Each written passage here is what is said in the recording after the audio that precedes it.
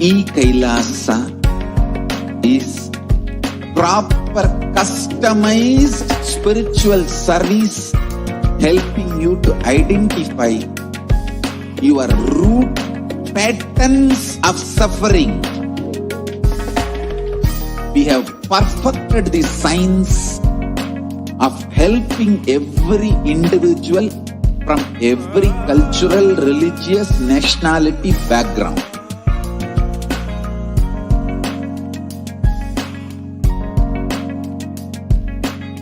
You will have lowest reactionary assumptions, highest awakened response, alive response for life continuously.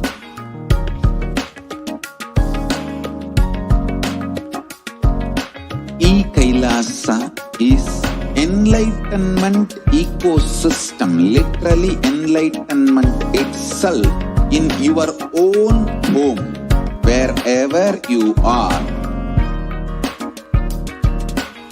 Proper customized spiritual service helping you to complete with your life negativity, withdrawal from life, self-hatred, self-denial, self-doubt, so much of tiredness, laziness.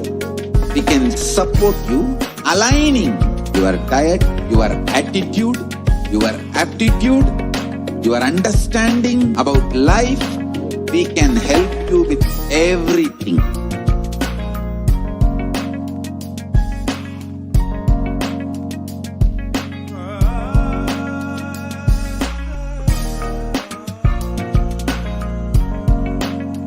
If you are interested in enlightenment, we will immediately bring this to you. If you are not interested, we will explain the whole science, inspire you and make you interested in enlightenment time.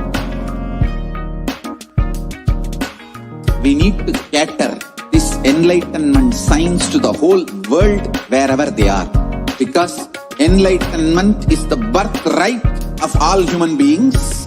Kailasa is responsible to provide that to all human beings.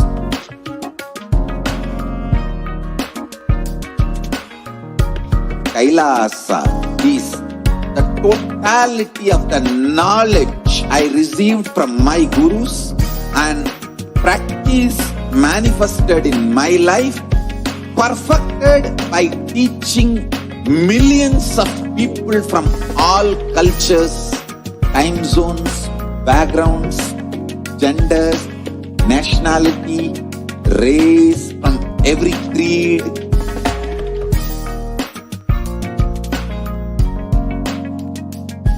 So this absolutely perfected knowledge available to you, served to you in your home without even you moving out of your couch, free of cost.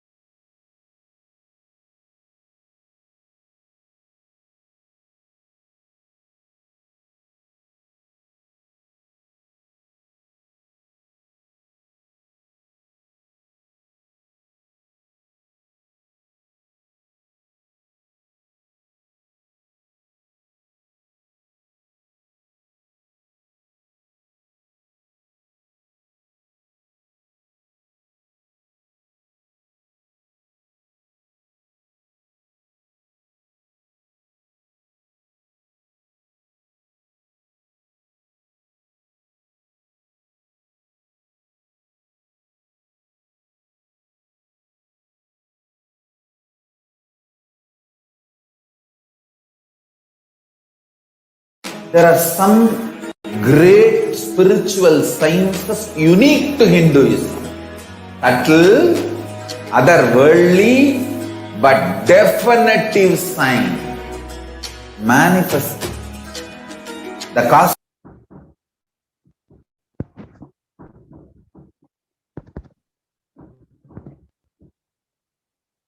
Nithyanandam Paramasukadam Kevalam Jnanamurtim Bandvathitham Gagana Sadusham Tatvamasyadilaksham Ekham Nityam Vimalamachalam Sarvadi Sakshibhutam Bhavathitham Trigunarahitam Satgurum Tam Namami.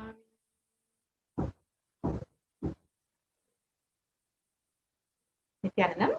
Welcome, dear viewers, to today's special segment of Devi Parashakti Akashic Reading, where we will learn about who is Devi Parashakti and how she is manifesting through the Supreme Pontiff of Hinduism, Jagat Guru Mahasannidhanam, His Divine Holiness, Bhagavan Nithyananda Paramashivam. If you are here, it means existence wants you to be here in this form. You are not an accident. You are an incident. You are a conscious miracle of existence. Existence is trying to express itself through you. Welcome to this sacred spiritual experience, your digital experience of the divine.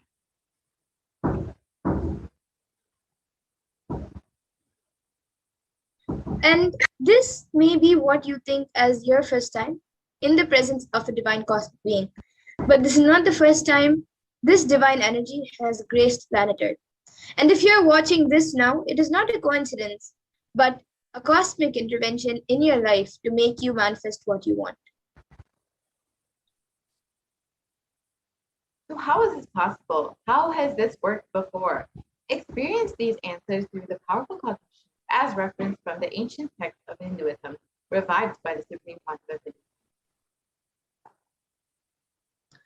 Now we will be seeing Parashakti, who is the divine cosmic mother. Devi is the ultimate pure feminine consciousness, the cosmic mother. And she is the source Shakti, and it is in her cosmic womb, the Brahmanda Yoni, from which billions and billions of universes come out and go in. It is the source where the Big Bang and black holes go on and on. Parashakti is the main deity of the sacred feminine and the divine consort of Bhagwan Paramashiva, who is the primordial divinity in Hinduism. First and foremost, relationship is with mother. Ability to relate, even idea to relate starts with mother. How to relate starts with mother. Understand your idea to relate, your ability to relate starts with mother. Mother is too important way to connect with what you think of as life. In Vedic tradition, our rishis were aware your ability to connect with mother should be diverted to the cosmos. It should inspire, it should awaken your higher consciousness. It should inspire your higher consciousness to express through you. It should awaken your higher consciousness. Connecting with life as mother is the most sweetest, most beautiful, most easiest form to ever connect. And today, out of his extreme compassion and love, the Supreme Pontiff of Hinduism is manifesting Devi Parashakti herself and gracing us, answering all our questions, attending to our prayers, giving boons, healing us, revealing our past, present, and future, delivering profound spiritual truths, and ultimately giving us the experience of Paramashivoham itself.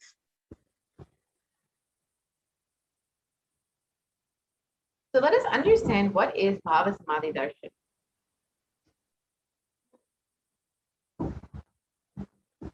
What is Samadhi? Sama is oneness, and Adi means source. So Samadhi means one with the source. Bhava means attitude or aspect. BHAVASAMADHI means being one with the source through this aspect. And Darshan means to have a glimpse of. In the Vedic tradition, it is used to describe the moment we behold a deity, an avatar, a saint, or an enlightened being, as just seeing such a being can cleanse the karmas of lifetimes and create a deep lasting transformation in the receiver. Darshan is a powerful superconscious vibration that is present around the avatar at all times. He simply radiates darshan just as the sun continuously radiates light. The auspicious moment when the receiver is able to catch it becomes the moment of darshan for you. Raising you to the next level of superconscious breakthrough is like hitting the reset button on your being. The first thing you need to understand is that divine cosmic beings are real. They manifest from Kailasa, the enlightened time-space zone, through deities and incarnations. And divine cosmic beings manifest through the Archavatara, the deity in temples, and through the BHAVASAMADHI darshans, the Nijavatara, the incarnation. And BHAVASAMADHI darshan is the science of Nijavatara manifesting Paramashiva, the consciousness. It is where the formless, the being of Paramashiva, expresses through the Divya Sharira, the light body, and manifests as the Nijavatara, the physical form or the embodied form for us to experience Paramashiva. So, for example, Devi Parashakti expresses through the being of Raja Rajeshwari and manifests as the Nijavatara, the physical form of Devi Meenakshi. And the Archavatar, the deity, reflects the consciousness and manifestation of the superconscious energy. But unfortunately, human beings are not mature enough to receive the higher level experiences from the Archavatar directly. And so, the avatar, the physical embodied form, has come down in the form of the supreme point of Hinduism to bridge the gap and create an experience of the superconscious energy in all of us. BHAVASAMADHI darshan awakens your Kundalini Shakti, which is the latent potential energy in every human being. The influx of superconscious energy visibly slows down the aging process and improves immunity to disease.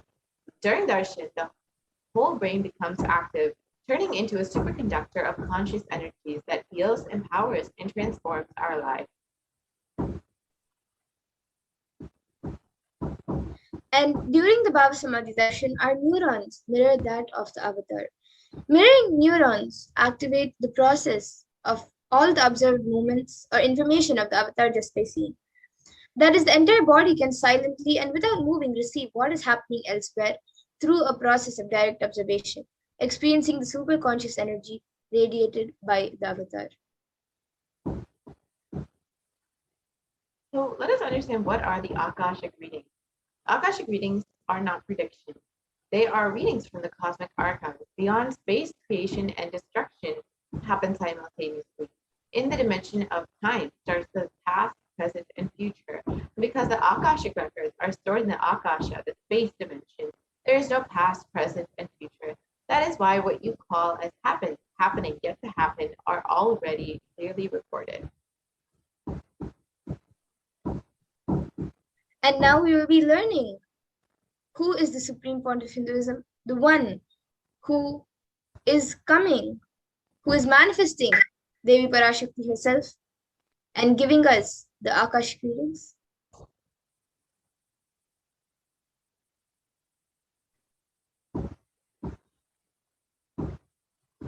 The supreme concept of Hinduism, Jagat Guru Mahasanidanam, His Divine Holiness, Bhagavan Nithyananda Paramashivam, is the reviver of Kailasa, a macrocosmic ancient enlightened Hindu civilizational nation. The supreme concept of Hinduism is the 1008th incarnation of Paramashiva as per Hinduism, recognized by his predecessors who are enlightened masters and adepts. The supreme concept of Hinduism has made the science of power manifestation, yoga, and temple-based universities a lifestyle for humanity. And the supreme point of Hinduism is ordained as the 233rd Guru Mahasanidanam of Kanchi Kailasa Sarvagnipitam, which is the Tonde Mandala Adhini, the incumbent emperor of Suryavamsha Sarangi Samrajya, the present 293rd Jagat Guru Mahasanidanam of Kailasa Unnata Shyamala Pita Sarvagnipitam, and the present Mahamandaleshwar, the supreme spiritual head of Mahanirvani Akara, which is the largest apex monastic order. The supreme concept of Hinduism is the 1008th Acharya Mahamandaleshwar, the head of all spiritual leaders of the Atalakada, the ancient Agamic body of Hinduism, is the present 23rd Guru Mahasanidanam of the Dharma Mukti Spariguru Adinam, and has been elected the supreme concept of Hinduism by a congregation of over 1,000 Hindu leaders. And the supreme point of Hinduism is also revered as a teacher of Hinduism, the most prolific, most viewed, read, and watched.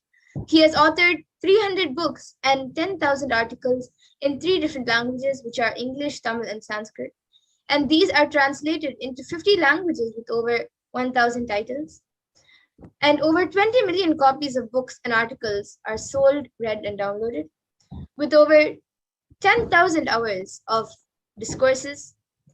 And the Supreme Pontiff of Hinduism has also enriched and enriched 1 billion plus lives digitally, and he is respected as a commentator of all the sacred scriptures such as Upanishads, Bhagavad Gita, Shiva Sutras, Brahma Sutras, Yoga Sutras, Ashtavakra Gitas, Jain Sutras, and much more.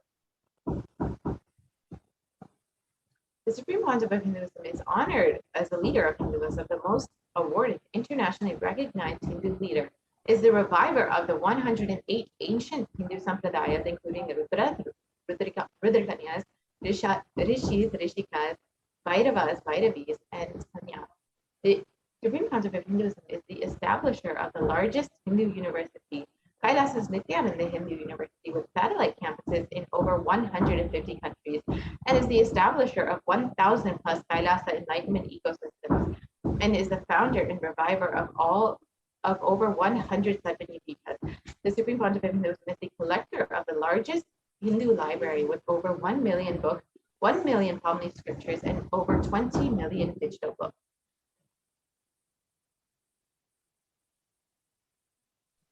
And now we will be getting into the next segment, where we will be seeing a live demonstration of the powers which the Supreme Pontiff of Hinduism has initiated thousands of people into.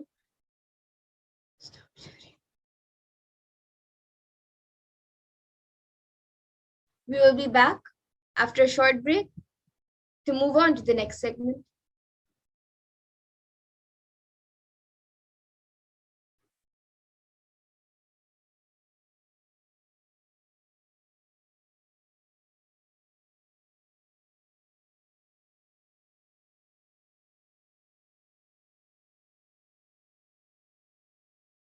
Spiritual sciences unique to Hinduism.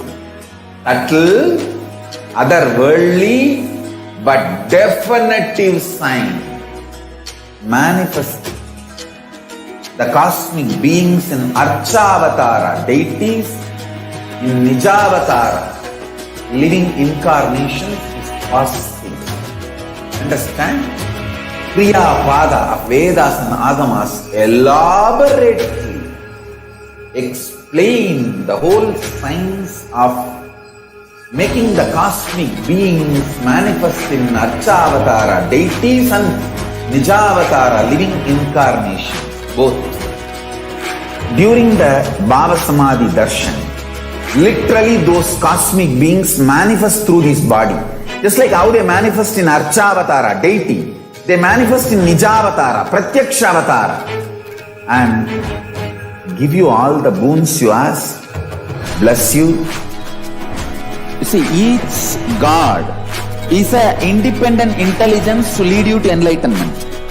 Each God is a bridge for you to achieve the Shivatva, the ultimate Shiva consciousness. Krishna is the bridge for you to achieve the Krishna consciousness. But Shiva consciousness, Krishna consciousness, all consciousness is one and the same. Ultimate consciousness only. So that energy itself completely expresses. Just like Radhika, when I see my own sweetness in the mirror, I become eager to taste it. I find that the only way to relish this sweetness is through the constitution of Sri Radhika. BHAVASAMADHI Darshan is a window to the infinite expanse of consciousness, allowing us to glimpse the formless in a way that we can understand. It cleanses the karmas of lifetimes.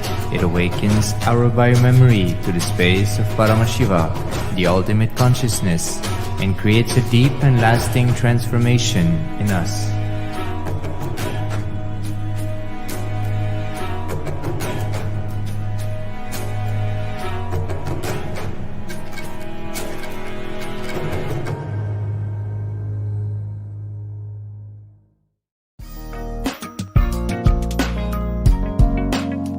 We get you health. We get you ability to build beautiful relationships in your life. we get you direct spiritual support, and we make sure you become wealthy.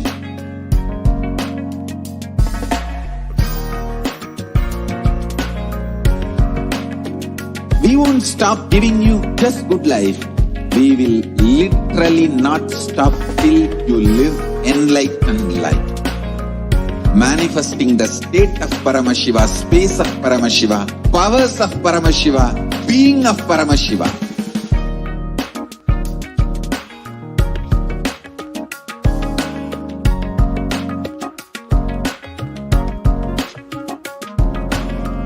Whole world should become Kailasians. I want the whole world to know Hindus have something great.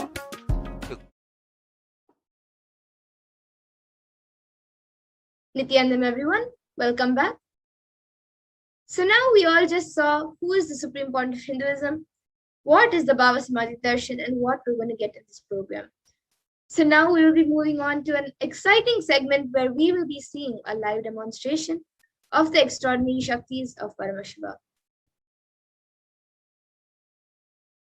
So today, the Balasans, the Nityananda Yogis, and the initiated disciples of the Supreme Point of Hinduism will be demonstrating the powers of the third eye and sharing with all of us the experiences and results of the extraordinary manifestation of the powers awakened in us through the Diksha, the initiation.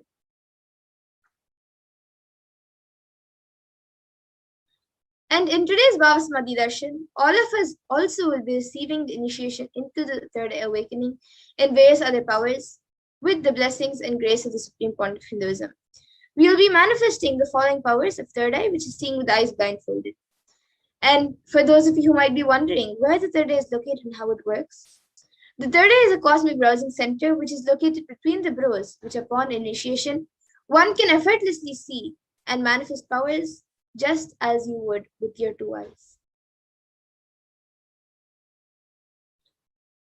And now let's see what are Shaktis. What exactly are these Shaktis? In the Vedagamas, the source scriptures of Hinduism, Paramashiva reveals in elaborate detail that every human being is hardwired to be able to manifest 463 plus extraordinary Shaktis, the divine powers. And manifesting powers are described as a system, method, and science for human beings to explore the various possibilities and powers and have access to various states of consciousness. And these Shaktis manifest from the fundamental cognition that you are the divine and you need to manifest the divine, not that you are a man and you need to reach the divine. And some of you might have heard the term Siddhis. So let's look at the difference between Shaktis and Siddhis. Shaktis expressed from the fundamental space of enlightenment as a side effect of feeling connection with the divine and high integrity with the Guru, and are a source of enlightenment.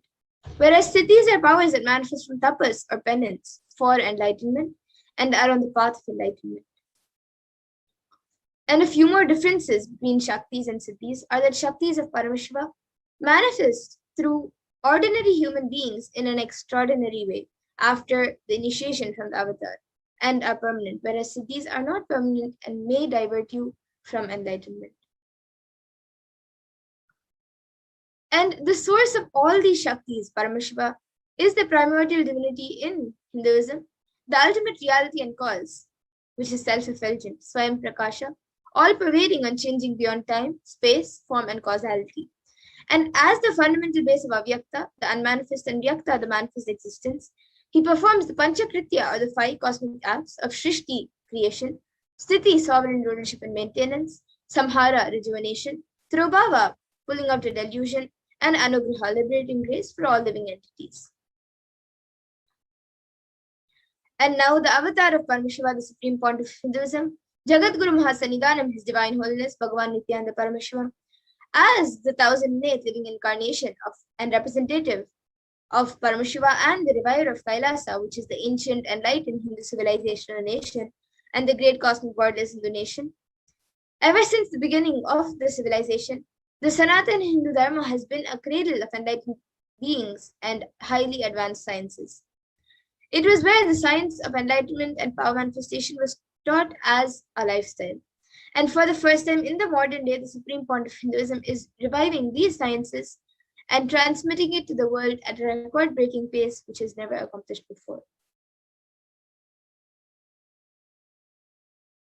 And all of this knowledge and the science of power manifestation are passed down from one generation to the next generation through Diksha by enlightened gurus. And the Supreme Point of Hinduism, being recognized as an incarnation at a very young age, was trained and taught by his gurus these sciences to revive the initiations and knowledge repositories for billions to manifest these powers from the disciplines of Vedanta, Tantra, Sri Vidya, Yoga and Yogic powers, Mantra Shastra, Siddha Vidya, Science of Aushadha, Bhakti Yoga, Advaita, Paramashivoham and Paramashivoham. So how do we awaken these divine Shaktis in us? Every ultimate truth, jnana, is mapped into your consciousness, prajna, and manifests as a possibility and power of every being, prajnana.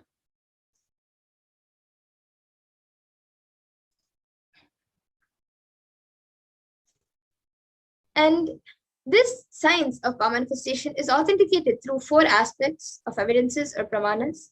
The first is the Shastra Pramana, which are the eternal, unchangeable truths revealed in the source scriptures. And the next is the Apta Pramana, which are the experiences and results of the Aptas or authorities of Hinduism, where the Vedic rishis and scientists have time-tested and verified these sciences.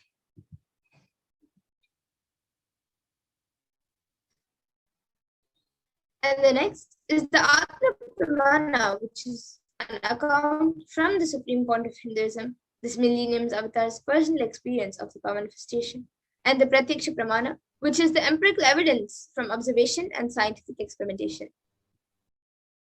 And the Vedas, which are the ultimate truth, the superior authority for Hindus, are the pure science where the ultimate truths are explained, and the Agamas, which are the scriptures where the applied technology and applied science is expanded.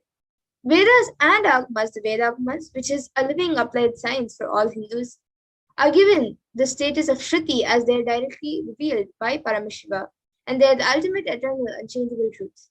And a reference cited from these Shastras or source scriptures is called the Shastra Pramana. And now let us get ready to witness a very unique and exciting demonstration of these extraordinary manifestation of powers. So we will be first getting into the power of third eye, which is seeing with eyes blindfolded. So the Shastra Pramana for the power of third eye reading comes from the Vijnana Bhairava Tantra. Kapalantarmanonyasya tishtannilitalochanaha kramena manasodadyat lakshaye lakshyamuttamam. And the translation for this verse is, by fixing the mind on the inner space within the crown center and sitting stably without any movement, having the eyes closed in succession, by that stability of the mind in inner space through the power of the third eye, one directly sees the ultimate goal Lakshyam by having the vision beyond the sight that reveals any object or place, attaining the space of oneness with the source Paramashiva. And the next is the Apta Pramana for this power, where Krishna initiates Arjuna into the power of third eye.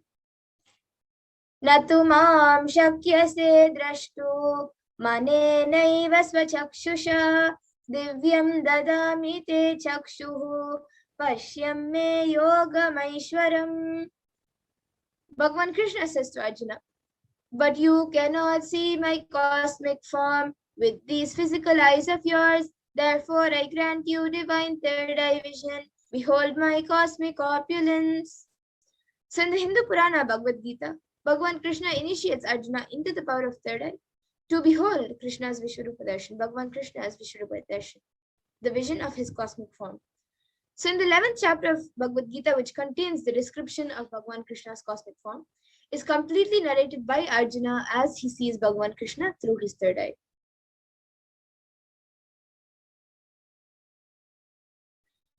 And the next is the Atma Pramana in Swamiji's own words. The first experience is that I was able to see everything around me, above me, the whole 360-degree, 10 directions, below me, everything. I realized not only I was able to see, I was able to feel, experience all of that as me. And the next is the Pratyaksha Pramana, which is the empirical evidence from observation and scientific experimentation. So, using a PET, as all of you can see on the screen, using a PET, a positron emission tomography, the brainwaves of the Supreme Pontiff of Hinduism himself was measured. And it was measured that when doing daily activities, there was high activity measured in the brain where the third eye is located. And when in deep samadhi state, only the third eye region is active and almost 90% of the rest of the brain is at peace. And now we will be entering into the Sakshi Pramana, where we will be seeing a live demonstration of these extraordinary Shaktis initiated and given as a gift to humanity by the Supreme Pontiff of Hinduism. So we will be back in just a few minutes to get into the live demonstration of the third eye.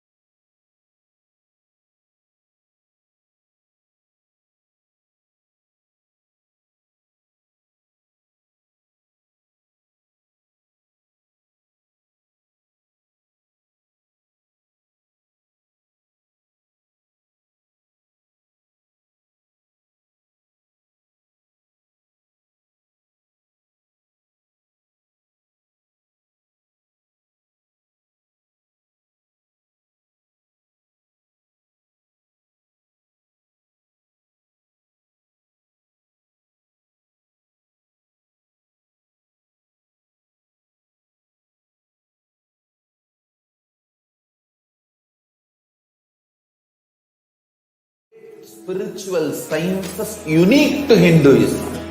Subtle, otherworldly, but definitive sign.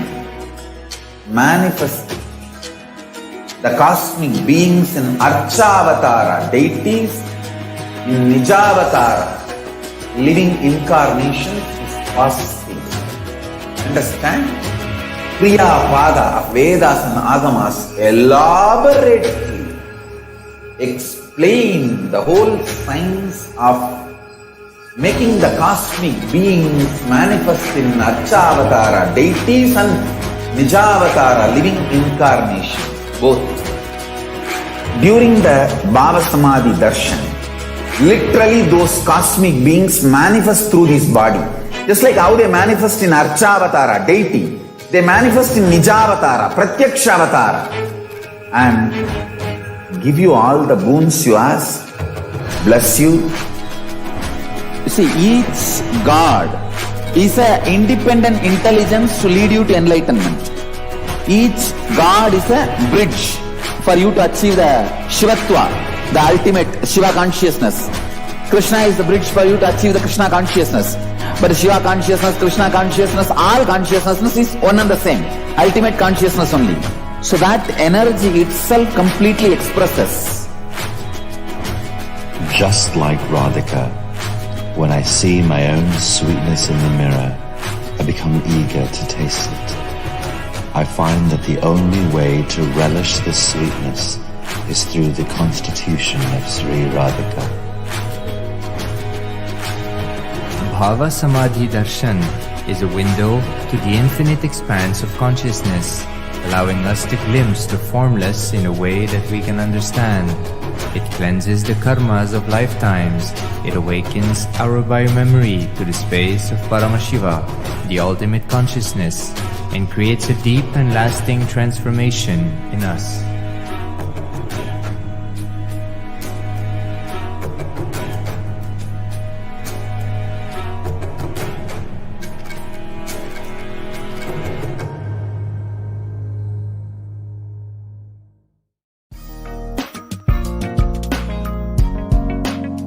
We get you health. We get you ability to build beautiful relationships in your life.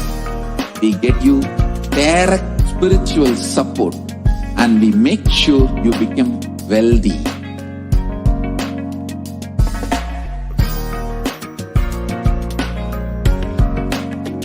We won't stop giving you just good life. We will literally not stop till you live enlightened life. Manifesting the state of Paramashiva, space of Paramashiva, powers of Paramashiva, being of Paramashiva.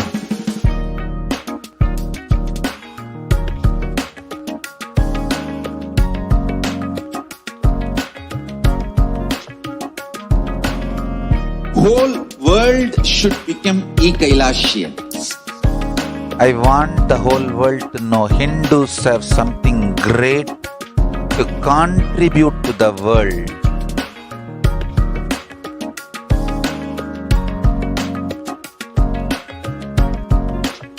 We have something great to contribute to the world. Let us do that.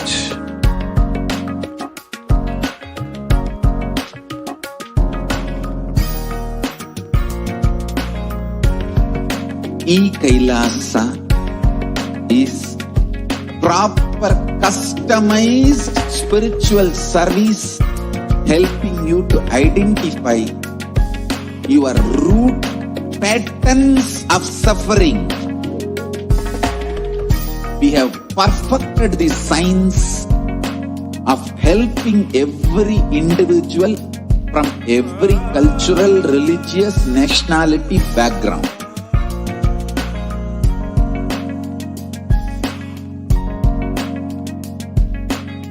You will have lowest reactionary assumptions, highest awakened response, alive response.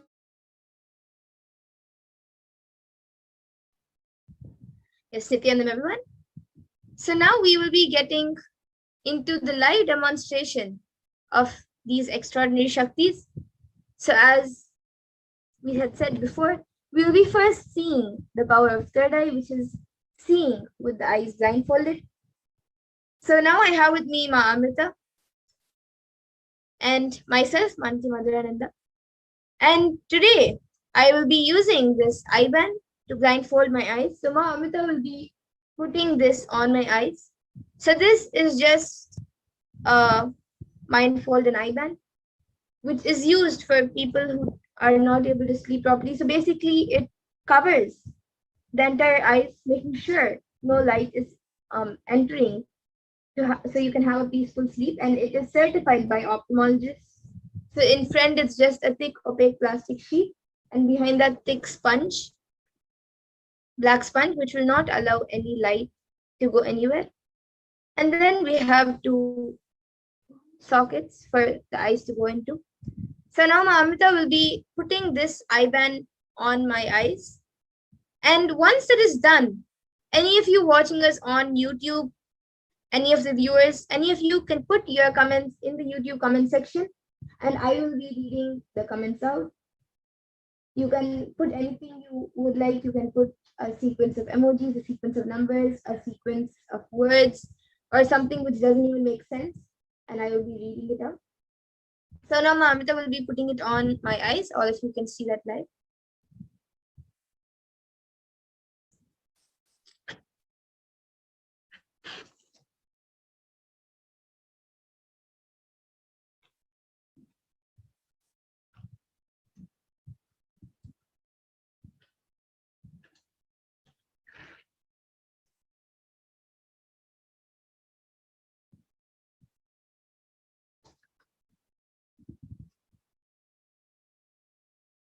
Can you move it a little to the right? Yes. Little to the right, little up and to the right. Yes. Now I guess a little to the left. Yes. So now all of you can see that the eye band has been put on me. All of you can see. So I'll be turning to all the 4 directions, to my right, to my left, up and down.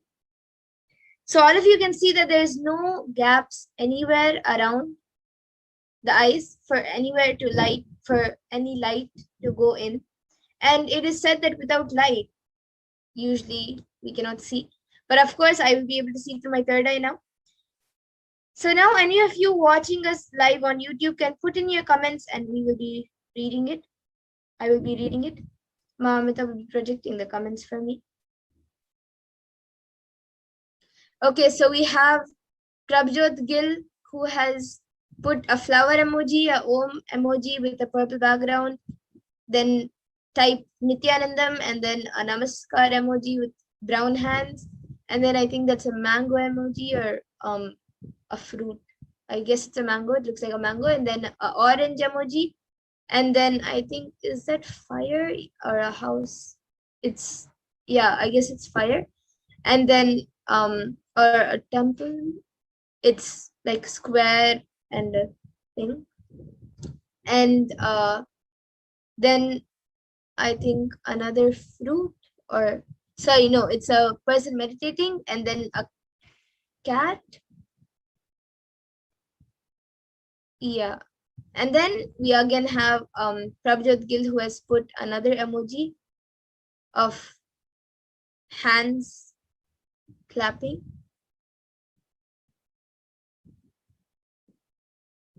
And anyone else?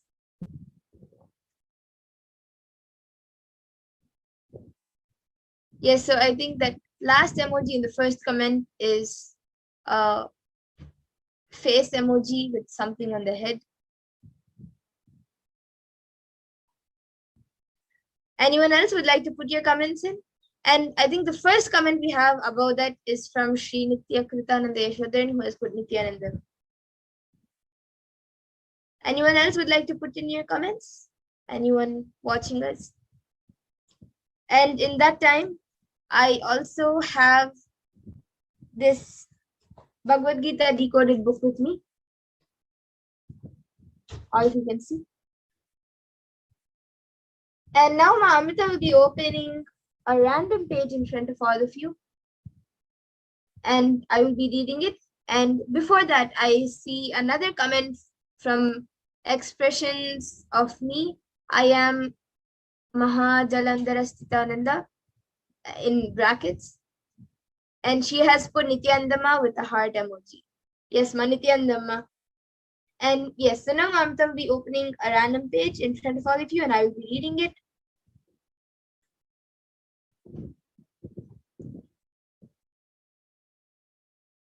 I hope all of you can see. Okay, so now I'll be reading out the pages. It is page 1172 and 1173. And on 1173, it says, begin is not in your control. That is a continuation of the sentence on page 1172. Then it says, once you understand how to love the people around you, only then can you love God. You cannot hate your neighbor, brother, or spouse and love only God.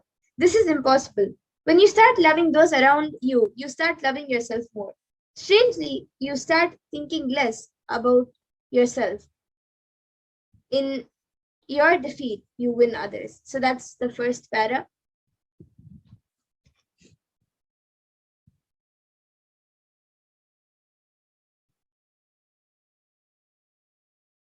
And we have another comment from Kailasa Stephanie Vamadeva Shivshakti Tankton.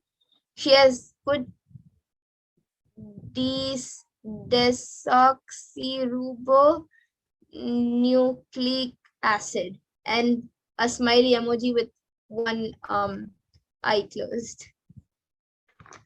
I don't know what that means. I guess it's some acid. But yes, thank you, Ma, for giving a word which I think was a bit hard to pronounce. And anyone else would like to put in your comments for me to read before we move on to the next power?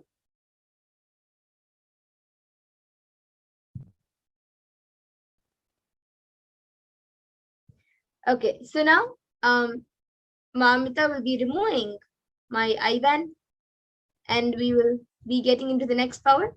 But before that, I think we have another comment from Selain Ji, who has put thanks for this beautiful verse with a namaste emoji with yellow hands.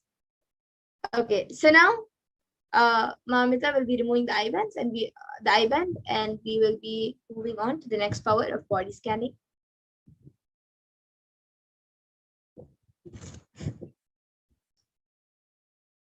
Okay, I think in that time, before she removes it, we have another comment from Stephanie. She has put an equal sign and then that arrow sign, which is facing to the right, and then she has put DNA. Okay.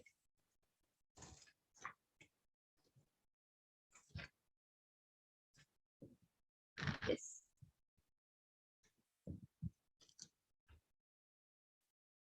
Yes, so now all of you can see the IBAN. It is just as it was before it was put on me.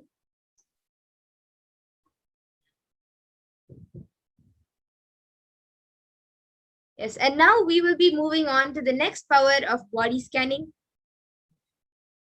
We will be back in just a few minutes.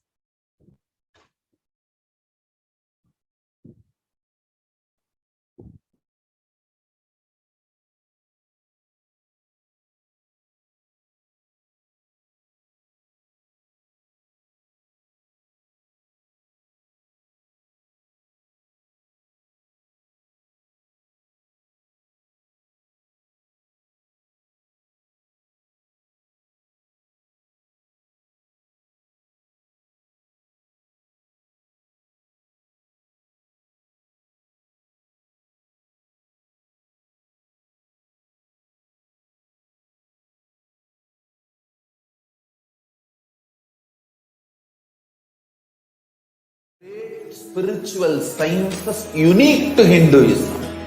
Subtle, otherworldly, but definitive sign.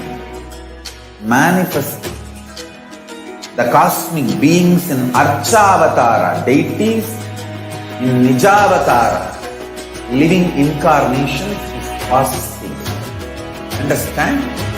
Kriya Pada of Vedas and Agamas elaborately explain the whole science of making the cosmic beings manifest in Archavatara, deities and Nijavatara, living incarnation, both. During the BHAVASAMADHI darshan, literally those cosmic beings manifest through this body.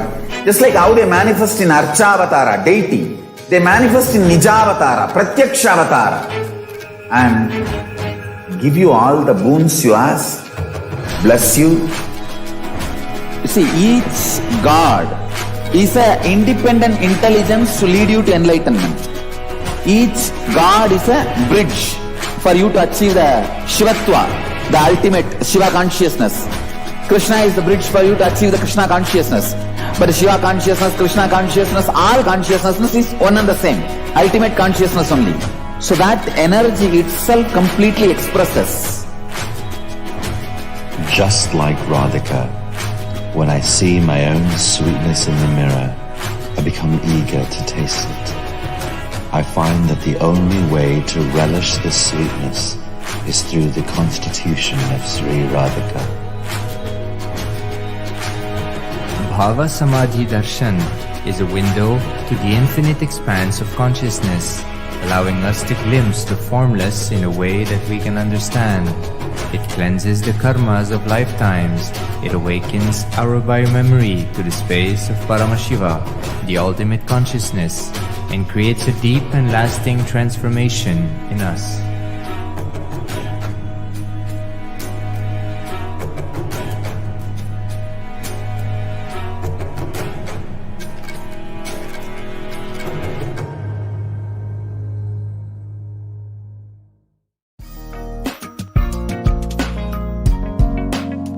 We get you health. We get you ability to build beautiful relationships in your life.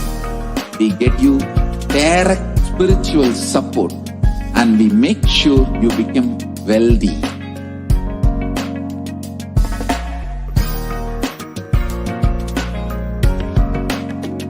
We won't stop giving you just good life.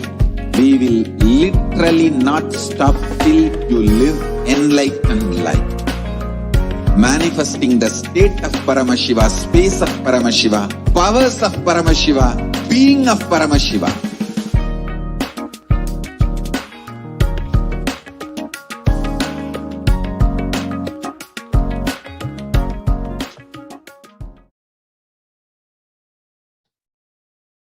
Yes, so now we will be getting into the power of body scanning. And this power awakens the ability to scan any illnesses, diseases, or medically diagnosed issues and problems with the solutions through the awakened third eye. So the Shastra Pramana for this power of body scanning comes from the Vijnana Bhairava Tantra. Swadehe jagato vapi sukshma sukshma tarani cha tattvani yani nilayam dhyatvante vyajyate para. Bhagavan Paramashiva says, cognize deeply that from the subtle to the subtlest consecutive principles of your whole body, Swadeha, or the whole universe, simultaneously consist of the essential reality. They are being absorbed in their source cause, Paramashiva. By the experience of such restful awareness, one becomes complete from all thoughts, and the ultimate universal divine power, Paradevi Adi Shakti, is revealed, and the supreme power manifestation happens. And the next is the Apta Pramana, which comes from the life of a Siddha. So Terayar was a Siddha and one of the most prominent disciples of Agatyar. And one day, a man suffering from severe headache comes to Agatyar for healing. Agatyar uses the power of body scanning and identifies the root cause of the headache. He reveals that there is a small tere, a type of frog, sitting in the person's brain. Agatyar immediately instructs Terayar, his disciple, to perform an open head surgery and remove that frog. And after the surgery is completed successfully and the person is healed and cured due to the body scanning and the solution. And thus he gains the name Terayar. And the Atma Pramana for this power of body scanning was revealed on the 22nd of December 2019 by the Supreme Court of Hinduism himself. Paraphrasing his words, only when I had the multiple compound hand fracture, I was forced to go for surgery and therefore for medical checkups related to that. At that time, they detected a heavy metal quantity in my different organs. It was revealed that I had been poisoned without our knowledge.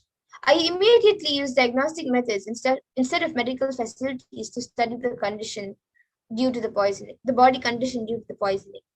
Through body scanning, I found out what the problems, imbalances had happened, and where balances had to be done. I used allopathy as a second opinion to verify my findings. And then the next is the Sakshi Pramana. All of you can see a few screenshots taken from social media. A few of the disciples out of the thousands of disciples initiated into the powers of Paramashiva. So these few devotees and disciples have shared their experience of manifesting the power of body scanning. And now we will be witnessing a live demonstration of the power of body scanning. So whoever would like a body scanning or healing can put your comments in the YouTube comment section, and I will be doing a body scanning for you. So I see Devi Madhu has put body scanning and healing, please. Yes, ma, I will be doing a body scanning for you now. I will be chanting the Mahavakya and starting. Om Nithyananda Paramashivoham. Om Nithyananda Paramashivoham. Om Nithyananda Paramashivoham.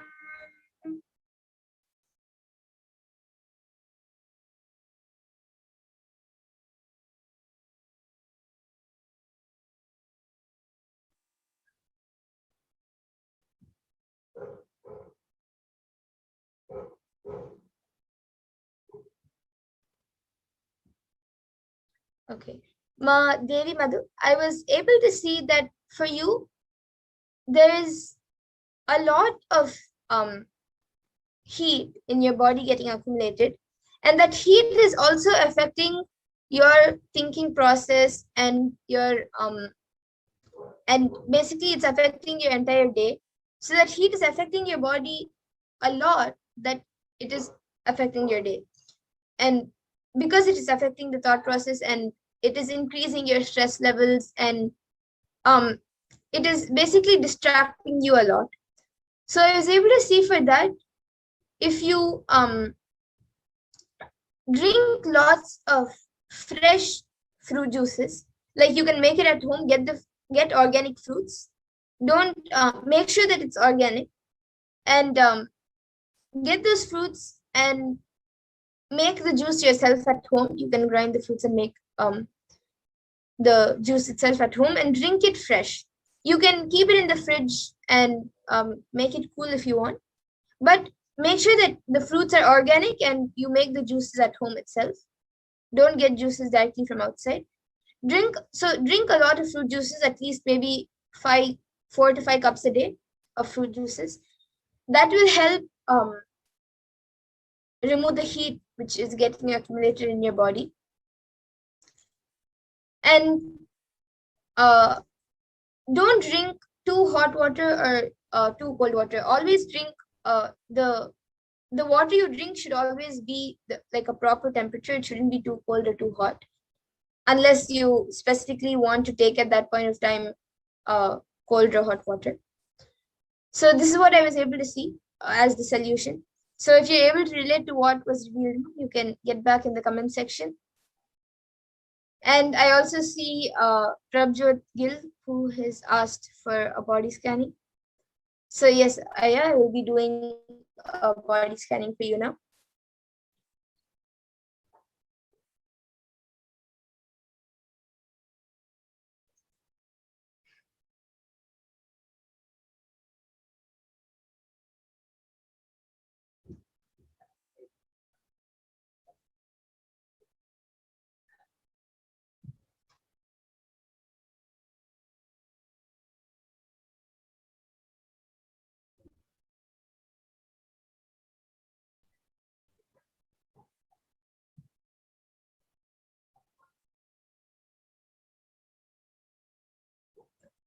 Yes, so Prabjot Gilaya, I was able to see that for you, when I did the body scanning, I was able to see that physically there is not much of a problem. It's just you get body aches quite regularly, like once in a week or twice in a week. Like either your legs hurt or your hands hurt. And that I was able to see, that is because you are putting lots of external pressure on your body. It is not because of anything internal. It is because of lots of external pressure which you're putting on your body. So I was able to see, even if you want to do more physical activities and do whatever you're doing right now, even though whatever you're doing right now is putting pressure on your body, if you start doing yoga and if you start having a healthy diet, that will help make sure that even whatever you're doing now doesn't put external pressure on your body. So this is what I was able to see, Aya. And I also see that you've asked how to take care of the Venkateshwara deity. So you can actually, you can take care of it however you connect to the deity. So you can offer flowers, you can do puja to it, you can do abhishekam to it. However you connect to the deity, you can take care of it that way. When you sleep, you can put it to sleep, you can make a bed for the deity, for Venkateshwara, and you can wake him up. You can also keep like some soap, some food. You can keep the normal everyday things which we use, you can keep it for Venkateshwara, like the brush, paste, soap, and anything else. And you can also, before you eat, you can offer the food to the deity. So however you connect to Lord Venkateshwara, you can take care of it that way. And you can get back in the comment section, Aya, about the body scanning. And again, Ma Devi Madhu has asked, I'm very much depressed, Ma. Thank you for your body scanning, Ma. Please heal me, Ma. Yes, Ma. During the body scanning itself, healing also happens. And I have also given healing separately. You will be healed, Ma, with the grace and blessings of Swamiji. And I also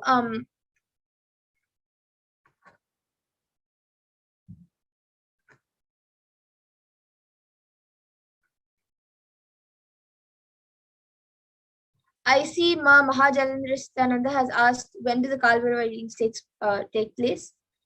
And so yes, Ma, every Sunday before the Kalvarava BHAVASAMADHI, before the Kalvarava. Spiritual sciences unique to Hinduism. Subtle, otherworldly. Yes, so before the Kalvarava BHAVASAMADHI darshan, we have the Akash readings during the power manifestation demo. So there's a link which you can sign up for.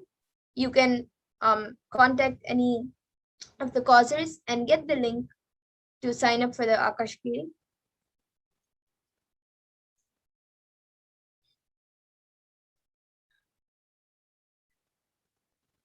Yes, and I also see many others asking for a body scanning. Ma Stephanie has asked for Ma Shyamala Devi.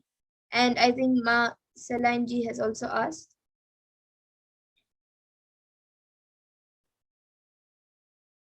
And now with this, for everyone else who has asked, now due to the interest of time, we will be concluding the session, but every day at 2 a.m. IST and 4 p.m. IST, we will be having this segment before the Parashakti Akash readings and before the BHAVASAMADHI darshans. So you all can again join us and request for the body scanning. We will be more than happy to do it for all of you. And with this, I thank all of you who are watching us right now, all the viewers, for joining us for this power manifestation segment. And we will be moving on to the further segments. So please stay tuned. Thank you, Nithyananda.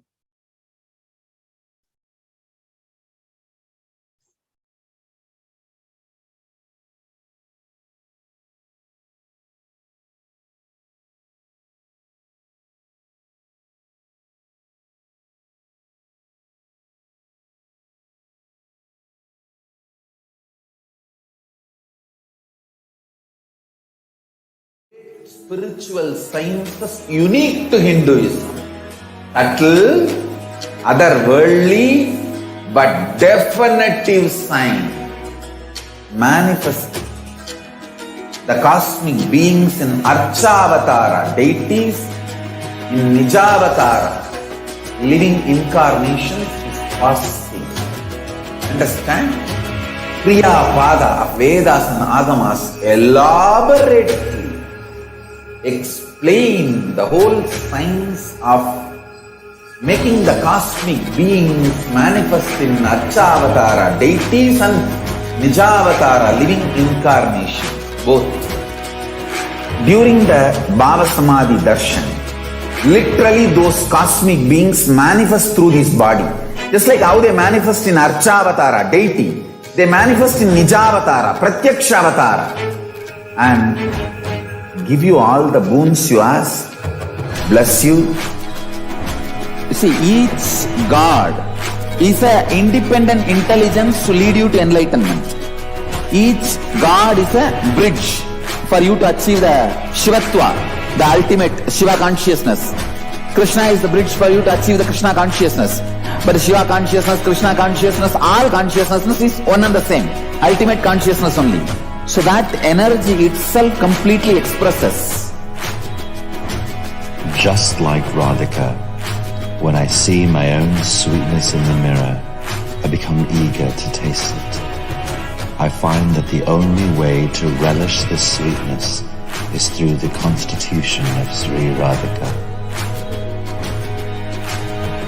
BHAVASAMADHI darshan is a window to the infinite expanse of consciousness, allowing us to glimpse the formless in a way that we can understand. It cleanses the karmas of lifetimes. It awakens our biomemory to the space of Paramashiva, the ultimate consciousness, and creates a deep and lasting transformation in us.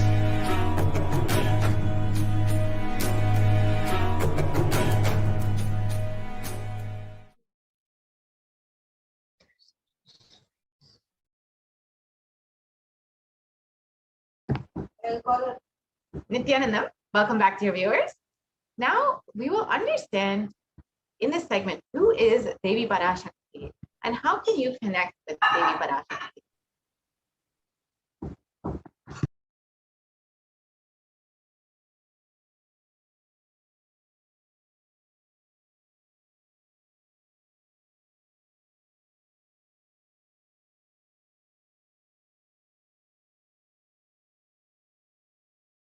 Yes, ma'am. Can we go to the Devi Parashakti slide, please?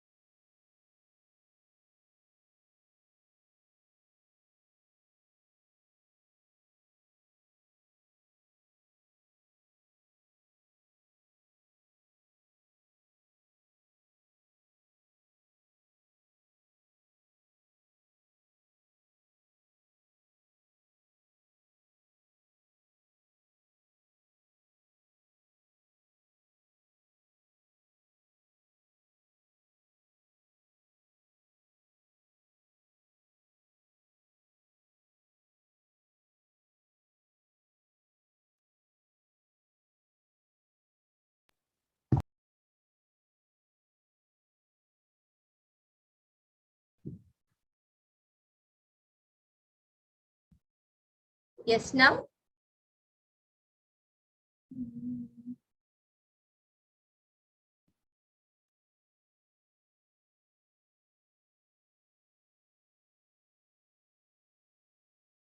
Now we will be seeing the Dhyana Shloka of Devi Parashakti, which comes from the Lalita Sahasranamam. Sindhuraruna vigraham trinayana manikya mauli spurat taranayaka shekharam smitamukhi mapina vakshoruham पानिभ्यामलिपूर्ण रत्न चषकं रक्तोत्पलं बिभ्रतीं सौम्यां रत्नघटस्थ रक्तचरणां ध्यायेत् परामम्बिकाम्. And the translation goes, the Divine Mother is to be meditated upon as shining in a vermilion red body with triple eyes sporting a crown of rubies, studded with the peasant, a face all smiles, a splendid bust, one hand holding a jewel cup brimming with mead, and the other twirling a red lotus.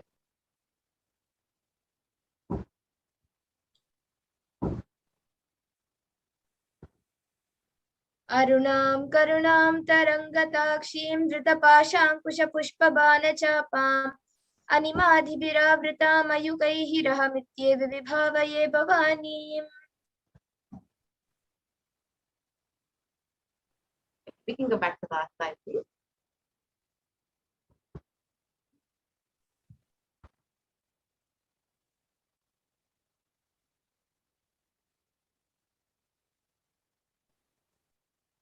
We can go to the previous slide, please.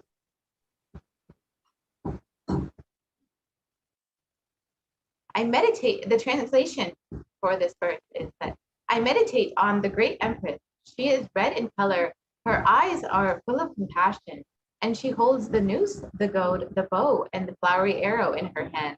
She is surrounded on all sides by the powers such as Anima, and she is a self within.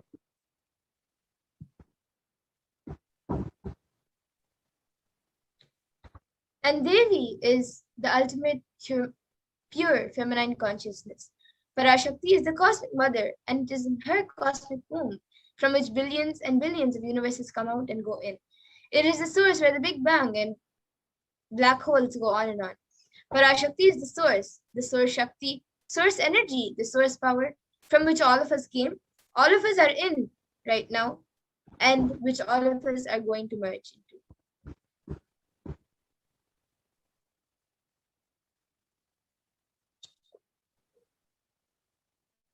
Out of her extreme love and compassion, Parashakti herself is manifesting through the embodied form as the Nijavatara of the Supreme Pontiff of Hinduism, Jagadguru Mahasanidanam, His Divine Holiness, Bhagavan Nithyananda Paramashivam, is gracing us, answering all of our questions, attending to our prayers, giving boon, healing us, revealing our past, present, and future, delivering profound spiritual truths, and ultimately giving us the experience of Paramashivoham itself.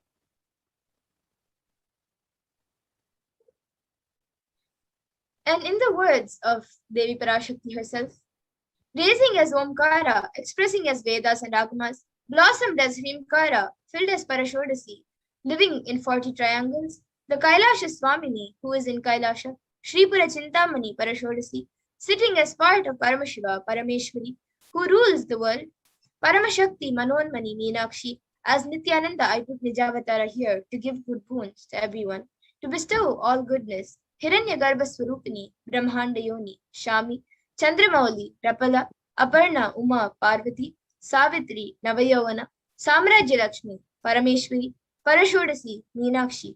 Taking the form of Nithyananda, I came here as Nijavatara with great compassion. I am blessing, listen people, to do good to all of you. I took the form of Nithyananda and came down as Nijavatara. Raising in Omkara, blossoming as Shiva, Shiva manifesting as the source of existence, powers of existence, expression of existence, from the oneness of Om, blossoming into two as Prakriti and Purusha, blossoming as three Shaktis, Icha, Kriya, and Jnana, growing as the four Vedas, expanding as the five Panchabhutas, beyond the six chakras, filled as the Gotras of the seven Rishis, expanding as the eight directions, existing as the nine Grahas, blossoming as the 10 Indriyas, being as the 11 Rudras, creating all the world, bringing life to tell and make truth blossom and to do good. Parashodasi, Meenakshi, in the form of Nithyananda, I came to bless every one of you. Now let's see how we can receive Devi Parashakti. So literally when you attend the darshan, you are seeing Paramashivan Parashakti at that moment. She is there on your screen, so always receive her very traditionally. You can keep 2 betel leaves, 1 banana, 1 betel nut, and a coin in front of the screen as you watch Devi Parashakti. And in the Hindu tradition, a coin is considered the traditional dakshina. It can even be the lowest value in India. So it can even be 1 paise. And in the US, it can even be just a cent. Swamiji says, I'm not trying to monetize. Keep even 1 cent, it is okay. So for 100 days, if you have darshan, it will add up to $1. In India, even 1 paise is okay. Offer that to Devi. After darshan is over, do namaskar, eat the banana, betel leaf, and betel nut. Take it as a prasadam immediately. Collect those coins and send it to LA Temple. This betel leaf, betel nut may look too small, but in a few days, you will see how much it adds to your sentiment, that really she is there. You will not take the Devi darshan for granted. Rituals will break your monotonous, unconscious mentality and lifestyle and remind you to and raise you to the powerful cognition. It will break your unconscious behavior. And now all of you can see how you can arrange and set up your tambulam. So you can set up the 2 betel leaves, the 1 banana, 1 betel nut, and 1 coin on a plate and keep it in front of the screen as you see it being projected. So you can place everything on a plate, and if you would like, you can also keep some fresh flowers and anything else you want to keep. And now we will be moving to the next segment where we will be seeing what are the Akashic readings, and we will learn more about the Akashic readings. And understand how she has been giving solutions for all of humanity and what we can learn and how we can save ourselves during this pandemic. We'll be right back after a short break.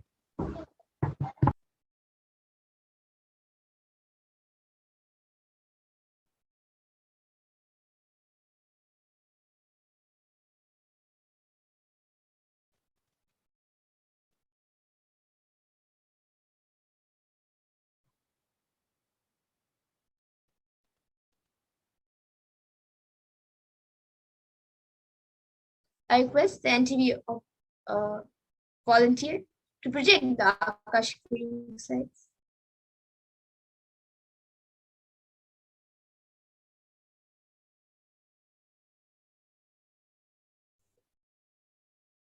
Yes, so now we will be learning what are the Akashic records. So the Akashic records are records created in space, and whatever has happened is recorded there as a file.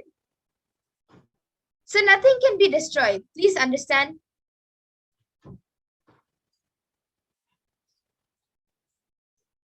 Okay, so we will be back after a short break. Sorry for the technical glitch. We will be back after a short break to continue to learn about the Akashic readings.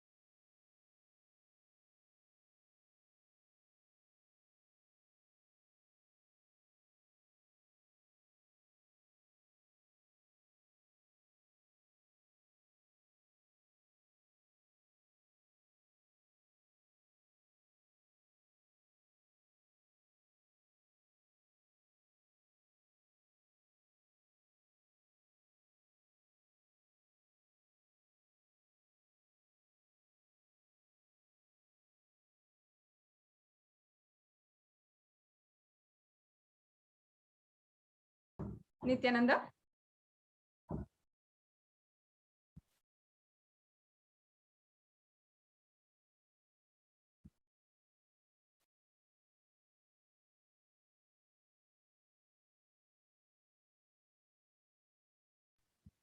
Nithyananda, welcome back to all the viewers. In this next segment, we'll be understanding the different guidelines and the guidance of Devi Parashakti during this extremely dark and tense time. Devi Parashakti has given each of us as individuals very beautiful, wise, and compassionate guidance to ensure that each and every one of us are taking the steps to protect ourselves during these extremely intense and dark times as we navigate this very dark world. And we are met by unforeseen circumstances and unsubstantiated situations.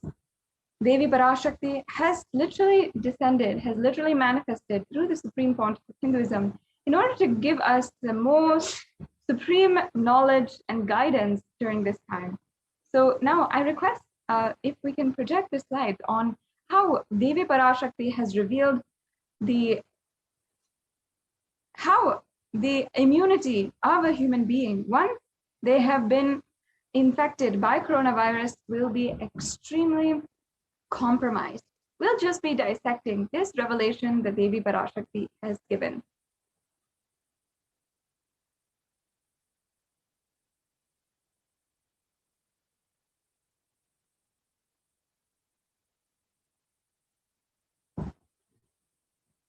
Yes, so while we are getting that to you and we are preparing that on our side, each and every one of us, I hope, can take a few minutes to share this link, and as well make sure that you are following the official handles of the Supreme Pontiff of Hinduism in all of the social media platforms, including Facebook, Twitter, and wherever you are frequently using. Most of us are spending 4 to 5 hours on social media, and we can spend some of that time enriching ourselves, our friends, our community who are connected with us in this grand social network in order to enrich and bring more and more good, peace, and happiness and bliss into the world. The Supreme Pontiff of Hinduism has been working continuously to make and achieve the superconscious breakthrough for the whole humanity. And this digital platform is one of the ways that the Supreme Pontiff of Hinduism is making that happen across the world. So in this next segment, we will be understanding how Devi Parashakti had given us the guidance on immunity,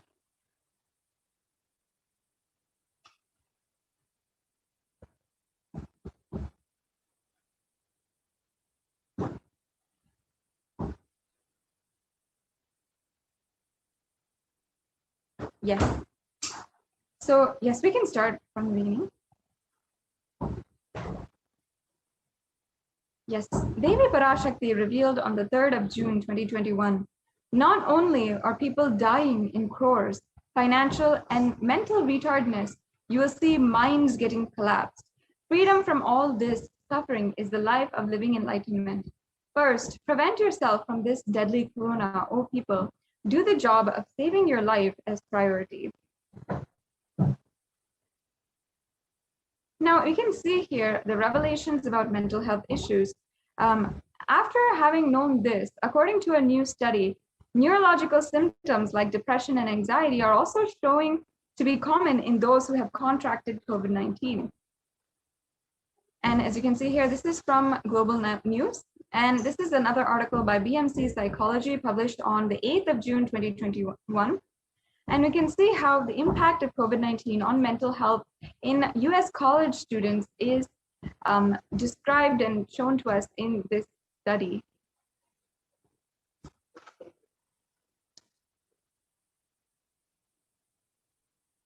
So here it says the impact of COVID-19 on mental health, and it's showing the results. We're saying that our results indicate that students closer to graduating faced increases in anxiety, feeling of loneliness, and depression, and many reported worries for the health of loved ones most impacted their mental health status, and the need to take care of the family most affected the current and future plans.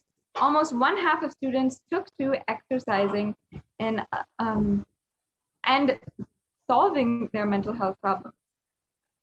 So again, we're seeing, we can go to the next slide. Again, we're seeing the rates of anxiety and depression among college students continue to soar, researchers say.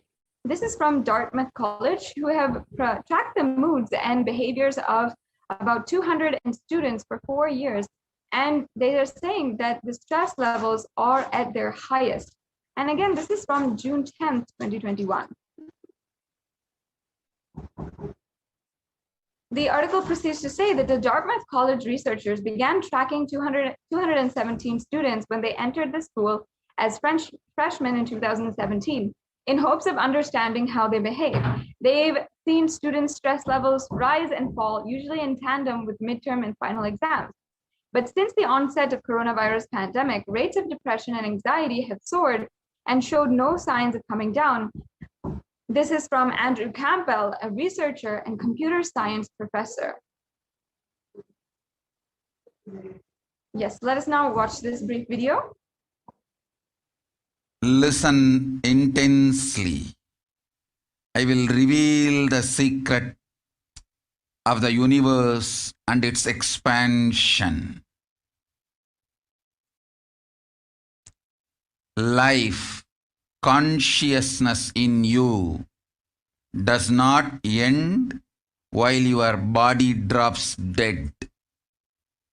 It moves from different universes, vertical time zones, lives in different time zones as per its free will, knowledge, desire. But ultimately, to get enlightened, complete liberation, Paramashivoham, your soul has to come back to this karma bhumi, the Bhumandala. This Bhumandala and the Jati ecosystems, the caste ecosystems, Hindu, Jnana, Sannyasa, Yoga, Grihastha, multiple spiritual ecosystems are created for the souls to come back and rebirth and grow more and more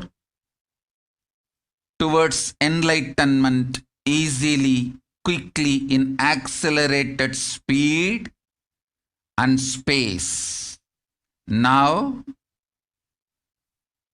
too many souls from the cosmos is landing into this Bhumandala to be part of Kailasa and to manifest Kailasa. That is the reason the rate of expansion of the universe has been accelerated.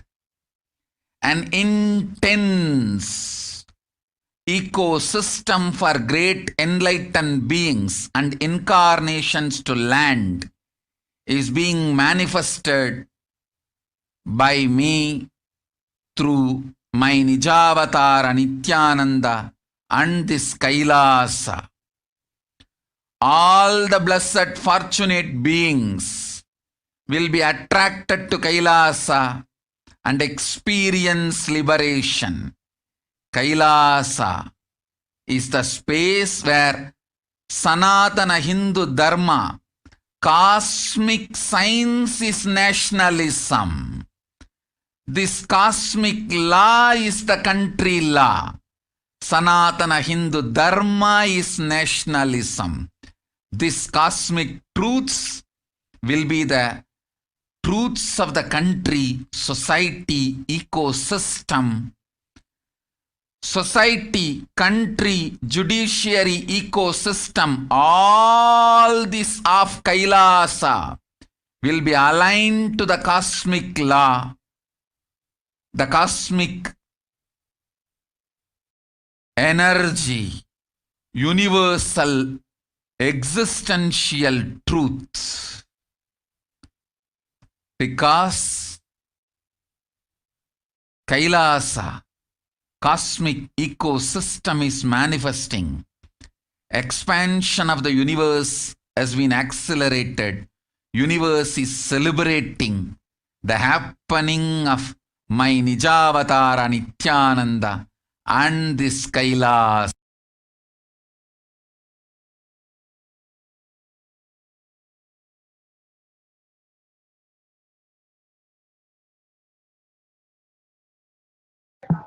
Yes, so what Devi Parashakti had said beautifully is, listen intensely. I will reveal the secret of the universe and its expansion of life.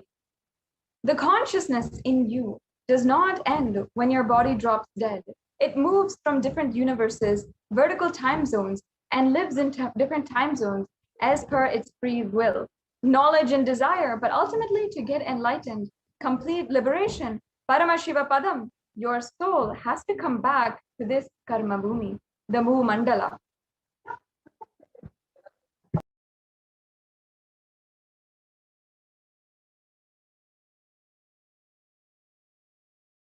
This Bhumandala and the Jadi of the caste ecosystems, Hindu, Jnana, Sannyasi, Yoga, Grahastha, and multiple spiritual ecosystems are created for the souls to come back and rebirth and grow more and more towards the enlightenment quickly, easily in an accelerated speed and space. Now too many souls are from the cosmos is landing into this Bhumandala to be a part of Kailasa and manifest Kailasa.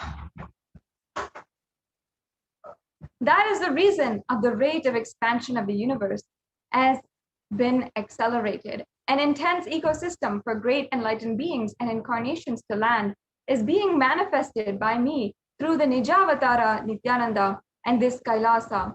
All the blessed, fortunate beings will be attracted to Kailasa and experience liberation. Kailasa is the space where Sanatana Hindu Dharma, the cosmic science, is nationalism. This cosmic law is country law. Sanatana Hindu Dharma is nationalism. This cosmic truth will be truths of the country, society, ecosystem. The society, country, judiciary, ecosystem, all these of Kailasa will be aligned to the cosmic law, the cosmic energy, and the universal existential truth.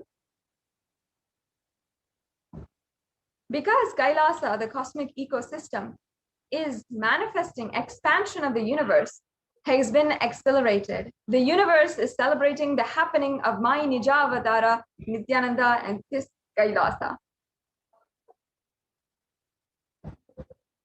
So actually, if we see what Devi Parashakti revealed is so beautiful, is actually so profound, how the whole universe is celebrating and expanding because of the expansion, the decision and manifestation of the Nijavatara, the supreme pontiff of Hinduism, who is manifested on planet Earth. What a beautiful thing. What a beautiful sacred sentiment. The whole universe is celebrating, is expanding in joy and celebration out of pure celebration that the avatar has happened on planet Earth.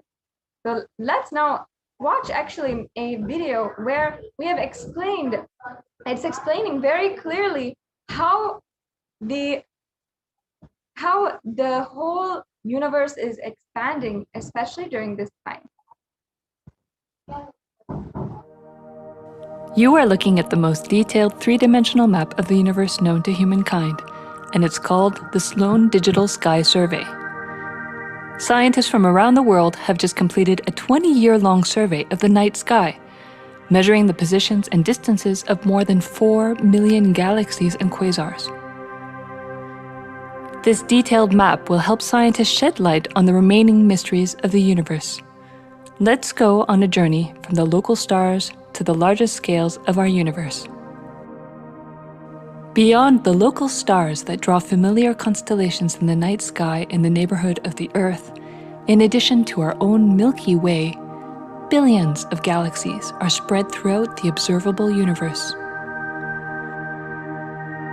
Moving faster than light, we will take you through space in a journey from our place in the Milky Way all the way out to the large-scale structures of the visible universe, and we'll tell you about how we're mapping it out. Since 1998, the scientific community has realized that the universe is not only expanding, but its expansion is accelerating. This unexpected acceleration constitutes one of the major conundrums in physics. From a theoretical perspective, the acceleration may be accounted for by either assuming that there exists some mysterious dark energy, or by modifying Einstein's theory of gravity, called general relativity. In the same year, the Sloan Digital Sky Survey was launched to tackle this enigma of the accelerating expansion of the universe. The Sloan Digital Sky Survey is a vast collection of the angular positions of galaxies observed in the sky, as well as their distances from us, determined by observing the systematic shift of galactic light induced by the expansion of the universe, the so-called redshift. In this new map of our universe, the large dark patches are mostly regions obscured by the Milky Way that cannot be observed. During the last 20 years, through 4 exploratory phases, the Sloan Digital Sky Survey has created the most detailed 3-dimensional maps of the universe. To achieve this, it focused on different classes of galaxies: nearby galaxies, red galaxies, more distant star-forming galaxies, and superluminous distant active galaxies called quasars. The 4th and latest Sloan survey took place from 2014 till 2020. During this time, the new project called the Extended Baryon Oscillation Spectroscopic Survey, or EBOS for short, continued previous Sloan mapping of the extragalactic sky and just recently finished measuring distances for 1 million galaxies and quasars. These successive surveys allow scientists to trace the large-scale structures of the universe up to a fraction of its horizon, represented by the cosmic microwave background emission, seen here as a colorful pattern projected onto a sphere. The cosmic microwave background is the thermal relic of the universe, which dates back to about 400,000 years after the birth of the universe, also known as the Big Bang. Adding the EBOS data to the previous Sloan exploratory phases 1, 2, and 3, the Sloan Digital Sky Survey now has a database of 4 million galaxies and quasars, assembling the largest and most complete 3D map of the universe to date. This unprecedented achievement provides scientists with new tools for shedding light on dark energy and also for constraining the theory of general relativity, leading to a better understanding of the fundamental laws that rule our universe.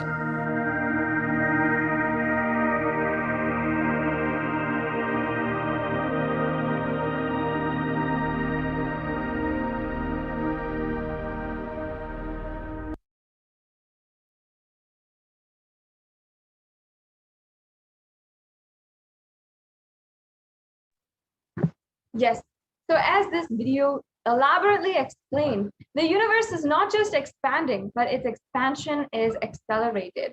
The rate at which the universe is expanding exactly is accelerated more now than ever before in all known history. And we also have an article here from the National Geographic that says the universe seems to be expanding faster than all expectations. The next slide, please.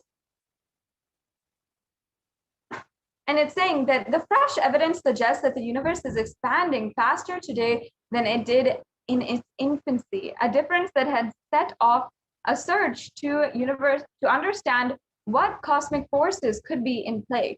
If confirmed, the changing rate, which is 9% faster than it had been projected, would force us to reconsider a fundamental aspect of the whole cosmos. It's really amazing how this all is coming into play, exactly as Devi Parashakti revealed. As Devi Parashakti had told us, it's literally being described and shown. And we can understand from this that the science today, the media, and all the institutions even put together are not even able to understand what's going on here. What are the fundamental laws and forces and cosmic laws at play? What is going on, and why is the universe expanding? And according to this article, 9% faster than it was before, or the projected rate. Why is this happening? What's the source of it? Only Devi Parashakti has actually revealed what is the source, what's happening, and how we can benefit at this time. Now, we also have an article from the Harvard University how it's saying, don't worry, the expansion of the universe is still accelerating. And here it says that there are independent results that have now demonstrated time and time again that the universe is accelerating in its expansion. So even if we took type 1a supernova out of the picture, we will still have sufficient evidence, including fluctuations in the cosmic microwave, the background and radiation from the early universe, among others. Yes, and in fact, the Supreme Pontiff of Hinduism has revealed how exactly the universe is expanding and its expansion rate is accelerated. He has revealed in depth what it means and given us the science, not just what it means, but also what does it mean to us on a individual level. Okay, the universe is expanding, the cosmos is in its entirety is moving forward and accelerating in expansion, but does that make a difference in our lives? That is exactly what the Supreme Pontiff of Hinduism has mapped down so beautifully, easily, so that each and every one of us can benefit, especially now as the whole universe is expanding, just as Devi Parashakti had revealed. Listen, the key information, the key line I wanted to bring all your attention through this video is universe is not just expanding, its expansion is accelerated. Please understand. Last few years, I am screaming in top of my voice that superconscious breakthrough is happening. Please understand. It is not only just the physics level. The universe expansion is accelerated. It's a dark energy, the dark matter, in that level, the unmanifest, in avyakta, unmanifest level itself, the expansion is accelerated intensely. Please understand. The expansion is accelerated intensely in the dark energy, in the dark matter, unmanifest, avyakta swarupa of Paramashiva.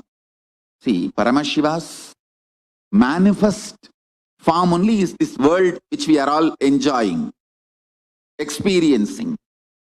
There is an unmanifest form of Paramashiva, dark matter, what we call dark energy, dark matter. The triggering of expansion, not just expansion, acceleration of expansion is happening from that dark energy, dark matter.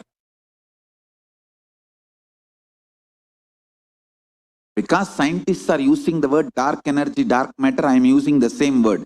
But if you ask me to give a right word, I will say Swatta Sutta Swayam Prakasa Jyoti. I will call it a superconscious energy, superconscious matter. See, because the human eyes can't cognize, human beings are calling it as a dark matter. But because human eyes can't cognize, but third eye can cognize, I am calling it as a Swayam Prakasa Jyoti. Jyoti, light, superconsciousness is the word rishis, enlightened beings will use. But unfortunately, scientists have their own limitation. With the two eyes, when you see something which is not seen, You call it as dark with 3 eyes. When you see something and you know it cannot be seen by the 2 eyes, you call that as Jyoti. Sutta Swayam Prakasa Jyoti. Jyoti Mandala. What we show as Jyoti of Arunachala, what exists as unmanifest of Paramashiva, is one and the same. Please listen. This acceleration of expansion is from the unmanifest, avyakta sarira of Paramashiva, the unmanifest space of Paramashiva. From that, the acceleration of expansion is happening.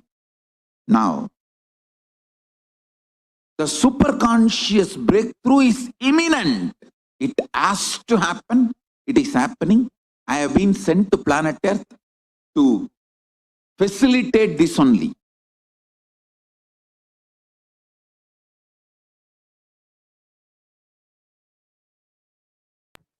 Yes, moving on to the next slide, please.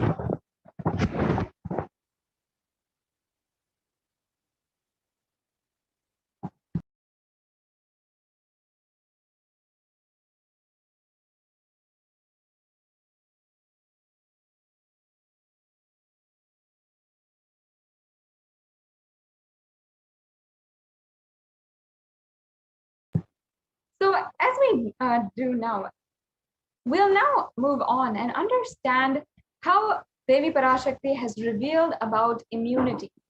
Request the NTV volunteer to share the on immunity. You can stop the share and resume back. Yes. So understand that Devi Parashakti even revealed about how after our body has undergone COVID-19, has had the COVID in their body and has been a patient of the virus, then the whole immune system of the body is being compromised. And in so many different ways, we saw just after that how the whole world began recognizing exactly how the whole immune system is compromised after the human body has coronavirus. So now we'll just be understanding how what Devi Parashakti revealed about the immunosuppression of COVID-19 on the body, the effects on the body, and how Devi Parashakti had revealed that, and immediately after, just days after, the whole world started recognizing this in the media as well as by different institutions and different authorities. We saw across the board how in both places we have seen how this has happened. Yes. We can go on to the next slide, please.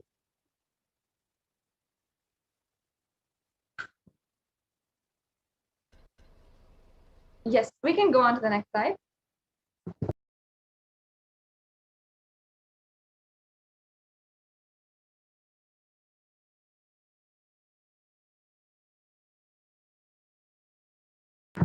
Yes, we'll watch this video. You will be able to sit in Padmasana like me. Eat the rice with a neem flower. This is the instruction for all the humanity.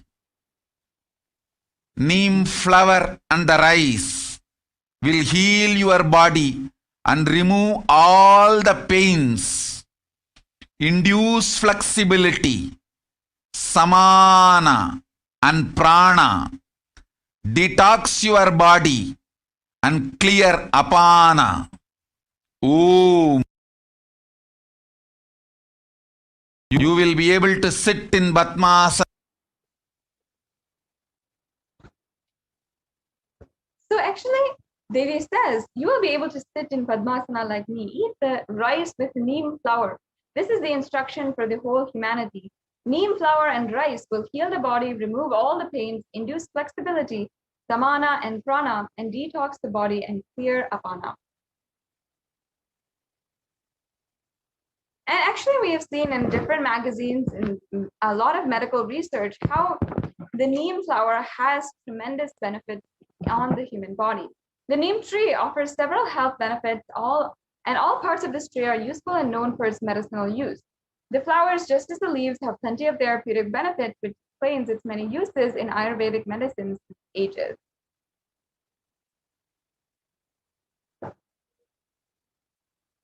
And the neem flower actually has so much a benefit on the digestive health.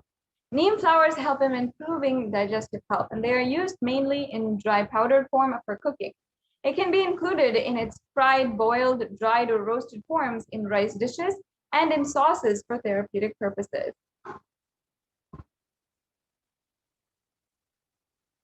Also, the neem flowers are extremely effective in losing fat, mostly from the belly area. The flower is known for its potent properties, which help in fat breakdown.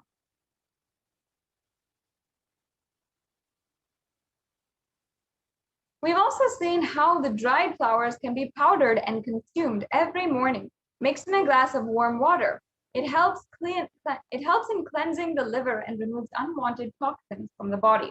It is good for the liver as it acts as a purifier. And the dried neem flowers in their powdered form can be consumed every morning with a glass of water. It helps in blood detoxification and purifies the body internally. This means clearer and glowing complexion. Now, consuming neem flowers on a regular basis helps improve metabolism as well. It helps improve the blood circulation and is good for immunity and offers great positivity. Especially when toxins are cleaned out of the blood, we can visibly see how it affects our daily energy, our tiredness levels, our fatigue levels, and so much more. We can see literally how the blood becomes detoxified and all the toxins leave our system and stop being circulated between one organ and another organ and stop being literally recycled in our blood.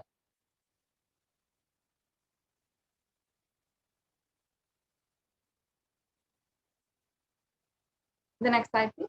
Yes, a few extremely powerful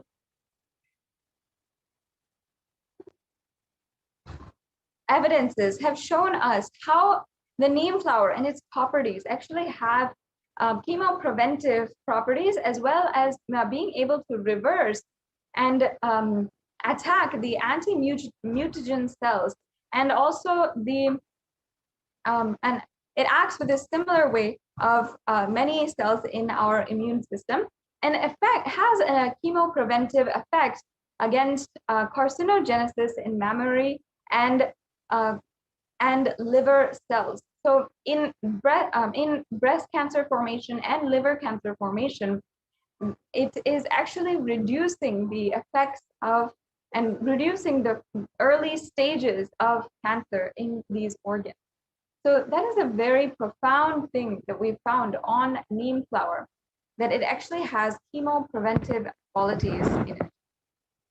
And also for immunity, you can soak the neem flower in buttermilk with salt, and like that for 3 days, you can keep it in an airtight container, and it can be roasted in gingerly oil and can be consumed regularly. And another option is that you can soak the flower in water overnight, and early morning, if we start drinking that water, it will help you to strengthen the body.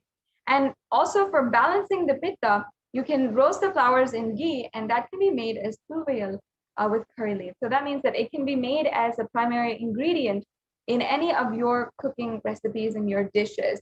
Before you are mixing any rice dish or any curry dish or anything, you can first apply and have this neem flower ingredient, and it'll literally change your entire diet. It'll literally change the way that you are interacting with others, that you are reacting to life.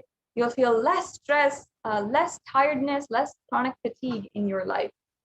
So it is an extremely powerful way that you can really benefit and transform your life. And this is exactly what Devi Parashakti had said. Yes, we can stop the screen share. Exactly what Devi Parashakti had revealed was actually that the positivity in our body can be absolutely enlivened by the neem flower, and it cures any kind of anxiety that you have, any depression that you have, and everything else. So now this brings us to a conclusion of this segment in today's program. We'll now be entering into the next segment, where we will understand all the different offerings that are available for each and every one of you today. And through these offerings, you can manifest deep oneness in your life. So we'll be right back with you to begin this next segment after a quick break.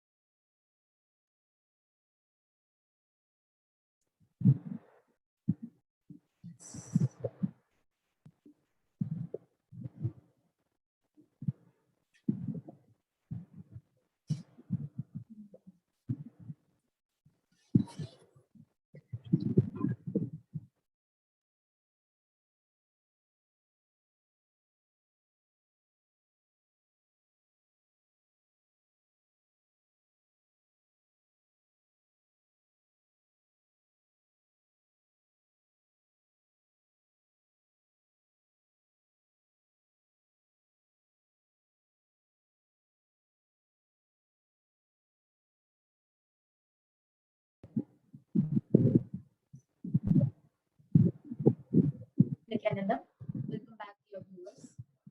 So far, all of us have had an amazing preparation for the Akashic readings with Devi Parashakti, where we learned who is Devi Parashakti, what is Akashic readings, etc. And now, what we are going to enter into is a very, very, very profound segment. Because when Devi Parashakti comes in front of you, what is important is the receptivity that you have to be able to receive the energy that she showers and bestows upon you. But as human beings, for receiving something, we always open up ourselves only when we give. If you have observed, let's say how you have something, let's say you got your something that you're so excited about. but free of cost, to what you have spent so much money on. Just giving as an example, the attitude that you carry towards it itself will be very little. So always when you give something, you become more open to receive. So The best way to open yourself to enable the receptivity in you so that you can avail the divine grace and blessings is in the space of gratitude, offering your gratitude, expressing your gratitude to the divine. And this segment, that is exactly what we are going to be seeing. Divine offering is a divine giving of gift, pure love, devotion, and oneness. And it consists of two parts, giving and accepting. Only when the divine accepts what one offers, the offering becomes complete in itself. Offering is not made of fear nor of greed. When an avatar lands, the offerings are purely a part of the grand Leela played out for the only purpose of enlightenment. What we are going to be seeing in this segment is some of such offerings, which when you offer, enables you to experience the pure love, the divine energy, grace, with blessings, boons, powers, etc. The next slide, please.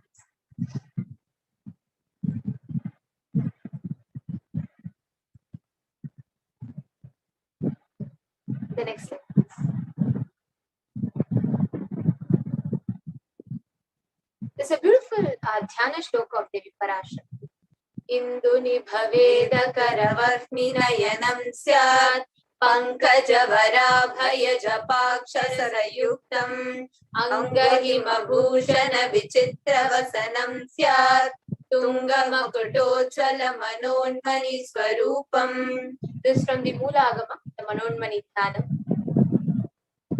Moonlight face holding the Vedas on one hand, fire in the eyes with lotus flower gracing and blessing hands, one hand with Japamala, beautifully decorated with jeweled ornaments, in wonderful clothes and shining big crown. Her name is Manonmani.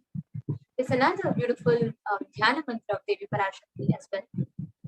ध्याये देवीं शत्रिनेत्रां शशिनिभवदनां वेदहस्तां दधानां सव्ये पद्मं वरदमपरे चाभयं चाक्षमालां दिव्यैराभरणैर्विभूषिततनुं ब्रह्मादिभिः पूजितां देवीमेव मनोन्मनीं प्रतिदिनं आमर्तनत्रीं शुभाम्. This is from the Moolagama, the Dhyana Shloka of Devi Manonmani. This means, I meditate on Devi with three eyes glowing like a moon and holding the Veda, lotus and gracing with blessing and gracing hands. She is wearing beautiful ornaments and is worshipped by Brahma and other gods. And she showers auspicious boon for all of our actions every day. These shlokas, as these dhyana mantras aptly describe, Devi Parashakti is a cosmic mother filled with love.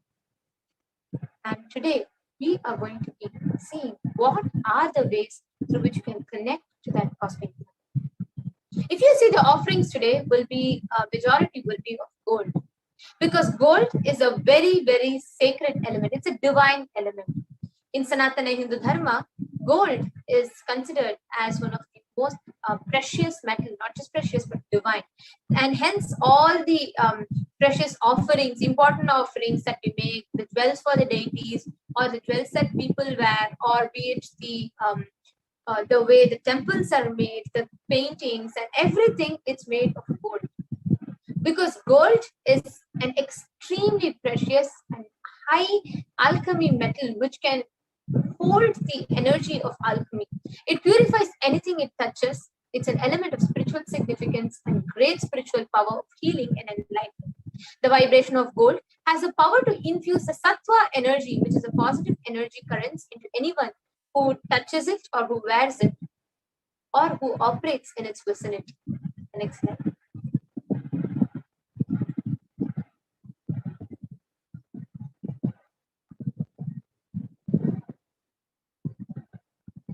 next slide, please.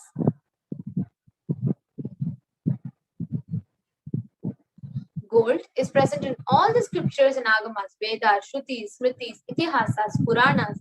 In all Hindu scriptures, it is abundantly displayed that gold is most auspicious and purest metal, which purifies any being. In the Hindu civilization, everything is built for the gold prince. And when one had to be saved from life-threatening illnesses, all these people offer offering it to the peace.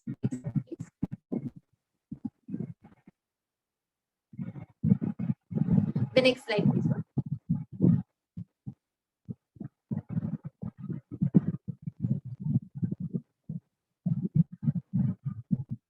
The Hindu civilization thrived on the banks of rivers of gold, called the Hiranyamaya, the river of gold, Rig Veda. The river Saraswati was also called as Hiranyavartani in Atharvana Veda. Now let us enter actually into these offerings and let's see, what are these offerings?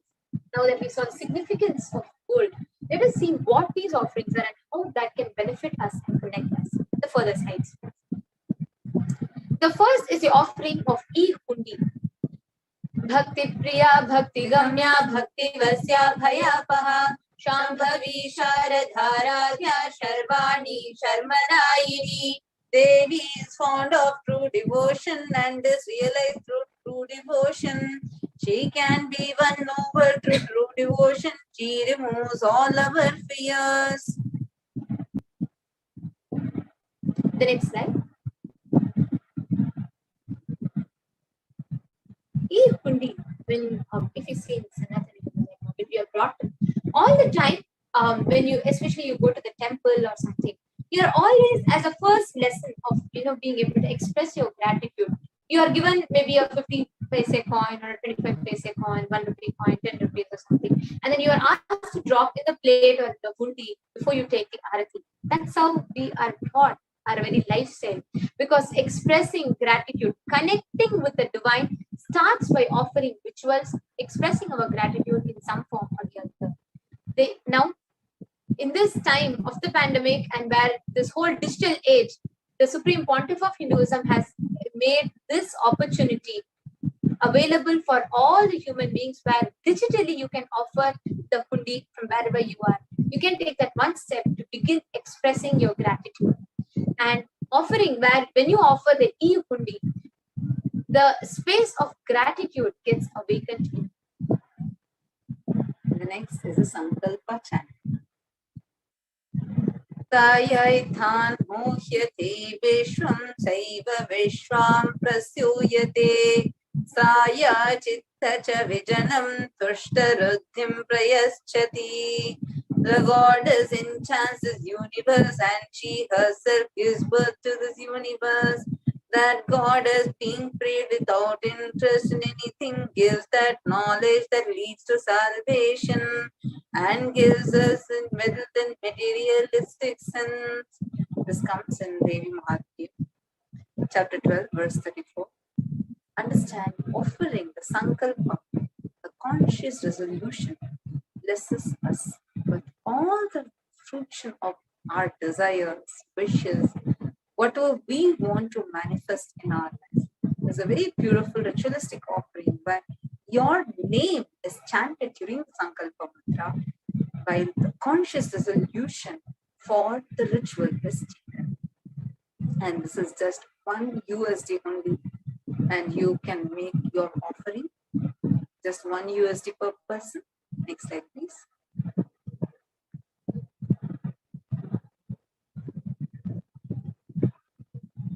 Next is Sahasranama Swarnakasa. Devi is extolled in Lalita Sahasranamas. Nama Parayana Prita, she who likes the repetition of her various names. Here, when it's said as names, it's not just the names, but her very dimension. When you say Shri Mata, she is the mother of the whole universe.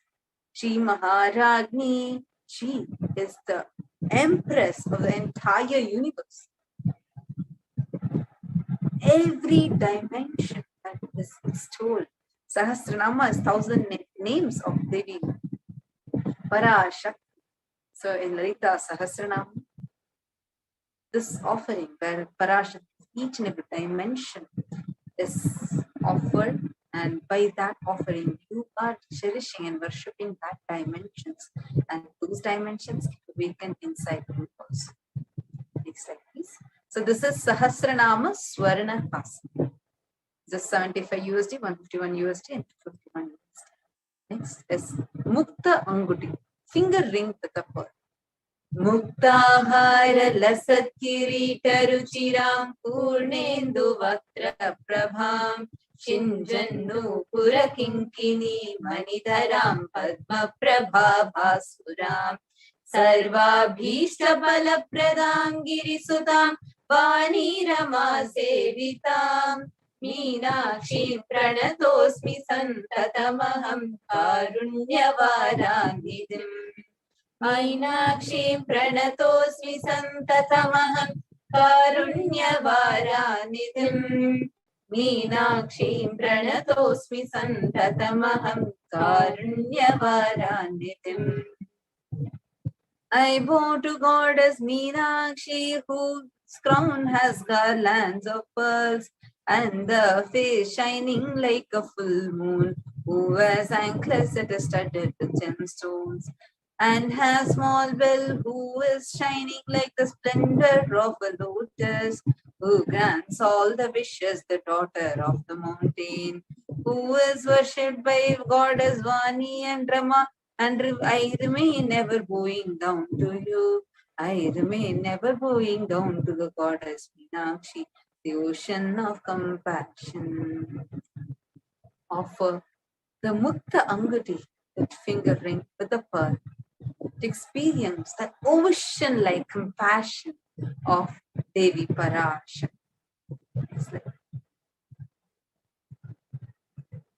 Also, any success you want to experience in business endeavor, you can offer that. Mukta Anguti.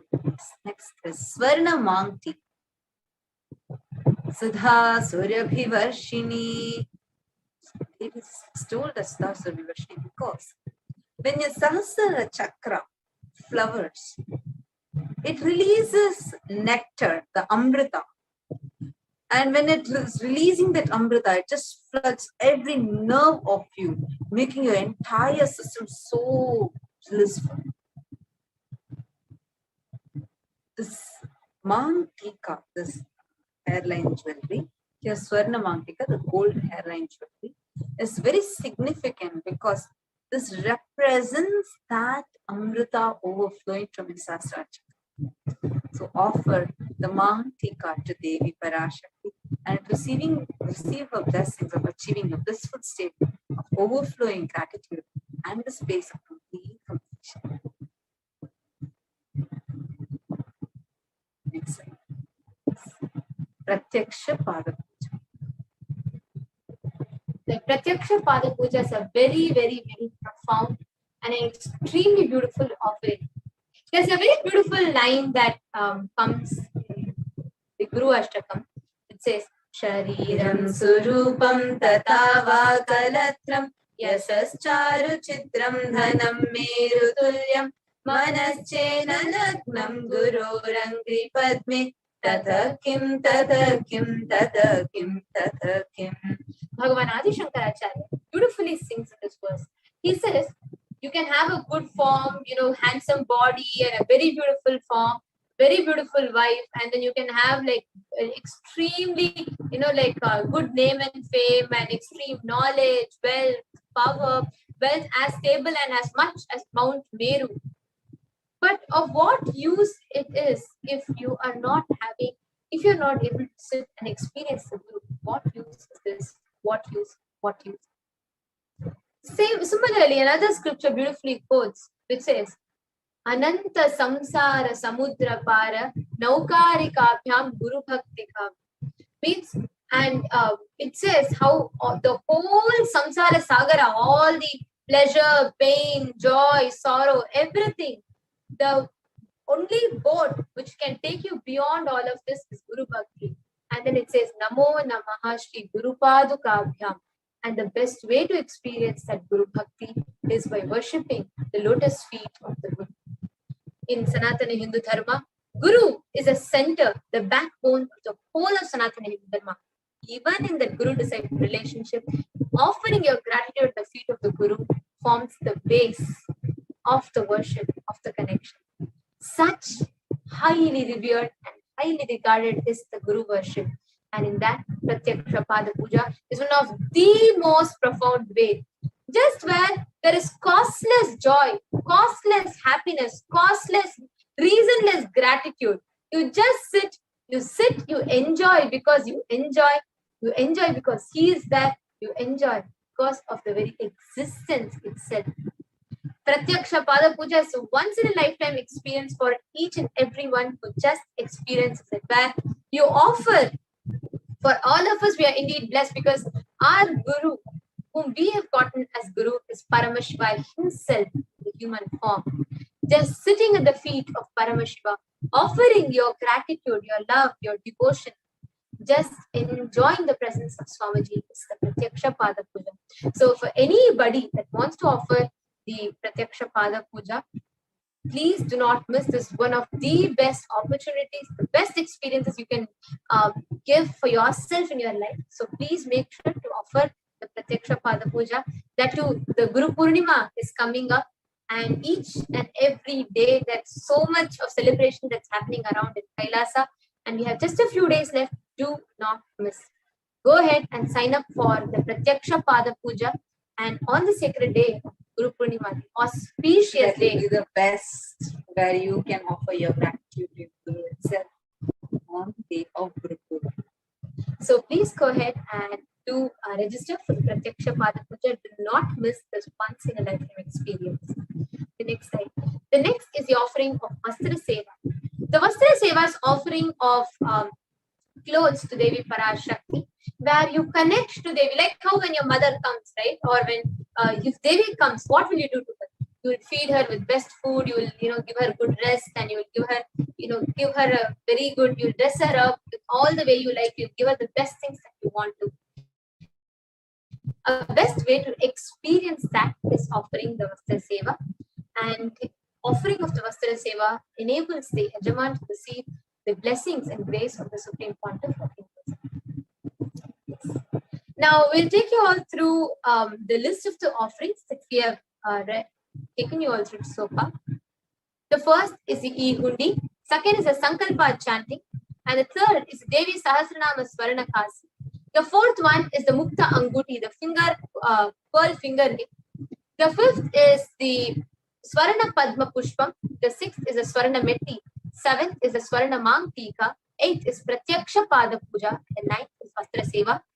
So for each and every one of you, you all can offer any of these and experience the benefits and fulfillment and all the benefits and blessings of offering the Sevas.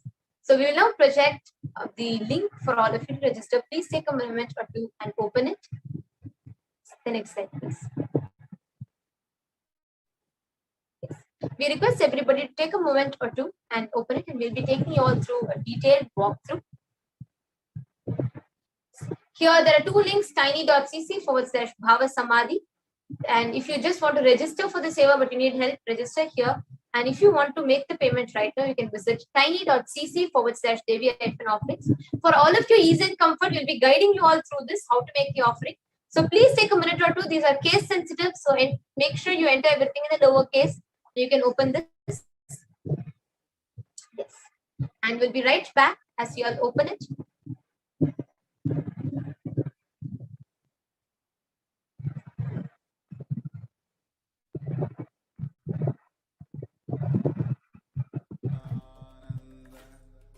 Paramashivoham.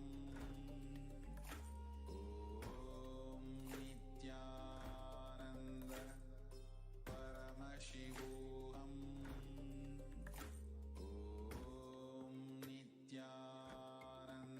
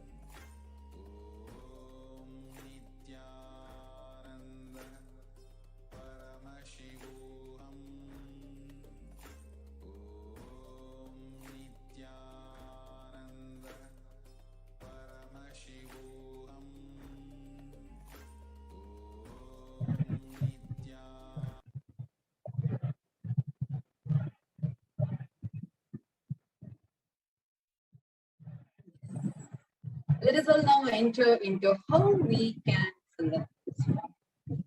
So go and open the form.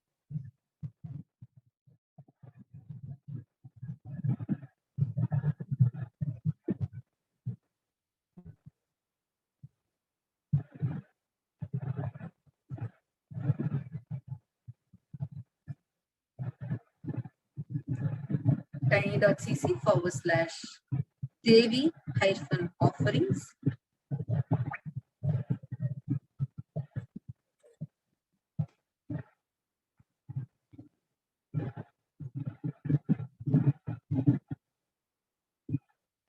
Request the tiny.cc/Devi-offerings.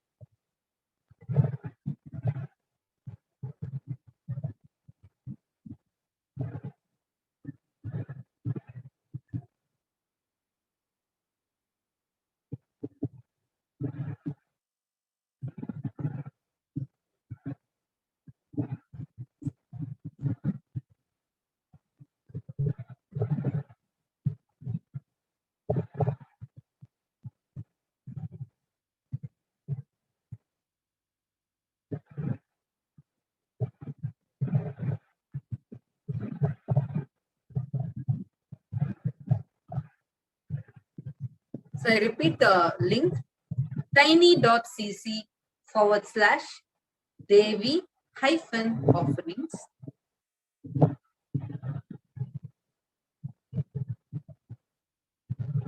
So now once you land there, you will see the Parashakti BHAVASAMADHI Darshan. So you will actually see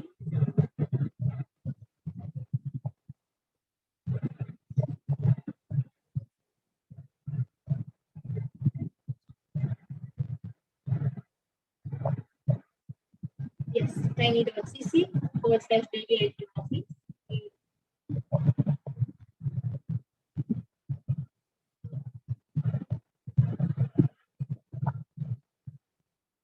Yes. Here you all can see as it opens up to the page, it takes you all to the portal. It will show you the offerings. And once you go there, you will actually see this Parashakti BHAVASAMADHI Darshan, the donations will be written. Scroll a bit down, and then there'll be, you can choose from yes. You can choose from a range of offerings. So there's a box called Sevas next to that, the offerings list there. Yes, you can click that one. Now let's say you choose Pratyaksha Pada Puja.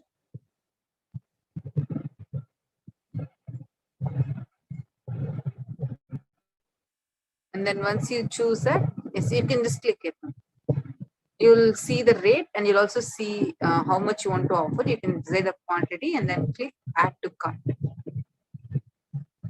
And once you come to add to cart, scroll down and then, yes, proceed to checkout. You can click that button. And then you can scroll down and fill in all your details.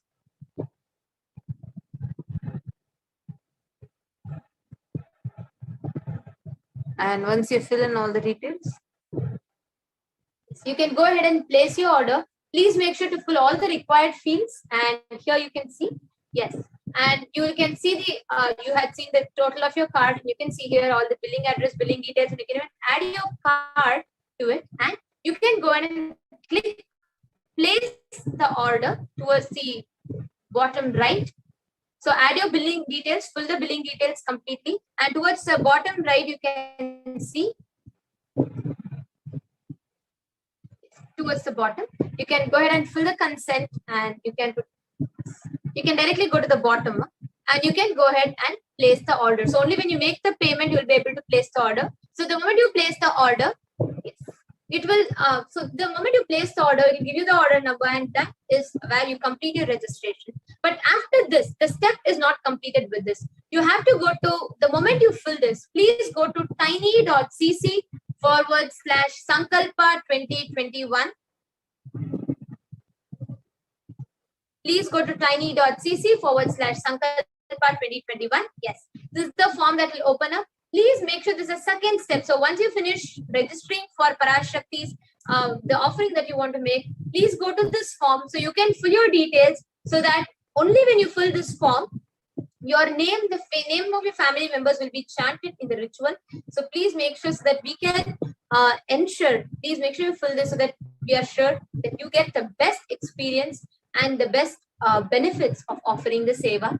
So please fill all the details that's asked, and this all required fields. So please make sure you have to put your payment code, you have to put your payment amount, you have to, there's a whole detail including the ticket number, and you have to do the whole thing. And you can go to the bottom of the page. And you can also enter the prayer that you, the particular boon or prayer that you want to request for. And then you can also enter the family details and everything. It will be coming in the next page. Here you are only going to be entering the payment details, the email address, confirmation of your payment, etc. And immediately after that, you can all go ahead and click which darshan that you're offering for. Here it will be Pratyaksha. Yes, here you'll have to choose Devi Parashakti Akashic reading, because that's the offering that you are taking. Yes, go down, ma. And you can go ahead and click the next page. Yes. Now here, since we have not filled all the required fields, it will not take us here. But for you, you have to fill all these forms, and please ensure that you are going and filling all the details so that you are experiencing the complete benefits of offering to Devi Parashakti. Thank you so much, ma. Now, to those of you that are wanting to offer now, these are the two first steps that you need to take, and these two simple steps will complete your whole offering of to Devi Parashakti. Yes. Thank you, ma.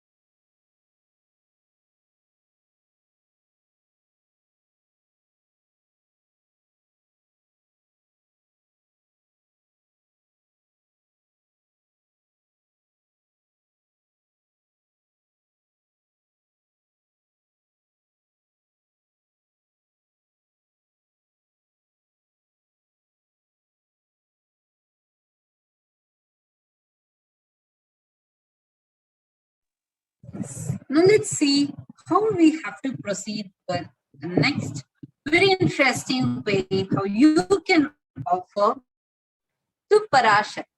So now you can just go to YouTube, Kailasa's HDH Nithyananda YouTube channel, and go to the comment section. So in the comment section, you will see that there is a small dollar symbol. Yes, you can click on the dollar symbol now. And yes, and in that, once you click on the dollar symbol, you will get 3 different options. If you're still not a member, you can click the join option.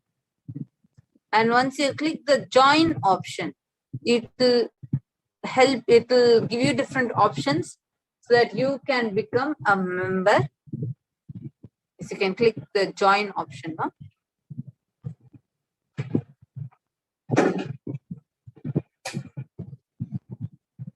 So, okay, so here is the super sticker option. Okay, super sticker option. This is a nice way through which any sticker that you want, you can click that and you can make your offering.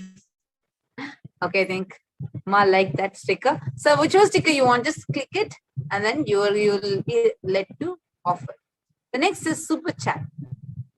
So yes, you can click the super chat.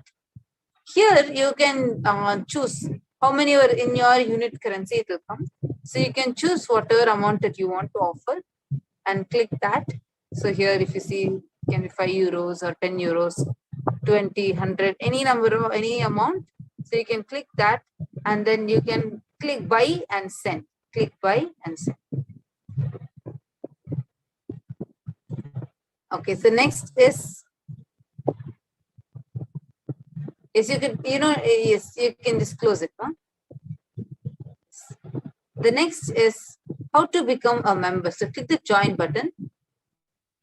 And once you click the join button, you will see different options.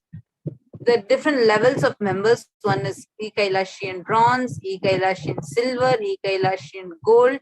So each member you can just you get the different payment methods. So and it's just a one-time setting. So the moment you link and you can just with click or two, you'll be able to make your offering.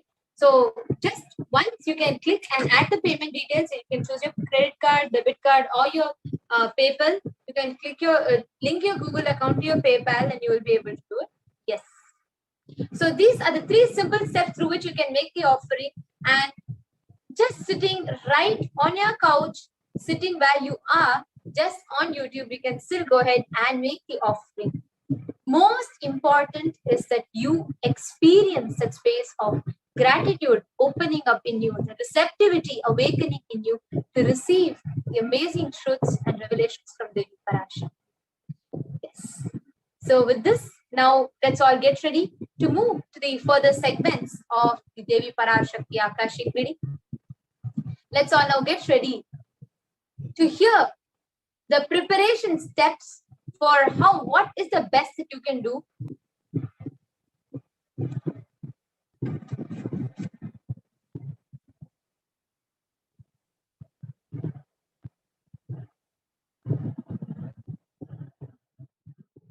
spiritual sciences unique to Hinduism. Subtle, otherworldly, but definitive sign. Manifesting the cosmic beings in Archavatara, deities in Nijavatara, living incarnations is possible. Understand? Kriya Pada of Vedas and Agamas elaborately explain the whole science of making the cosmic beings manifest in Archavatara, deities and Nijavatara, living incarnations, both. During the BHAVASAMADHI darshan, literally those cosmic beings manifest through this body. Just like how they manifest in Archavatara, deity, they manifest in Nijavatara, Pratyakshavatara, and give you all the boons you ask, bless you. You see, each God is an independent intelligence to lead you to enlightenment. Each God is a bridge for you to achieve the Shivatva. the ultimate Shiva consciousness. Krishna is the bridge for you to achieve the Krishna consciousness. But Shiva consciousness, Krishna consciousness, all consciousness is one and the same. Ultimate consciousness only. So that energy itself completely expresses. Just like Radhika, when I see my own sweetness in the mirror, I become eager to taste it. I find that the only way to relish the sweetness is through the constitution of Sri Radhika. BHAVASAMADHI Darshan is a window to the infinite expanse of consciousness, allowing us to glimpse the formless in a way that we can understand. It cleanses the karmas of lifetimes. It awakens our biomemory to the space of Paramashiva, the ultimate consciousness, and creates a deep and lasting transformation in us.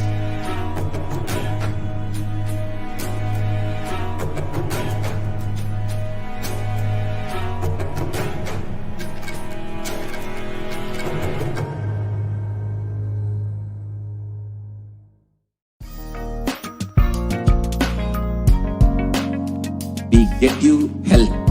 We get you ability to build beautiful relationships in your life. We get you direct spiritual support, and we make sure you become wealthy.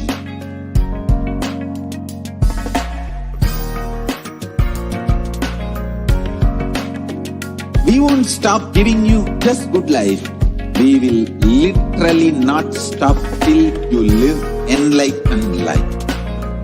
Manifesting the state of Paramashiva, space of Paramashiva, powers of Paramashiva, being of Paramashiva.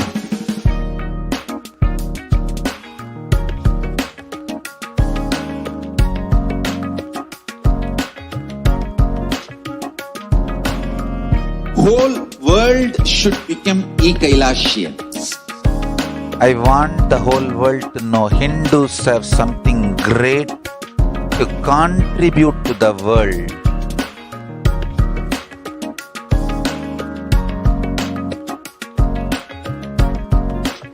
We have something great to contribute to the world. Let us do that.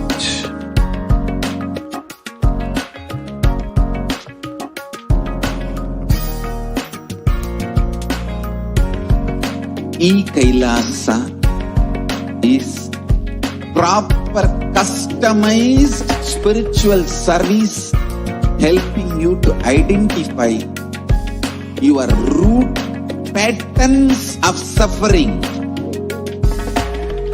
We have perfected the science of helping every individual from every cultural, religious, nationality background.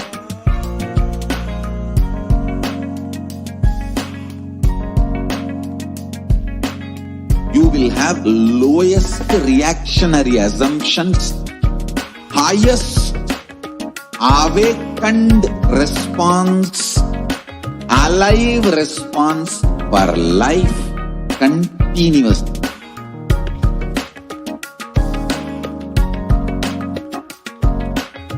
Kailasa is enlightenment ecosystem, literally enlightenment itself in your own home, wherever you are.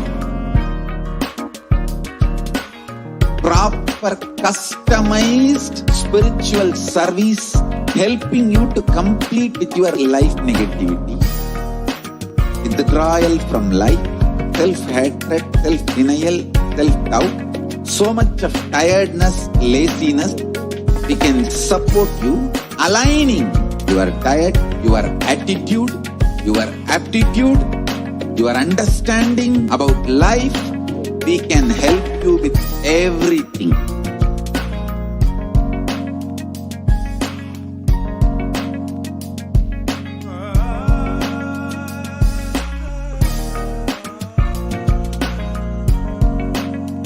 If you are interested in enlightenment, we will immediately bring this to you. If you are not interested, we will explain the whole science, inspire you and make you interested in enlightenment time. we need to cater this enlightenment science to the whole world wherever they are. Because enlightenment is the birthright of all human beings. Kailasa is responsible to provide that to all human beings.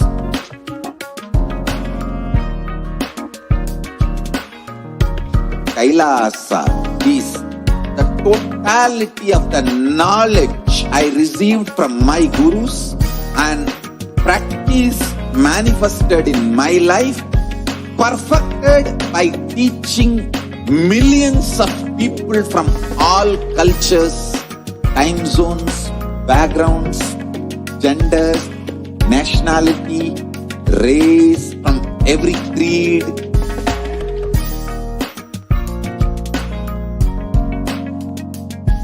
So this absolutely perfected knowledge available to you, served to you in your home without even you moving out of your couch, free of cost.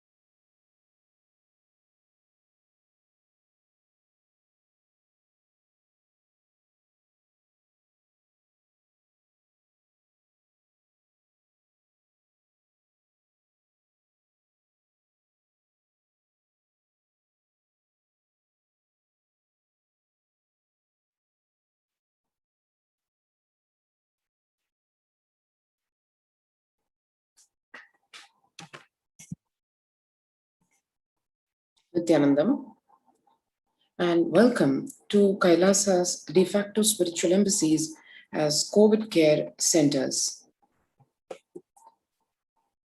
First, let us see why these COVID care centers today are necessary and what is the situation the world is facing today.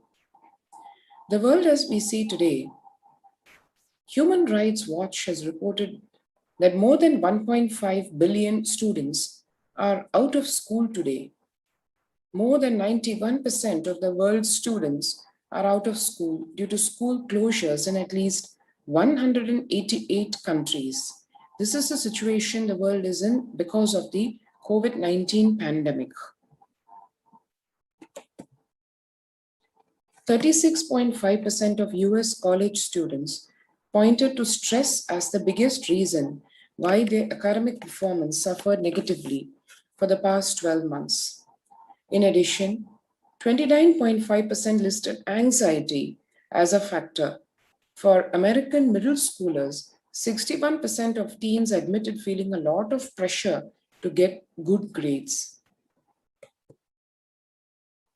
Approximately 1.277 billion learners are currently affected due to school closures in response to the pandemic.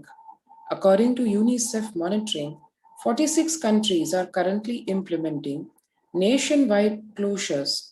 27 countries are implementing local closures, impacting about 72.9% of the world's student population. So one can see how practically the whole world is being forced to shut down schools all over. These numbers show more than 70% of the world's student population has been impacted by the corona pandemic. In a survey by the mental health charity Young Minds, which included 2,111 participants up to the age of 25 years with a mental illness history in the United Kingdom, 83% said that the pandemic had made their conditions worse. 26% said they were unable to access mental health support. Peer support groups and face-to-face services have been cancelled, and support by phone or online can be challenging for some young people.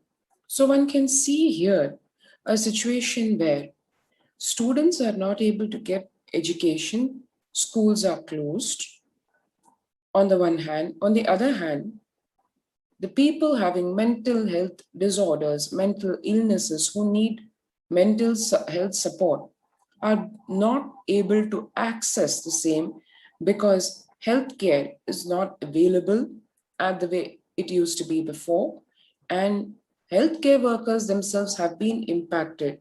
The provision of healthcare has been impacted.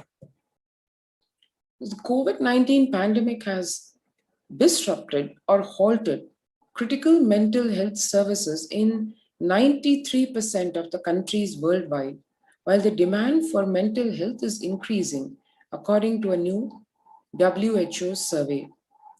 Naturally, in the wake of this COVID-19 pandemic, the amount of stress, anxiety, and depression that it has brought in its wake needs support, but just at the time when this mental health support is critically needed, it is not available. That is the situation the world is facing today. Recently, a study also found that 18% of individuals, including people with and without a past psychiatric diagnosis, who received a COVID-19 diagnosis, were later diagnosed with a mental health disorder such as anxiety or mood disorders. If one sees the statistics worldwide about how the world is impacted by this COVID-19 pandemic, we can see that not only the physical impact of this virus, but also on the mental health level, where the people after being infected by the coronavirus are not infected, but having the stress of being infected, of what their future is going to look like, and the insecurities about the future, the depressive disorder that is induced because of the insecurity of the future, all this combining and raising the mental health care issues worldwide. Surveys also found that substance abuse and suicidal ideation are particularly pronounced for young adults, and 25% of them are reporting that they started or increased substance use during the pandemic, compared to 13% of all adults, and 26% reporting serious thoughts of suicide, compared to 11% of all adults. Every year, over 1.2 million students drop out of high school in the United States alone. Now that's a student every 26 seconds. That's like 7,000 students drop out of school per day. About 25% of high school freshmen fail to graduate from high school on time.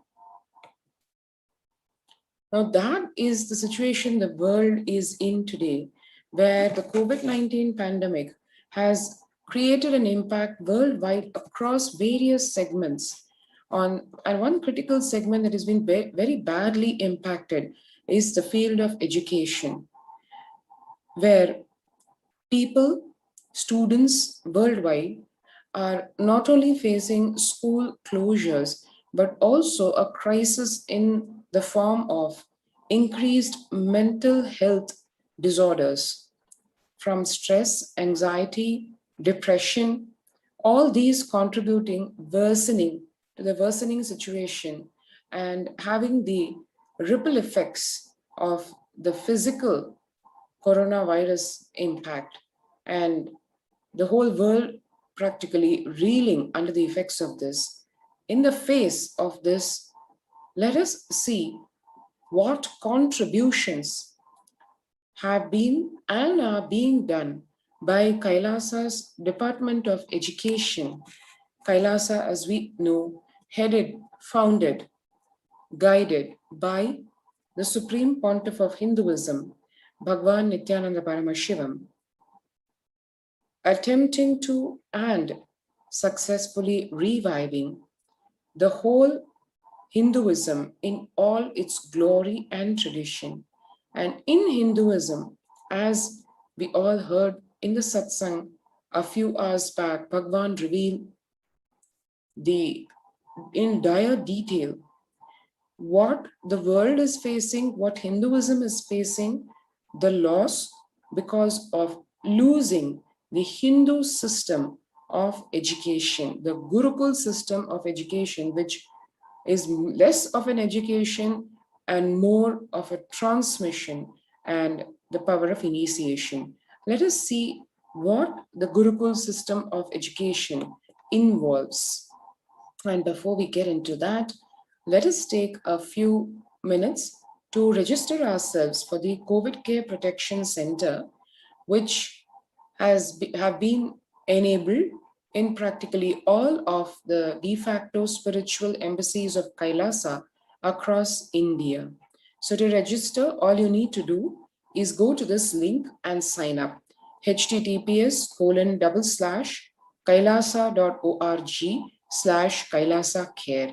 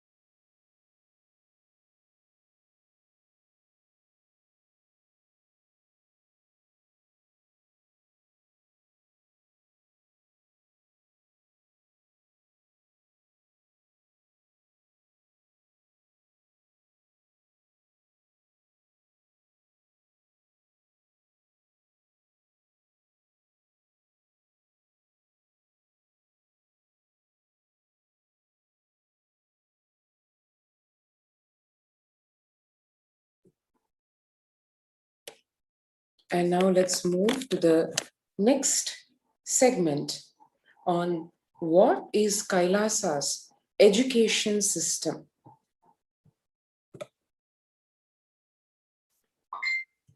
The Supreme Pontiff of Hinduism, Bhagwan Nithyananda Paramashivam, says, the whole Gurukul, real Hindu Gurukul, Hindu University atmosphere I had in Tiruvannamalai in 1970s is what I am trying to reproduce all over the world through the Nithyananda Gurukul and the online e-Gurukul.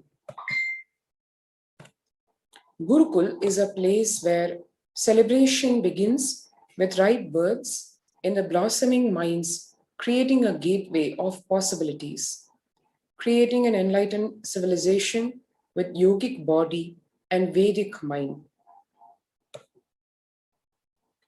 The Nithyananda Gurukul is a mystical Vedic school established by the Supreme Pontiff of Hinduism. Here, students live their highest potential and manifest various spiritual powers. The Gurukul functions according to the Supreme Pontiff of Hinduism's vision that education is for life, but life itself is not for education. The Gurukul brings to the world the right kind of education that empowers us. The current system of education, established by Macaulay and Max Mueller in India, is the non-involving narrative style of teaching. The original Indian education system was not about continuously giving words, ideas, concepts, theories, or theologies. It was about awakening you to the right context, enlightenment. The Indian education system, the Gurukul, is more of a transmission of the knowledge rather than mere transfer of knowledge. Whether others educate you or you educate yourself, if it is based on the weakest link, it is called generalization, dilution due to generalization. Whether others educate you or you educate yourself, if you plan everything based on the best of you, it is called specialization. The Gurukul ambience is for specialization, not for generalization. It is for specialization, not for generalization. Education means putting set of ideas into your head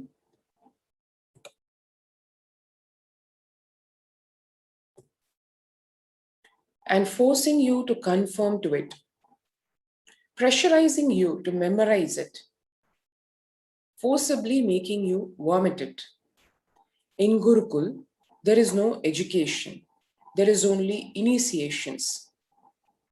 Initiation means empowering you with powers and letting you play with it, letting you manifest, specialize, letting you manifest your specialization, letting you grow, glow. The purpose of education is educating the child to be manifesting whatever he is capable of and being a very good, beautiful, and best contributing citizen of the planet Earth and for humanity. In Vedic tradition, examinations are not done by question-answer method. That is Macaulay's method, clerk making. In Vedic tradition, all examinations are conducted by the thought current you carry. The person who will be made to speak in the presence of the Pandits who have mastered that thought current. They will see whether he can spontaneously express that thought current. If the student is able to express the thought current cohesively, then he has mastered it. What is real education? If we are teaching the science of completion to our kids, we should be able to guarantee you can't even get one lie out of our Gurukul kids. That is what is education. Education is making you master a thought current, which becomes their lifestyle, which becomes their cognition style, which becomes their very being. For hours, you cannot speak on a subject unless it has become your thought current, the way you cognize. Change of thought current, transformation of thought current is the success of education. Each Upanishad adds a thought current to you. Transformation of thought current is success. Our Gurukuls are not teacher-centric. Our Gurukuls are education-centric. Our Gurukuls are not teacher-centric. Our Gurukuls are education-centric. Student can develop, invent something which his Guru does not know. He has a freedom. Please understand, only the basic formulas are taught. Basic tools to awaken knowledge is taught. Then student is left free to explore on his own. Gurukuls are not with the set of rules or frame. They only supported people to explore the highest possible creativity. Gurukuls are not like dams for your inspiration and energy. It is an embankment for the wild river. Embankment is different, dam is different. With a dam, you are dammed. It's embankment, not dam. That is why many of the Advaita Guru's disciples were Vishishta Advaitas or Advaitis, or many of the Vishishta Advaiti Gurus' disciples were Advaitis. What does that mean? Only the basic analysis scales were given to you, but you are left free to analyze. You are given the spoon, not spoon-fed. You are not spoon-fed. You are only given spoon. The freedom itself shows, otherwise you will be shocked. Ramanuja's guru was a great Advaiti. Being Advaiti, Ramanuja was even able to think in the language of Vishishta Advaita, shows the freedom available in Gurukul. And the same way, there are many Advaitis who studied at the feet of Dvaitis or Vishishta Advaitis. But Sanatana Hindu Dharma gives only tools to explore. It is not putting you in any frame, any restriction, any dams. If you read the Shanti Mantra, it is education-centric, not teacher-centric. Unfortunately, in the modern day, because teachers have not taken the responsibility to be education-centric, it has become more teacher-centric. The Shanti Mantra reads, Sahana Vavatu, Sahanau Bhunaktu, Sahaviryam Karvavahai, Tejasvina Vadhi Tamastu, Mavid Vishavahai. This verse, it says, maybe both, meaning the teacher and the student, both together be protected. So the teacher is also praying along with the student. It is not a one-upmanship of the teacher over the student. Actually, it is because we are education-centric, we were able to explore and reach the new heights of seeking, new heights of seeking. That is where even the Ishtadevata concept has come. Guru encourages the disciple to travel, discover, reinvent, invent their own paths, their own methodologies. He continues to encourage the disciples to explore on their own. Just being available as a good support guide, not being heavy on them. The uniqueness of our Gurukuls are freedom to explore, create, the constructive freedom they enjoy. With the principles of completion, the four tattvas of integrity, authenticity, responsibility, and enriching, as well as the truths of ahimsa or non-violence, and abhayam sarva bhutebhyo, meaning I give this boon of abhaya, this literally fearlessness to one and all, to every being in this cosmos. Because one is established in the vow of ahimsa, in the fundamental truth of ahimsa or non-violence.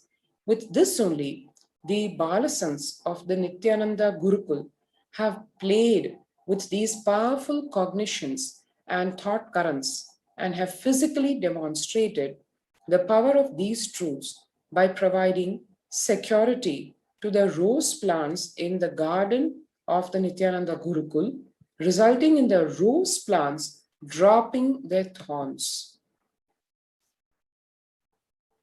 Yes, that is, the rose plants actually drop their thorns, something which nature provides as natural protection itself. The plant dropped because of the tremendous amount of security that was provided by the feeling of oneness and the feeling of ahimsa and abhayam sarva bhutebhyo that was imparted as a teaching to the students, and which they radiated while literally nurturing, caring for, and bringing up these rose plants, which reciprocated by dropping something which is a natural defense provided by nature, which is the thorns itself. To know a little bit more about the fundamentals of the Indian Gurukul and the future of education, let us watch this video, a satsang excerpt by the Supreme Pontiff of Hinduism, Bhagwan Nithyananda Paramashivam.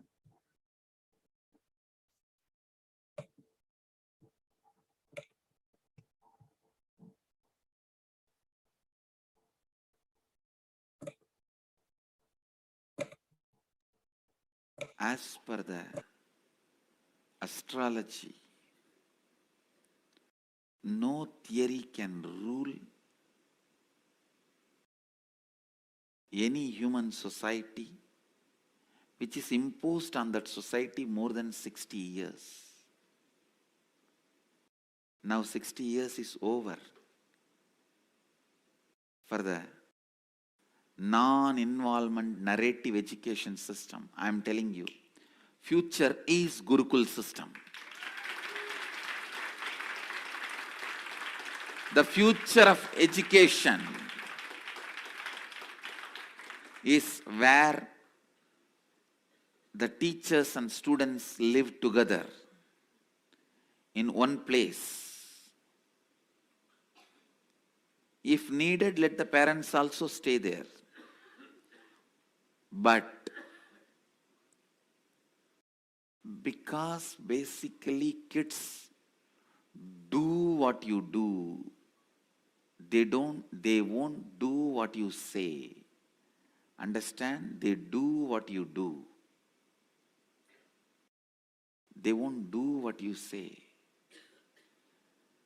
Whatever you do, simply they will do. They will never do what you say. Most of the time, they don't care for what you say. The future of the Indian education system, I can say, the future of any intelligent education system will be Gurukul system. I am not talking out of pride or arrogance. I am talking seeing the future. I am telling you, I will be leading this revival in the education system through our Gurukul system.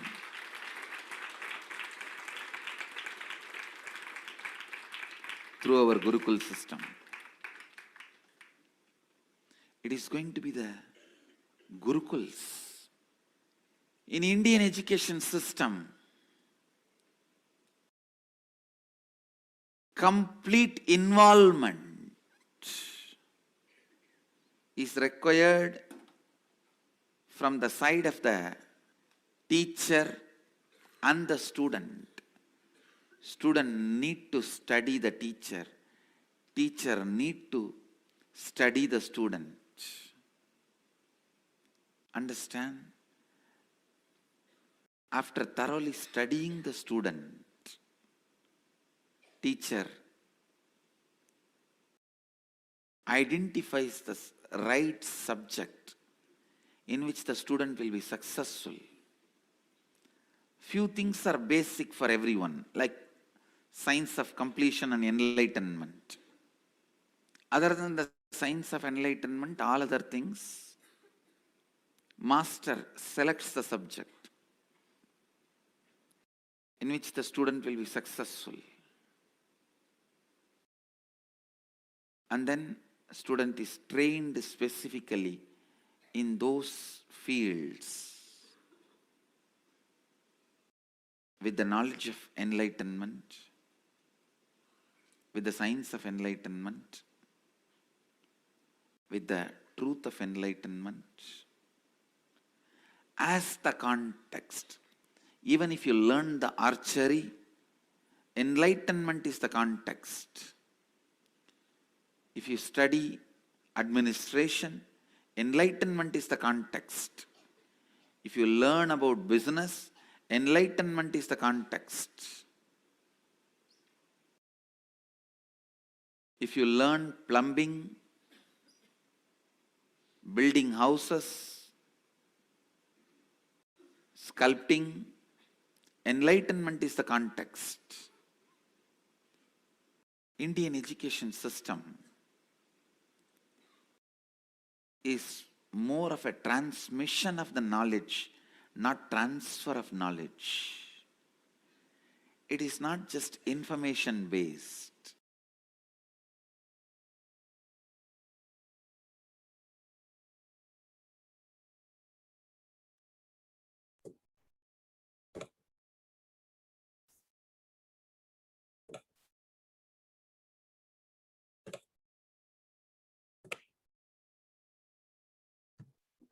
And that was a glimpse, an excerpt of what the Indian education system is all about.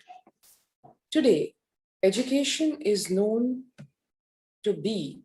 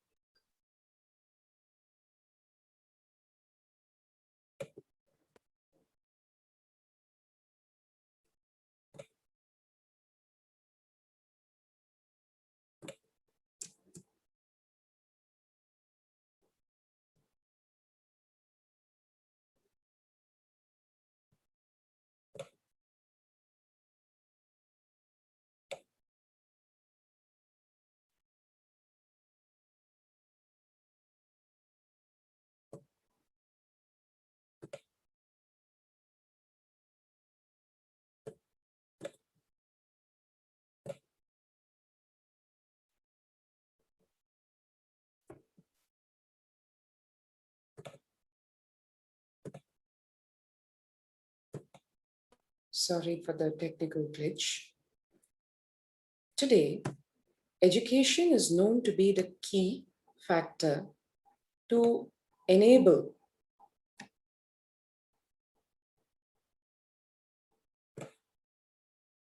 upwards socio-economic ability, the strongest means of removing poverty. The right education is crucial to the well-being, stability, and growth of not only every child, but to humanity as a whole. The Gurukul system is known to be the knowledge transmission system of Hinduism, one of the pillars which kept Sanatana Hindu Dharma alive and standing as the world's most ancient living civilization.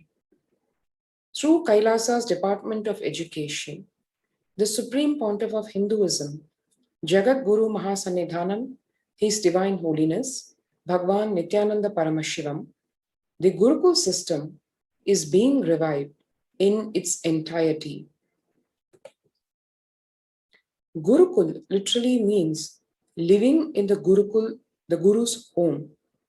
The Gurukul system is rooted on the Guru Shishya Sampradaya, or the living lineage of the Guru-disciple relationship. After decades of study on the physical, chemical, biological uniqueness of meditative states and enlightened beings, it has been found that in a normal waking state alone, their brain waves show that they are in a complete meditative state despite being fully active and engaged. In the world of athletics, this state is known as being in the zone, a glimpse into the peak of focus, cognitive function, attention, and coordination, to name a few. Rather than a glimpse, enlightened beings casually walk, talk, and engage with life, settled in this peak. Recent studies have also found that we imbibe the body language, behaviors, and patterns of those in our environment, not just on the behavioral level, but to the depths of the neurological layer. This is also known as the mirror neuron effect. In this way, there is no better teacher than the enlightened Guru, who, as per modern science, exists as as the superconscious, biological, reproducible anomaly. However, through centuries of Mughal invasions, colonialism, and continued persecution against Hinduism and Hindu tradition, the science of knowledge transmission has been diminishing at an unprecedented rate. After careful study of the colonialism era, it was found that the Gurukul system was standing as the backbone and stability of the Hindu civilization. This is one of the primary findings the colonial rulers had, which marked the most pathetic way of cunningly destroying the Gurukul system, because they understood the impact that their education system had and the way it fundamentally, very naturally produces leaders. And the Macaulay system of education was then imposed in India after this revelation, knowing the strengths, literally deciphering the strengths, the very core of the Gurukul system of education, and then systematically destroying it inch by inch, pillar by pillar, literally bone by bone. It was destroyed brutally to ensure that that system of education which produces leaders is just eliminated from the whole of India. And that allowed the further destructions also to see historically the destructions that have been caused by the invaders, the barbaric invaders of the Vedic civilization. What they left behind was 13,000 universities across Bharat, 2 lakh Gurukuls destroyed in just the states of Bengal and Bihar alone. With the systematic destruction of Hindu universities and Gurukuls, also went more than 80% of Hinduism's indigenous knowledge. To hear Thomas Macaulay in 1836, after deciphering the strength of the Vedic Hindu system of education, what he says, our English schools are flourishing wonderfully. The effect of this education on the Hindus is prodigious. No Hindu who has received an English education ever continues to be sincerely attached to his religion.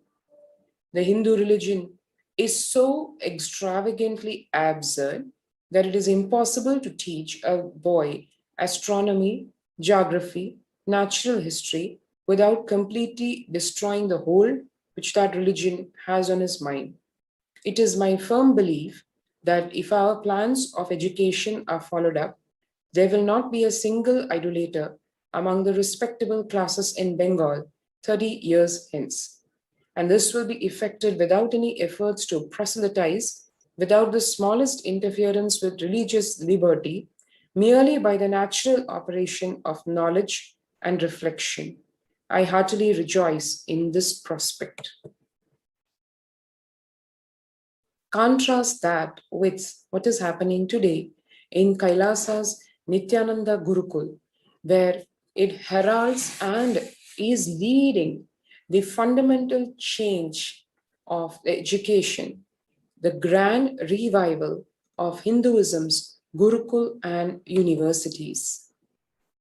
That is the historic day of 2nd October 2006, when the Nithyananda Gurukul was inaugurated first officially in Adi Kailasa Sarvajna Peetham. In 2008, one can see the students of the Nithyananda Gurukul practicing yoga and meditation under the sacred Kalpa Vriksha, the banyan tree, in Adi Kailasa in India. And the statistics of the Nithyananda Gurukul Balasans speak volumes about the success of the fundamental nature of the Gurukul system of education. 50% of Gurukul Balasans study 1 to 3 years ahead of their age group, scoring in the top 10 to 20% of Mensa, as one knows, one of the top quizzes which evaluates one's fundamental intelligence and intelligence quotient. And here they scored in the top 10 to 20% of Mensa at the age of 14. Irrespective of the student, it was across the board, this performance, and that goes to show how the Gurukul system of education awakens the full brain, as the Supreme Pontiff of Hinduism has explained time and again, is the basis of the Hindu system of education. The Gurukul Balasans here, you can see learning the standard academics along with the native, the indigenous Hindu scriptures. The Balasans practicing Shivastambha Yoga under the guidance of the trained Shivastambha Yoga Acharyas or teachers. In 2018, this Gurukul Balasan demonstrating the ability to perform the Kundalini Rajyu Yoga even through blindfold. That is a traditional rope yoga, along with the blindfold being enabled by the awakening of the third eye power. So the student is able to do these yogic fiats along with the power awakened, the Kundalini energy awakened because of the third eye awakening. Here one can see the glimpses, the really cherishable moments when the students of the Nithyananda Gurukul are directly being trained by the Supreme Pontiff of Hinduism in the field of archery. So here one can see the Balasant personally being taught the once lost science of Dhanurvidya or archery in Adi Kailasa Sarvajñapitham in the Nithyananda Gurukul. And 30% of the Gurukul Balasans demonstrate visibly the capacity to spontaneously play instruments without formal training. This is something that comes very naturally because, as one knows, in the Gurukul system of education, it is not transfer of knowledge, it is transmission. So literally the students, because of the awakened whole brain, they are able to pick up across the board, including playing musical instruments without being taught the way today we learn music. Instead, they are just able to download or pick it up. And the Gurukul Balasans living the life of Agama Shastra. Agamic Shastras are one of the fundamental source scriptures of Hinduism, revealing the why and the how for the lifestyle, practices, solutions, and standards.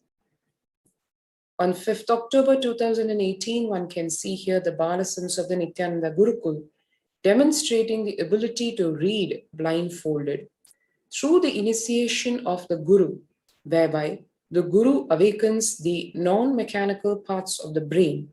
Hundreds of Balasans and peacekeepers of Kailasa express powers such as, but not limited to, reading through the third eye or the Anya Chakra. 11th October 2015, the Gurukul Balasans participating in the Vakyartha Sadas in Adi Kailasa Sarvajñapitham. Vakyartha Sadas is a highly engaging exercise of internalizing the highest truths. And this literally is actually the think tank of Hinduism in live discussion, where each Balasan, after internalizing the highest truths as revealed by the Supreme Pontiff of Hinduism, almost verbalizes. It's almost like a debate, an intellectual debate, but not from the space of trying to prove one's point over the other, not from a space of violence, but from a space of pure sharing after internalizing. That is what Vakyartha Sadas is all about, and it forms a very fundamental component of growing up in the Gurukul. 11th March 2017, the seeds of the training sown by the Vakyartha Sadas in their formative years flowers very quickly as the Balasans of the Nithyananda Raja Gurukul take on the dais, the public dais, where they are able to address the Kailasian delegates. One can see here the Balasans addressing the Kailasian delegates in Tiruvannamalai in India, and the Raja Gurukul being the traditional Hindu finishing school training for leaders graduating from the Gurukul. 20th May 2018, the Balasans of the Nithyananda Raja Gurukul, after successfully hosting the worldwide webinar on the highlights and science of the Nithyananda Gurukul in Adi Kailasa Sarvajna Peetham, and what impact the Gurukul has, one can see statistically also, where it shows whole brain learning, stress-free living, zero teen violence or aggression, quantum memory activation, recalling verbatim after a single hearing, which is called the power of Ekasantagrahi. You listen just once and you're able to repeat it verbatim. That is what is Ekasantagrahi, which is a very natural accomplishment at the Nithyananda Gurukul. And now coming to Kailasa's Nithyananda Hindu University, the world's largest Hindu university established around the globe, having 450 campuses over 150 countries, available to the public from 2003 onwards. Reviving and presenting the world's most ancient lost knowledge in a user-friendly way. Ancient truths are taught in a way directly applicable for the modern man's personal, practical, and professional life.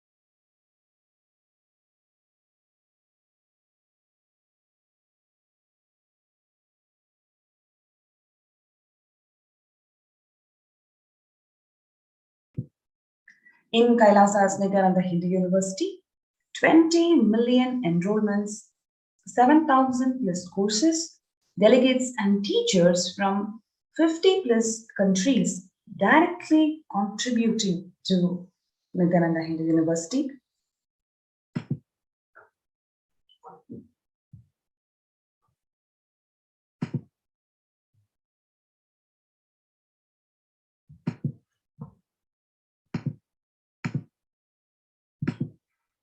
Now, let us watch this video where the Supreme Pontiff of Hinduism, Jagadguru Mahasannidhanam, His Divine Holiness Swamiji, is revealing the science of Nithyananda Raja Vidya Gurukul and its significance.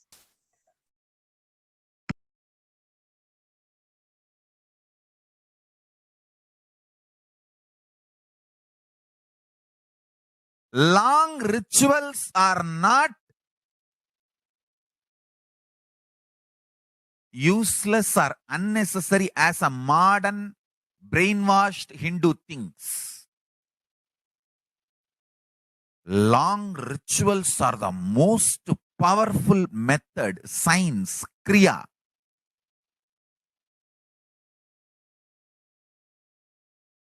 to awaken all the life energies. See, totally we have 21 life energies. I will describe all the 21 like a fundamental principal forces of life, like gravity, how all these are fundamental forces, principal forces externally. Internally, there are 21 life energies. Ability to visualize, ability to make decision. All these 21 is given to you, but you use them accidentally. That is why your life is full of accidents. Your marriage is accident, wealth is accident, life is accident, money is accident. Very less is planned, much is accident. And I tell you, I have seen people become thieves by not knowing the power of their life energy. I tell you, thief is the cheapest way to exist. I tell you. Because you do not know you own trillions. That is why you steal millions. If you know you own trillions, why will you steal? Listen, asteya, non-stealing, comes to a person who mastered his life energy. Each of my Gurukul kid is a $1 trillion economy. I tell you. Each of my Gurukul kid, the powers they can manifest. Understand, Gurukul is not a joke. It is a powerful science. Especially, see, normally, one child plus one child is a two child. But in the Gurukul ecosystem, one child plus one child is 11. 1, 1. Not 1 plus 1. 1, 1, 1, 1, 1. If there are 3 child, it is not 1 plus 1 plus 1, 3. No. It is 1, 1, 1. 111. The energy multiplication. Because the ecosystem, understand, that is why Gurukul has to be with the ecosystem. I have always seen, whenever I download a power on one child, when the group sits, I can share that power on the whole group.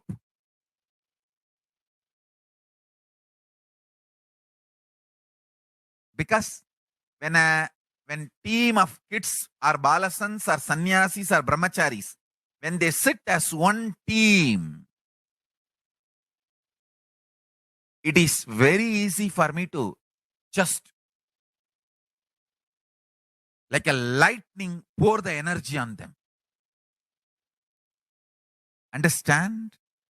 The Sankhya of life energy is different. The multi-dimensional logic of life energy is different.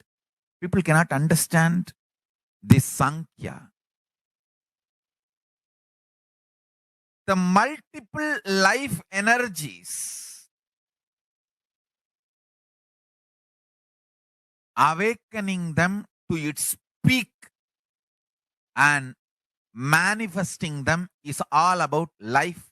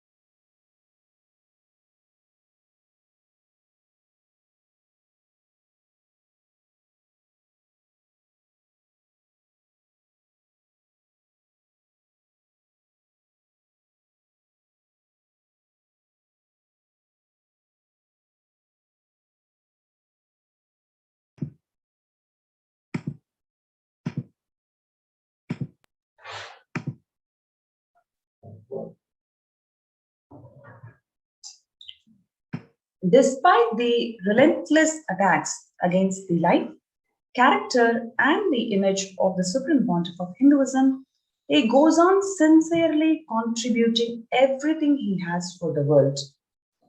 From the field of nutrition to education, from protection of religious freedom to the revival of indigenous traditions, the Supreme Pontiff of Hinduism sincerely contributed in every facet. This has not gone unnoticed by the world dignitaries, leaders, and multi-faith diaspora. Now, let us see the revelations to the world by Devi Parashakti. The Supreme Pontiff of Hinduism, Jagadguru Mahasannidhanam, His Divine Holiness Bhagavan Nithyananda Paramashivam, manifesting as the Nijavatara, to reveal as Devi Parashakti on 12th of May 2021 this year, revealed that I came as the Nijavatara. I am blessing you, listen. People, listen. To do good to all of you, I have taken the form of Nithyananda and came down as the Nijavatara. People of India, listen, carefully listen. Time after time, Bharadam is the Jnana Bhumi, where enlightened being comes. We cannot make the Jnana Bhumi infertile. Enlightened beings have to come. They have to live, it has to flower. Few hypocrites, because they are stuck in delusion, we cannot sacrifice the world. Cosmos cannot be destroyed. The ship I did to save the cosmos from being destroyed, that is called Adi Kailasa. The ship I did to protect the beings from Pralaya is Adi Kailasa. Because of the conspiracy of Drohis and enemies' rule, the captain had to leave the ship. Before 12 years, knowing the great deluge that is going to happen, all the Aushadas, by this Guru Purnima, that Jnana Rasavadam, Navabhashana is going to flower. Allow people to come and take a dip in the Navabhashana flower. People, whoever comes and dips in Vaidya Sarovar, they will not have death. They will not have corona. Crores and crores of people will come in line. Every day they come in line and will take the dip in Anandalingam. Listen well to my words. For India, as protection, the Nithyananda Navabhashana Lingam in Vaidya Sarovar. Go to Adi Kailasa.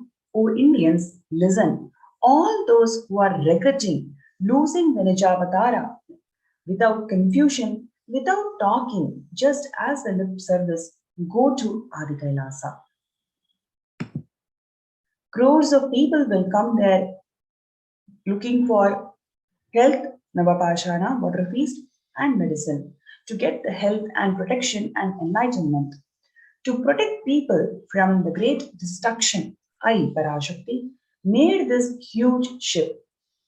Even if the captain of the ship is not there, ship is there. When the first world countries closed their borders and schools during this massive global emergency, it is Kailasa that has opened its doors to one and all without exception. It is the Supreme Pontiff of Hinduism, with his grace and compassion, opened his homes of Kailasa to one and all unconditionally, where you can experience free food, free accommodation, free internet services, you can work from home, you can spiritually evolve, consciously evolve, and establish your conscious sovereignty by being part of these ecosystems that are built by the Nijavatara himself, the Supreme Pontiff of Hinduism, Jagadguru Mahasannidhanam, His Divine Holiness Swamiji. So this is the immense opportunity to one and all to protect themselves from this ongoing pralaya. A number of free COVID care centers are opened across India, which includes the Adi Kailasa Nithyananda Paramashivam in Bidadi, Bangalore, Salem Adinam in Tamil Nadu, Thiruvannamalai Adinam in Tamil Nadu, Rajapalayam Adinam in Tamil Nadu, Puduvai Adinam in Puducherry, Pattanam Adinam in Tamil Nadu, Siragapadi Adinam in Tamil Nadu, Sri Puram Adinam in Hyderabad, Madurai Adinam in Tamil Nadu, Avattipalayam in Erode, Tamil Nadu, Baroda Adinam in Gujarat, Hosur Adinam in Tamil Nadu.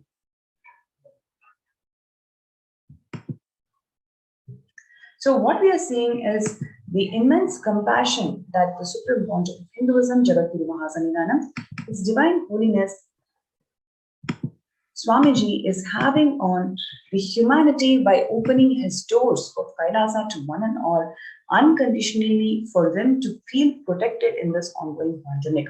In today's segment, we saw the impact of COVID on children, how much the children are suffering because of the lack of education, the amount of anxiety and mental disorders that the children go through because of this ongoing pandemic. What are the measures that we are taking as Kailasa?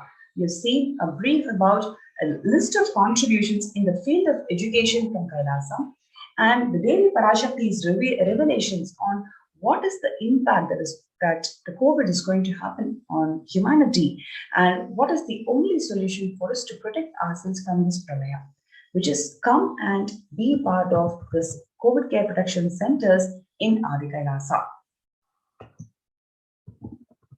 and other ecosystems in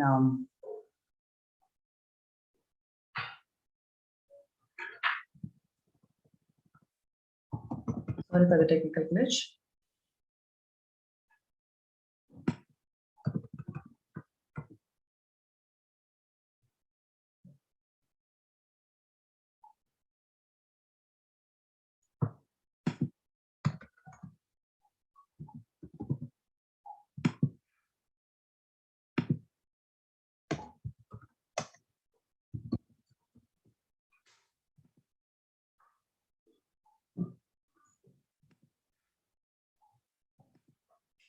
Now, in the next segment, we're going to watch a beautiful video where the Supreme Pontiff of Hinduism, Jagadguru Mahasannidhanam, His Divine Swamiji has built, how he built this Nithyananda Adi Kailasa Nithyananda Sarvanya Peetham with his hard work right from 2003, brick by brick.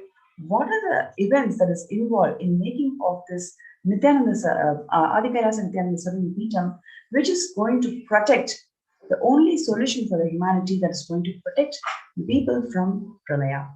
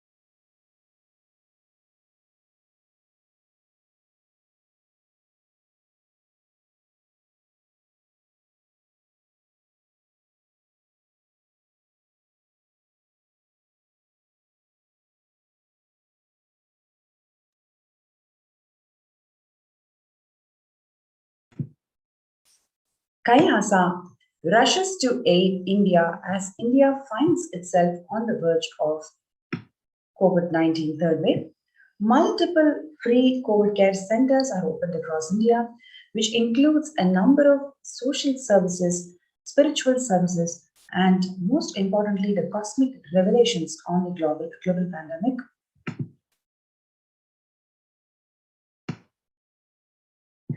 Free social services that are offered during pandemic in de facto spiritual embassies across India includes the medical care, infrastructure to accommodate thousands of people, accommodation for multi-layered quarantine, emergency ambulance services, which is ICU on wheels, personal protective medical equipment, food security management through food banks, and then the organic farming. All these social and spiritual services that are offered during pandemic in de facto spiritual embassies across India are offered from Kailasa's various ministries as per the principles laid out in Vedas and Agamas and as revived by the Supreme Pontiff of Hinduism, Jagadguru Mahasannidhanam, His Divine Holiness Swamiji. You have this opportunity to be part of this COVID Care Protection Center by joining in this link below, kailasa.org/Kailasa Care, KAILASA.org/KAILASACARE. So let us take a few minutes first to join and log into the COVID Care Protection Center.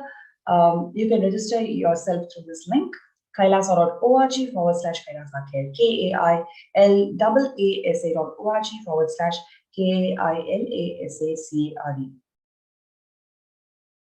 Let's take a few minutes to register ourselves in this link below.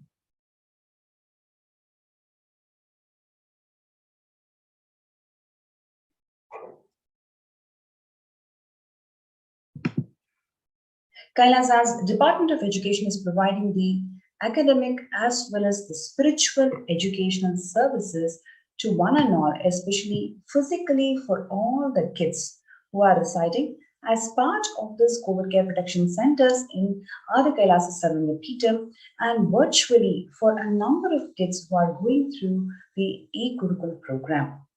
With more than 1 billion kids not having access to education in the midst of this global pandemic, Kailasa has taken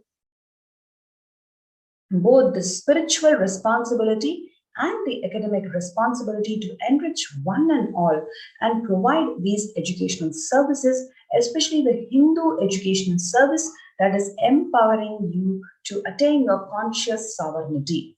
Kailasa's Department of Education is focused on providing this Hindu educational services to one and all for free and reclaim your conscious sovereignty. So you can register through the link below, kailasa.org/Kailasa Care. We can just have these glimpses of Nithyananda Rajavidya Gurukul that is there in the Adi Kailasa's Nithyananda Sarvanya Peetham to one and all. You can see here how the kids are so blissfully radiating the conscious sovereignty of them. They are radiating the state, space, being, super consciousness of Paramashiva. They dress and live as gods themselves.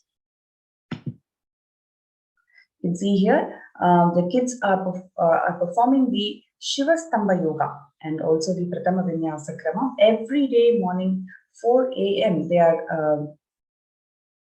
They log into they get ready and perform the Pratama Vinyasa Krama Yoga. Apart from yoga, the kids are also involved and in managing the Nithyananda Devalaya. They learn rituals, temple sciences and the rituals, for example, chanting, and doing alankaram to the deities, and they also learn how to do homa. So all these formal education, formal Hindu education helps them to reclaim their conscious sovereignty.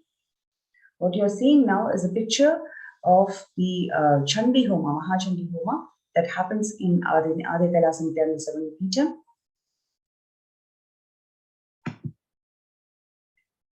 Yes. So, Nithyananda Paramashivam in Adi Kailasa Nithyananda Paramashivam hosts a number of daily rituals, that is, to help the humanity attain the world peace with the blessings and the grace of the Supreme Pontiff of Hinduism, Jagadguru Mahasannidhanam, His Divine Holiness Swamiji.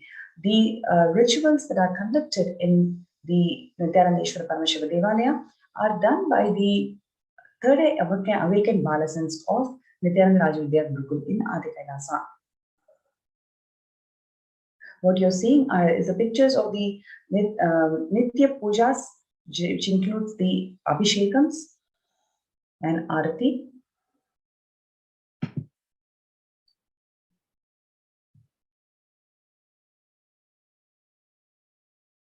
What you're seeing here is the celebrations. Now, along with the Nitya Pujas, we also celebrate more than 200 days in a year on Brahmotsavams.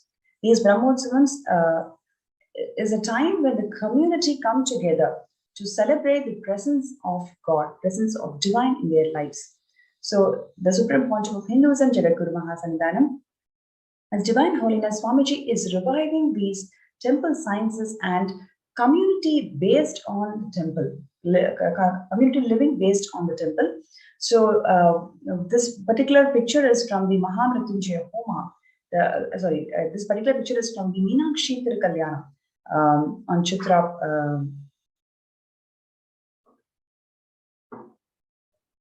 So you can see how the kids are all so blissful in celebrating these rituals and remote ones. They also have Nitya Maheshwara Puja. Every single day, Maheshwara Puja happens where the community comes together, live together, and have the meals together and celebrate Paramashiva. The kids also connect with the nature so blissfully. The plants in the Nithyananda Gurukul those plants in the Nithyananda Gurukul do not have thorns because the kids connect with the plants from the space of non-violence, connect with the plants and make those plants shed its thorns. What you're seeing here is the glimpses of the kids from the COVID care protection centers, how they evolve themselves to attain their conscious sovereignty. They do power manifestation, yoga, puja. They learn the sciences that the Hinduism offers to overcome all the mental issues and attain your conscious sovereignty. You can see here the kids performing yoga.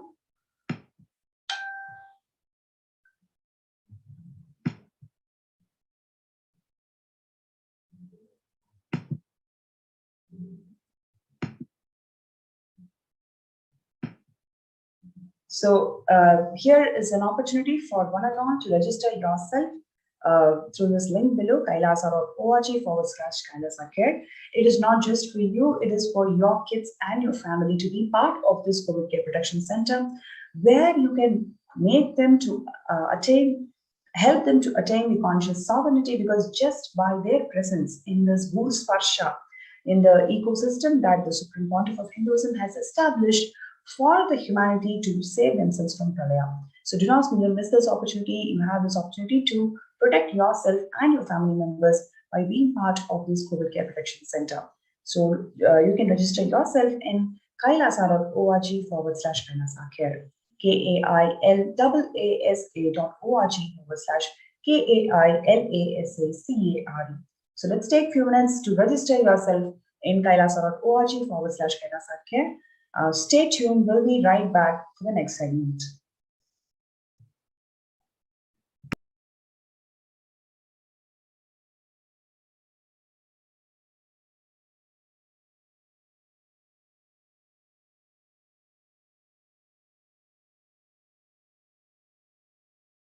There are some great spiritual sciences unique to Hinduism. Subtle, otherworldly, but definitive sign. Manifesting the cosmic beings in Archavatara, deities in Nijavatara, living incarnations is possible. Understand?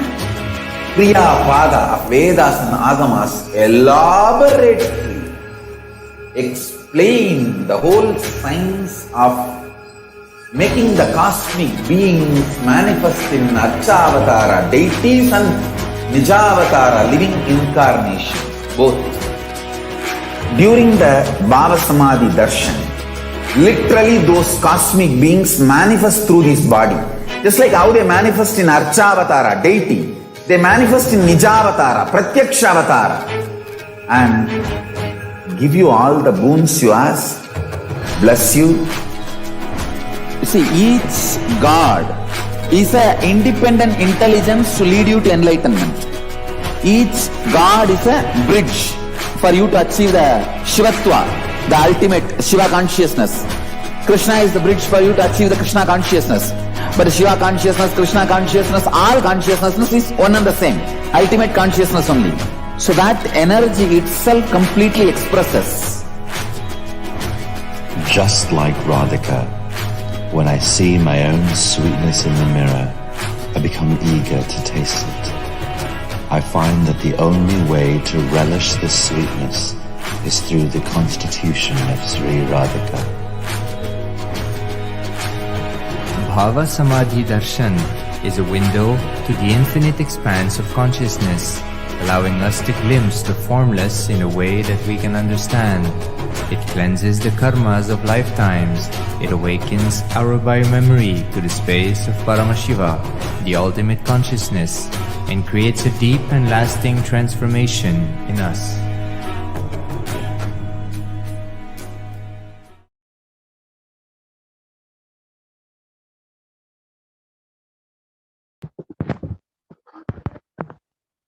Nithyanandam, welcome back to all of the viewers who are joining us right now. Now, I know that many of us for the first time got to know about some of the greatest aspects of the Adi Kailasa Sarvagna Peetham. And we had a first glimpse into the great contributions of the Avatar as he is today giving to the whole world. The Supreme Pontiff of Hinduism has literally built this Adi Kailasa Sarvagna Peetham as a ship which will help each and every one of us sail through this pralaya, and is literally the home for millions of people during these extremely dark and tense times. But despite having contributed the most to preserve Hinduism, and also in order to ensure that Sanatana Hindu Dharma, it survives even past the next generation, despite having contributed the most and ensured the most, the Supreme Pontiff of Hinduism has faced so much of persecution in every single front. Now, today, in this next segment, we'll be understanding the different ways that the persecution against the Supreme Pontiff of Hinduism has happened, and how exactly this persecution has been ongoing against Hinduism for the last more than 1,000 years. It's the largest most prolonged genocide in human history, but it is entirely invisible. Now, in this next segment, we'll be understanding why and some of the details of how that has happened. Now, it seems like if I can request the volunteer to reshare the slides, just you can stop sharing and reshare.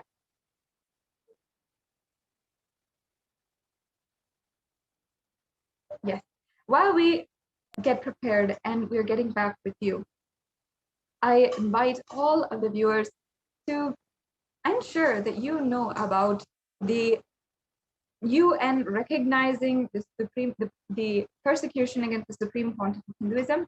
It's one of the greatest ways that, at least in one way, finally, because of nothing but the hard work of the Supreme Pontiff of Hinduism to ensure that Hindus have a voice in an international platform about the genocide that is ongoing against them. Now, the next slide, please.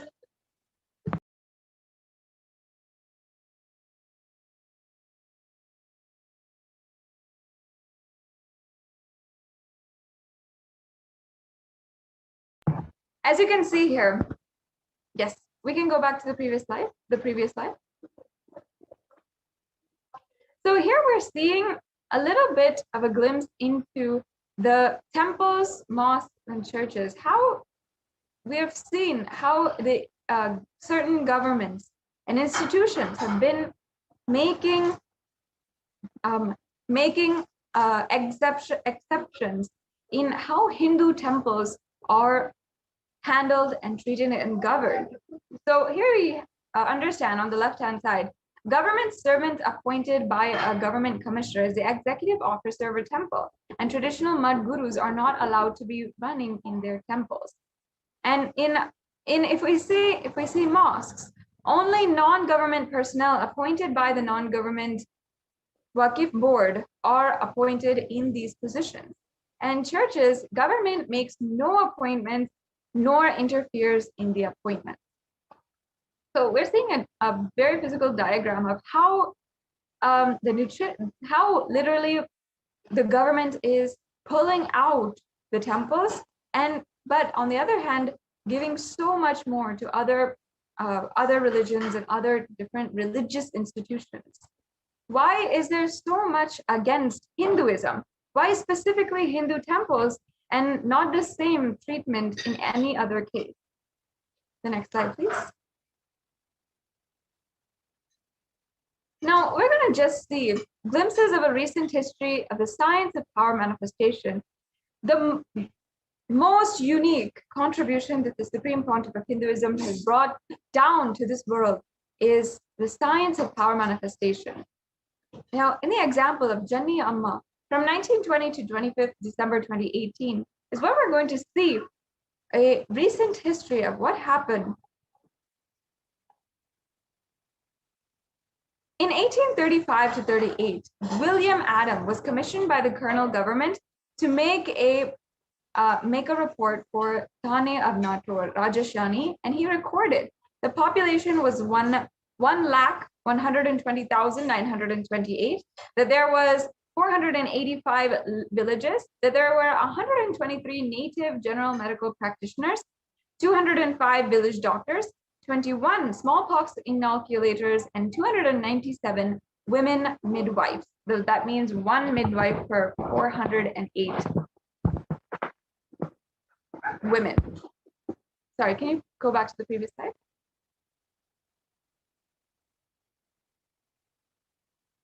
The previous slide, please. The previous slide, please. Yes, can we just go back again? Thank you. Yes.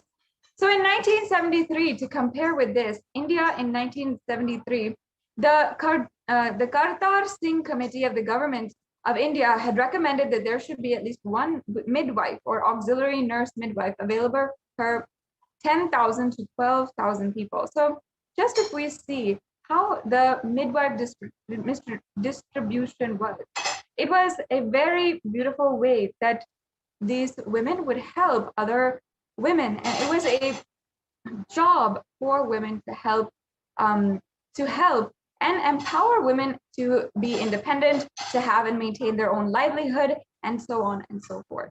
The next slide, please. So now we're going to understand this story and this example of Sulageti Narasamma, or Janani Amma, and is what W. Adams in the 1830s and the Sadar Singh Committee in 1973 describe as auxiliary nurse midwife. In the period of the 70 years, she performed more than 15,000 traditional deliveries free of charge, which means at least 4 deliveries per week. And that's entirely free for 70 years. And not only that, people do not know that she actually used power manifestation in the medical field. Born in Krishnapura or Tumkur, she was a power manifester. She was able to detect the pulse of the fetus while in the womb without the use of any instrument. A devotee of Bhagavan Krishna, she was also known to connect with him in his form as Bhagavan Dhanvantri and manifest powers. She could very easily detect the position of the baby in the womb. A very amazing gift that she had been manifesting as a power of Paramashiva. And this is one of the powers the Supreme Pontiff of Hinduism even initiates, the power of body scanning, where you can see anything going on inside of the body. What is the working of the body and what's going on?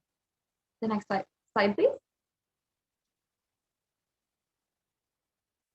Now let's see the example of Ramanuja from the 22nd of December 1887 to 26th April 1920. Now, by the grace of the goddess Mukhir Mahalakshmi, Ramanuja expressed the third eye power of the length dimension. And given any mathematical problem, he would know the answer without actually needing to solve the problem. When asked how he did it, he would simply say, Mukhir Mahalakshmi showed me or told me. The next slide, please. Another example, Rishi Shrishruta in his use of third eye powers in surgery.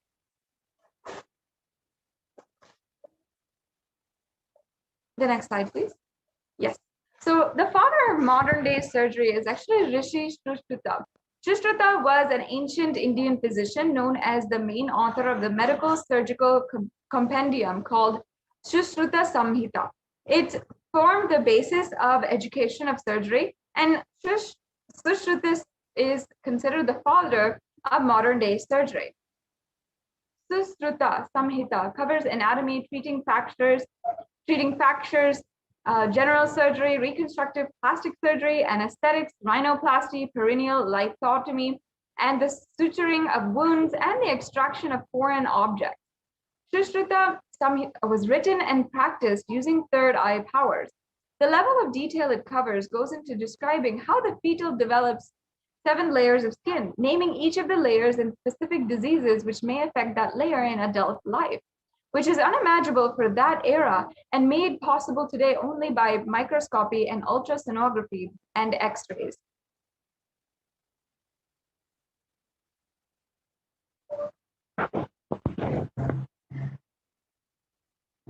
Yes, we can go on to the next slide.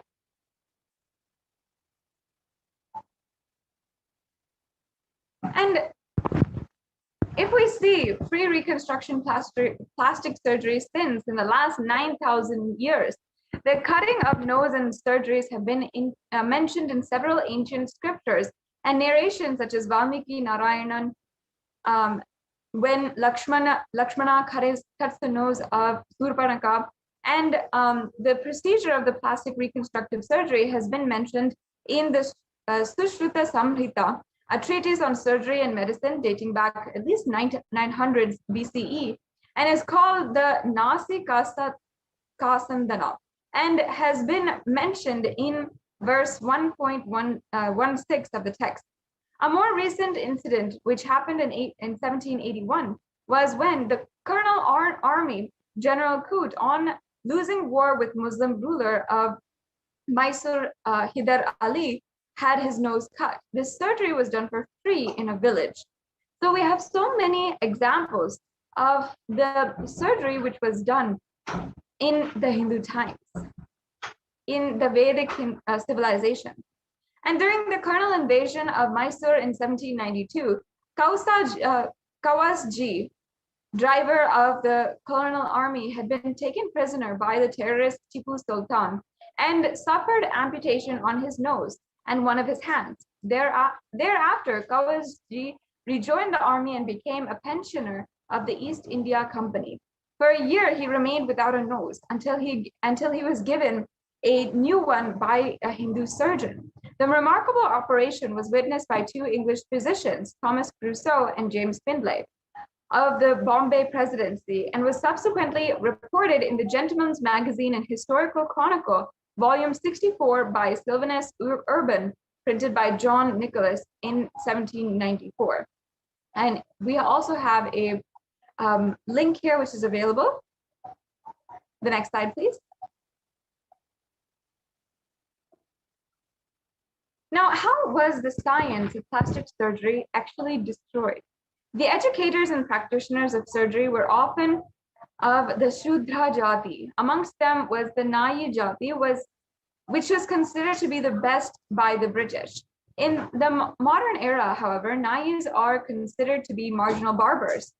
Although the colonial rulers took away the science, its roots were destroyed in cultural genocide by the invaders when they destroyed all the temples, gurukuls, and peetams, where this science had flourished and was developed.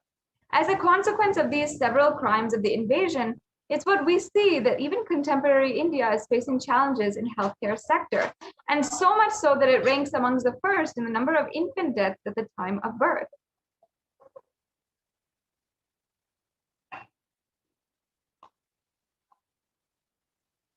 Now, we have to contrast this and see that the destruction that has happened to peetams, gurukuls, is still ongoing today. And the science that the Supreme Pontiff of Hinduism is reviving is being destroyed, literally.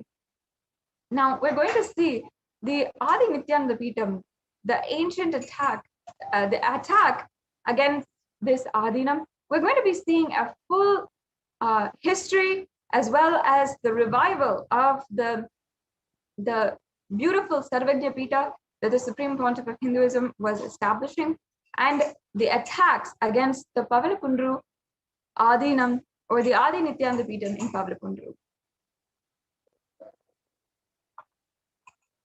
Now, this is the very place of the first enlightenment experience. In 1989, this sacred hillock was the place of the Supreme Pontiff of Hinduism's first enlightenment experience. And it was a full moon day when the Supreme Pontiff of Hinduism had a profound realization of his own self in everything. He was 12 years old at that time.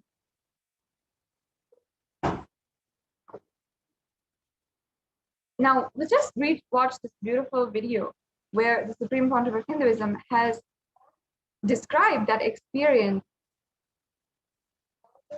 of the first enlightenment experience that he had in this very space.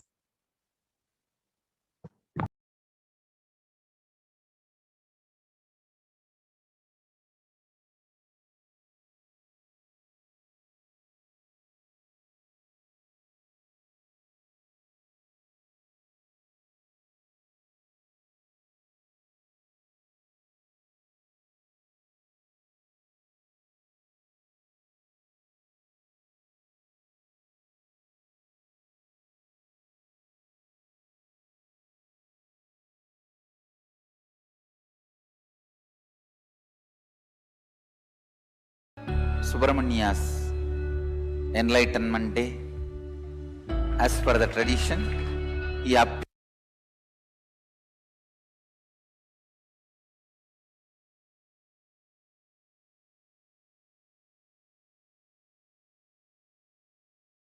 of a full moon day, Vaikasi month, Visakha Nakshatra, Paurnami Tithi, Subramania's Enlightenment Day.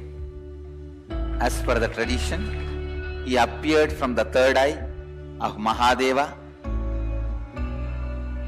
When I completed 11 and aging into 12. No school at that time usually. This May, June, no school. So usually this summer time I will go and sit in the temple or the hill.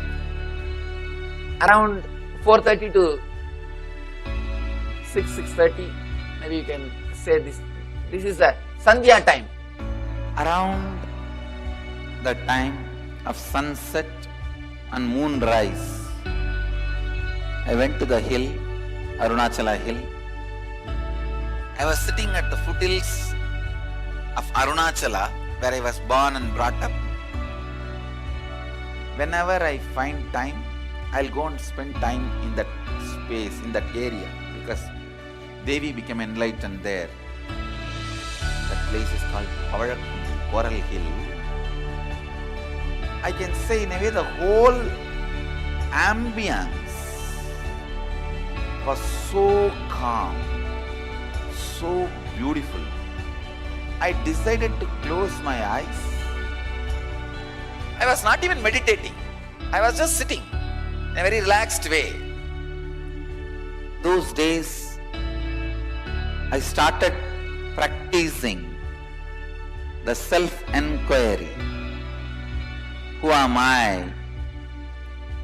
Sometime I may feel from where the thoughts are raising.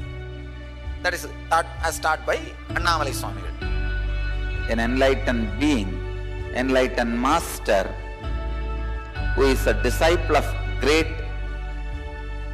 incarnation, Ramana Maharshi. Once I closed the eyes, the intensity of my yearning started taking over me. I just felt, what is it I am seeking?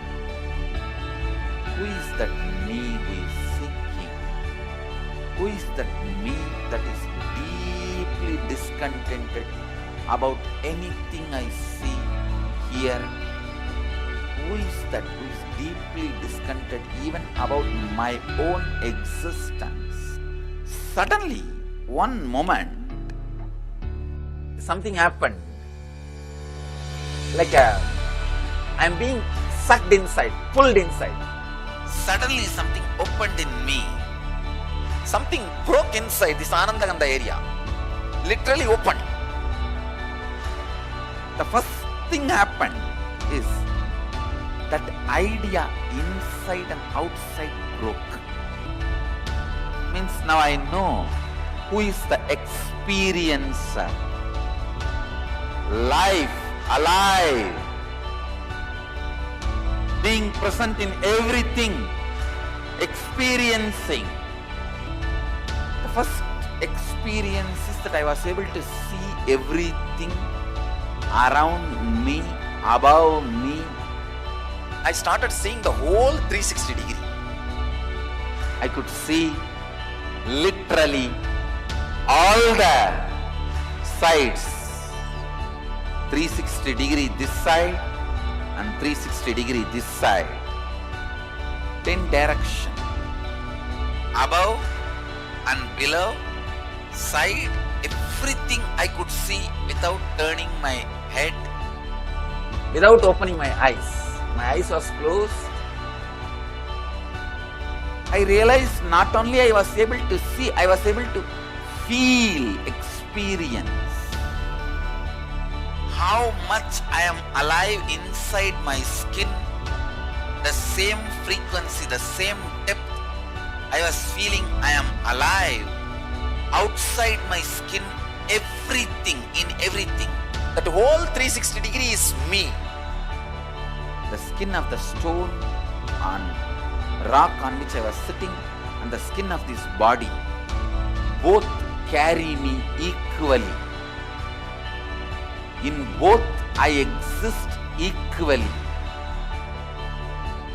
The trees next to me, the temple near me, the hillock around me, the sky above me, and the moon, sun which was setting, moon which was rising.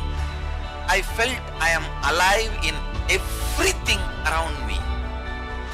The whole Arunachala hill, all the plants, bush, shrubs, the idea something is inside and something is outside is completely lost. I just know I am that oneness is the existence. There is no inner, there is no outer, there is no moving, there is no unmoving. The smallest movements of these plants is my movement, and the highest stillness of the center of the cosmos is my stillness. It will feel like as if the whole sky is centered on my Anandagandha. It looked like a huge balloon which is tied to my Anandagandha, and that balloon is the whole cosmos. Pure solid gold flowing through my spine, which was cool. Full 2.5 days I was able to see all 360 degree continuously. Whether I went to the home or anywhere I was walking around, I was able to see the whole thing. I went and told my godmother, Vibhudananda Puri. I asked her whether am I possessed by ghost. She checked my energy and said, no, you are possessed by God. The vision of seeing 360 degree is settled, but that experience of I am one has never left. Now, that very experience getting reproduced in so many Gurukul kids, even adults. It's only with the lamps lit, the power of the original lamp is established. I can say so many kids having their third eye awakened, even the adults having their third eye awakened, able to see everything beyond the use of senses. My message on this Nithyananda Purnima: work on your third eye, have initiation, see to it your third eye is awakened. My blessings to all of you.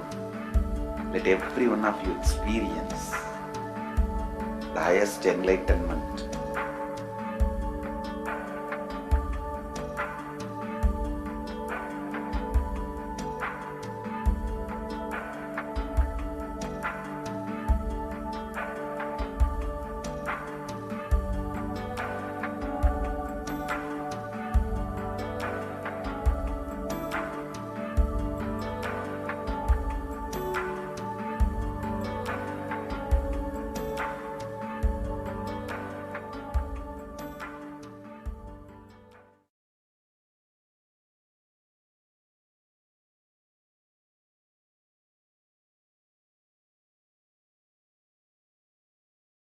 Yes, moving on to the next slide, please.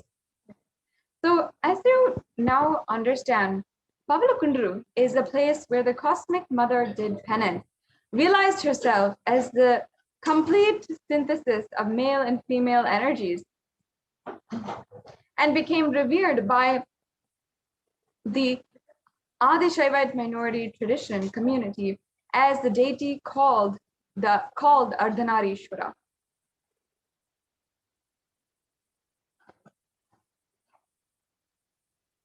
So here we have the great unbroken lineage where, as you can see, in the leftmost, Devi did penance at this very place, and the Paramashivoham at Pavalakundru, and got enlightened. In the second photo, we are seeing Isaki Swamigal, who is seated on the Sarvajñapita, an all-knowing seat in Tiruvannamalai. And the third photo, where you're seeing Mata Vibhudananda Puri, seated on the Sarvajñapita as the inheritor from Isaki Swamigal. And finally, the Supreme Pontiff of Hinduism himself seated on the Sarvajñapita on as the inheritor of this lineage. The same Kamandalu, as you can see, the sacred water pot and Danda, the wooden staff, are seen next as a part of the ancient items of heritage that were inherited from lineage to lineage. Sorry, from predecessor to successor. And this very place on the 19th of November 2002 is where the Supreme Pontiff of Hinduism here is, as shown, where the Supreme Pontiff of Hinduism had literally began and established the first Adinam, the first Pita and monastery. And here you can see the celebrations for Kartika Deepam with a few of the devotees. And he was just explaining the significance of this very place here. And on this occasion, the Supreme Pontiff of Hinduism had himself served food that he himself had cooked on the auspicious occasion of Kartika Deepam at Pavlakundru, at the building built for the Supreme Pontiff of Hinduism by his guru, Mataji Kuppammal. And as you can see, this is a beautiful example of the Supreme Pontiff of Hinduism himself beginning once again all of the spiritual and religious activities in this place, as it is continued until today by all the disciples of the Supreme Pontiff of Hinduism. Now here we can see the Supreme Pontiff of Hinduism giving a short discourse at Pavlakundru on the occasion of his birth star celebration.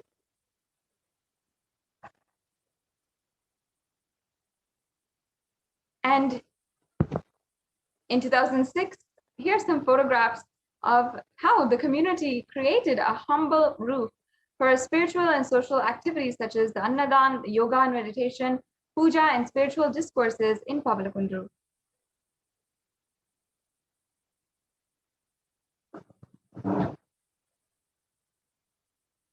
And here are some more pictures from 2007, where the monks of the Sovereign Order of Kailasa, initiated by the Supreme Pontiff of Hinduism, and devotees offer puja to the Sadhashiva, the Paramashiva Shila, the very place, enlightenment, where the Supreme Pontiff of Hinduism had the experience of the first enlightenment experience.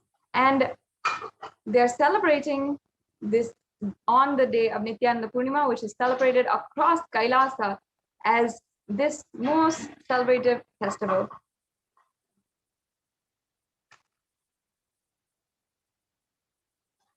Now, on the 25th of June, 2017, here we have the worship, which continues at Pavlakundru by the monks of the Sovereign Order of Kailasa.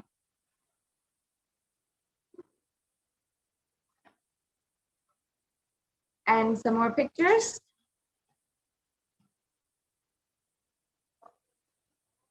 But unfortunately, and what we should each and every one of us realize is this cosmic airport, this place for all the avatars and spiritual experience to happen, is in threat. And what happens to a spiritual experience for the continuous support following Guru and Guru's Diksha, not questioning, understanding Guru is the descent of the ultimate. This is a place where this is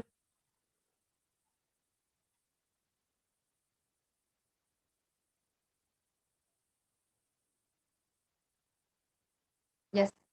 No, but this ecosystem, this very place, is today still under threat.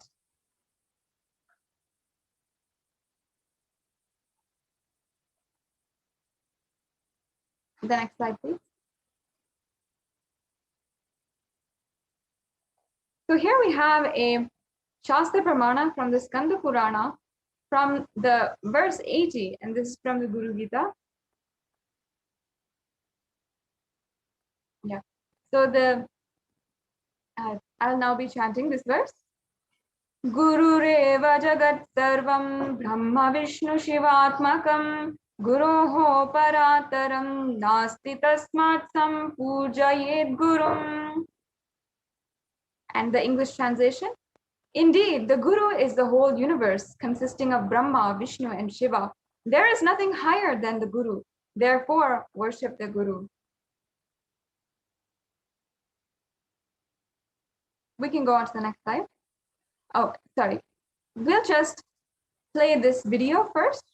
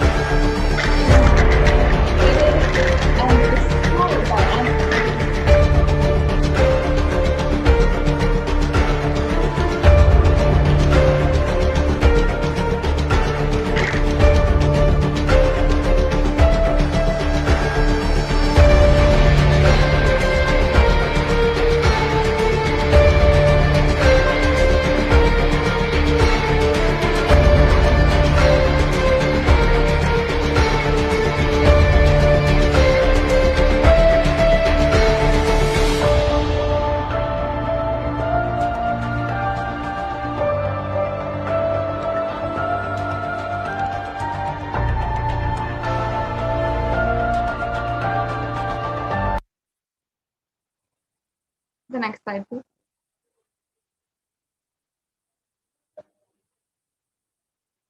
Now, the first attack in 2017 was an act of intimidation.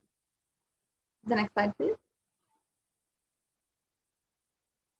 And we're seeing here it was pursued and conspired initially by the authority positions in Pavlakundru.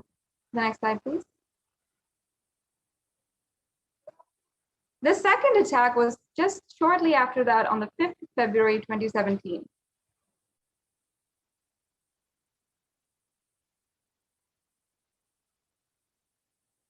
And here you're seeing some of the bloody repercussions, consequences, and attack of the sannyasis and the volunteers, the Adinavasis, the Kailasians, who were just there to serve. On the 16th of June 2017 was the third attack.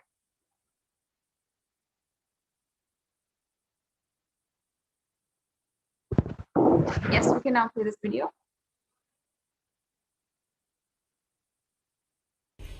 Annamalaiyar மலை மீது முருகர் கோயிலுடன் அமைந்துள்ள பவழக்குன்று இந்து சமய அறநிலைத்துறையின் கட்டுப்பாட்டில் உள்ளது. அங்கு நித்யானந்தாவின் சீடர்கள் பாறைகளுக்கு மஞ்சள் பூசி திரிசூலம் நட்டு வழிபாடு செய்துள்ளனர். பின்னர் படிப்படியாக கீற்றுக்கொட்டாய் அமைத்து அதனுள் பஞ்சலோகத்தால் ஆன முருகன் வள்ளி சிலைகளுக்கு இணையாக நித்யானந்தாவின் சிலையை நிறுவி வழிபாடு செய்ய ஆரம்பித்துள்ளனர்.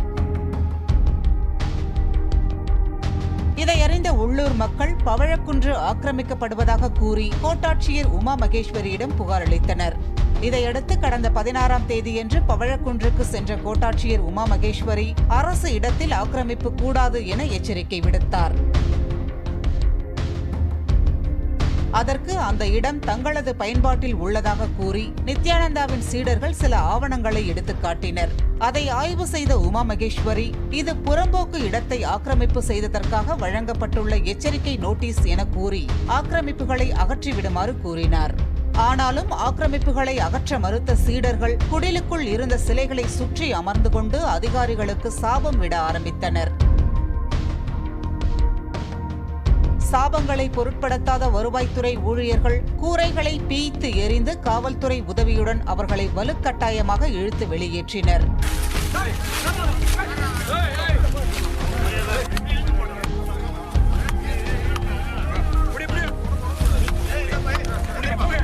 மலையை விட்டு இறங்க மறுத்த நித்யானந்தாவின் பெண் சீடர்களும் வலுக்கட்டாயமாக கீழே இறக்கப்பட்டனர்.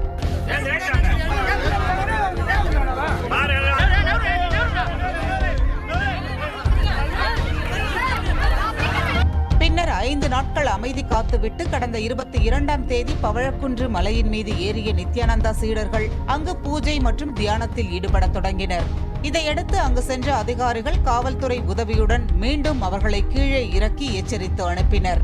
இதையடுத்து என்ன செய்வதென யோசித்த நித்யானந்தா சீடர்கள் மீண்டும் 5 நாட்கள் கழித்து கூலி வேலைக்கு செல்லும் ஏழை தொழிலாளர்களை பக்தர்கள் போர்வையில் பவழக்குன்றுக்கு அழைத்துச் சென்றனர்.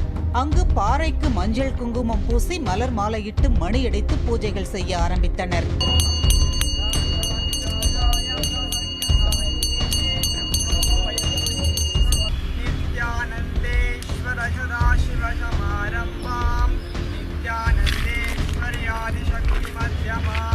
பொதுமக்கள் இது குறித்து காவல்துறைக்கு புகார் அளித்ததை தொடர்ந்து இம்முறை 2 பெண் சீடர்கள் 4 ஆண் சீடர்கள் ஆகியோரை கைது செய்த போலீசார் அவர்களை விசாரணைக்காக அழைத்துச் சென்றனர்.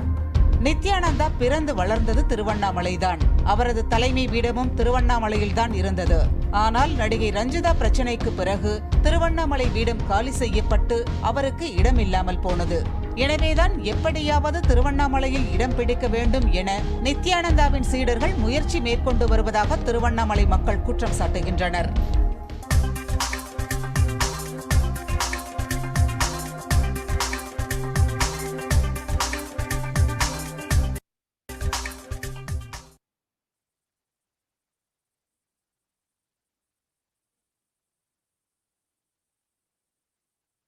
We can move on to the next slide.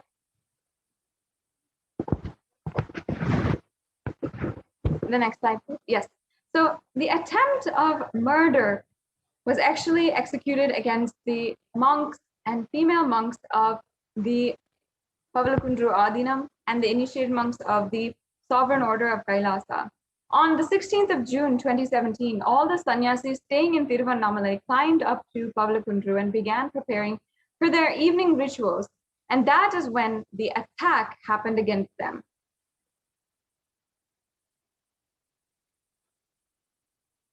As you can see here, some of the very gruesome visuals of what happened and how brutally the sannyasis were assaulted.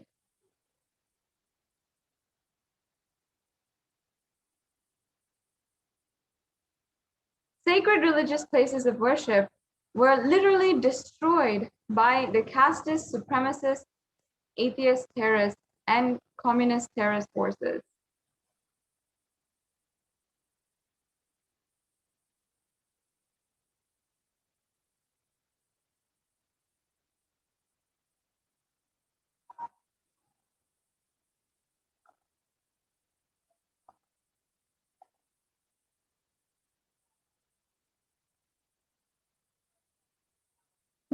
Here you can see how female monks of the Sovereign Order of Kailasa being abused by police and casteist supremacists, and even the ASMT monk facing inhuman treatment, and how the media houses misrepresenting all the monks as criminals, even though in this case, in every single case, they are the victims.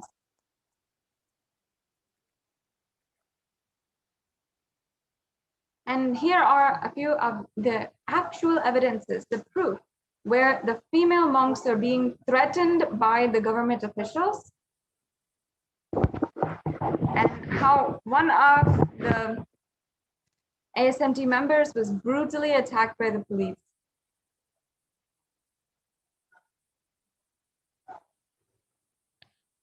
Now, this is Sri Nitya Parabrahma Maharaj after the assault.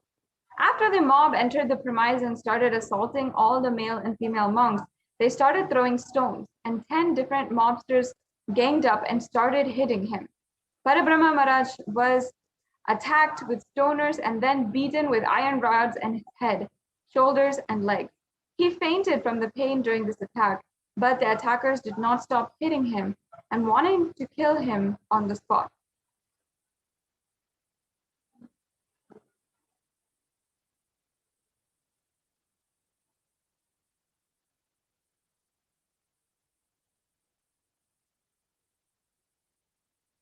And a group of sannyasis were at Pavlakundru in Tiruvannamalai offering puja, the ritualistic worship, to the Paramashiva Shila. The district collector, without giving any prior notice, executed a planned attack with a clear intention to vacate us. He came with the police and the casteist forces and destroyed and pulled down the huts of the monks and manhandled them, physically injured them like beasts, and finally illegally arrested them for no reason. And mob attempts to lynch 3 innocent monks at Pavlakundru also occurred. Repeated attacks made assassins incited with hatred by caste supremacists and at the Paramashiva Shila. And on the 16th of June 2017, a mob of 80 plus people attempted the murder of 3 innocent sannyasis who were taking care of the Paramashiva Shila. At Pavlakundru, this mob was sent to drive them away, and the reason being the monks resisted the false accusations and the claims made by the police and other people. The mob was very well known to the authorities as the monks of Kailasa, and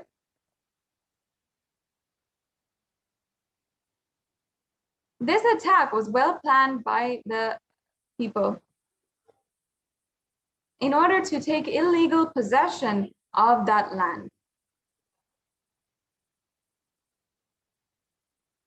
And here we're also seeing more media coverage of the attacks against Pavlakundru.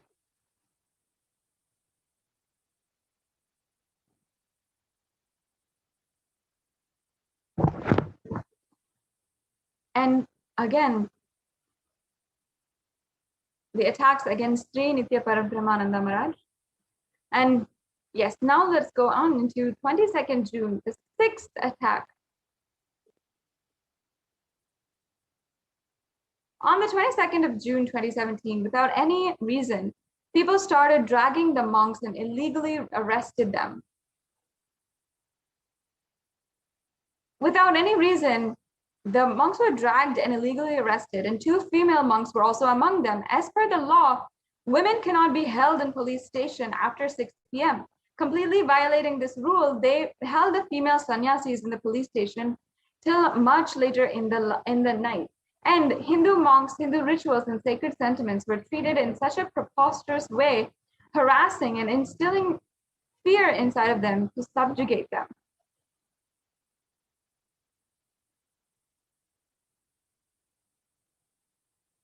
Here is the different footage and evidence of this.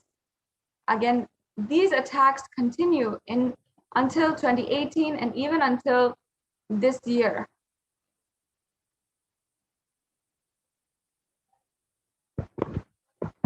The abuse of the Paramashiva Shila here is shown, where this sacred place, which is worshipped literally as Paramashiva himself, is vandalized, and they had literally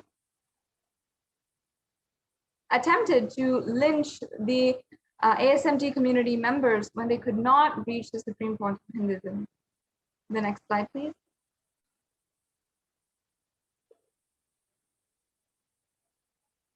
And continuously during the rituals, they would throw stones and sharp weapons and intimidate the monks who are doing the rituals. And even they had assaulted the aged caretaker as well. The next slide, please.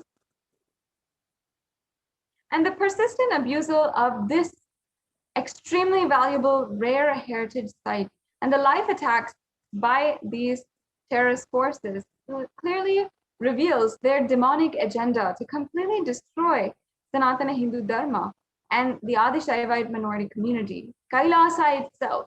The attackers tore and pulled down the saffron robe, which was there to decorate and adorn and ritualistically placed on the Paramashiva Shila, bringing it down to the ground. And they also unearthed the sacred Trishul, which was absolutely degrading and ridiculing it. Now, as you can see, the violence against Sanatana Hindu Dharma and the violence against the revival of Kailasa shows how in danger Sanatana Hindu Dharma is, and how in danger each and every one of us Hindus are of not being able to practice our sacred Hindu lifestyle. The next slide, please. But Kailasa is the very solution where we can be absolutely protected and we can ensure the survival of Sanatana Hindu Dharma.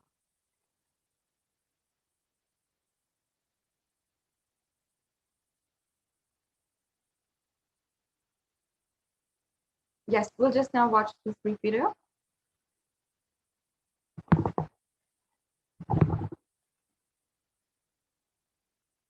We need to build a large Kailasa ecosystem outside India with the protection, legal protection.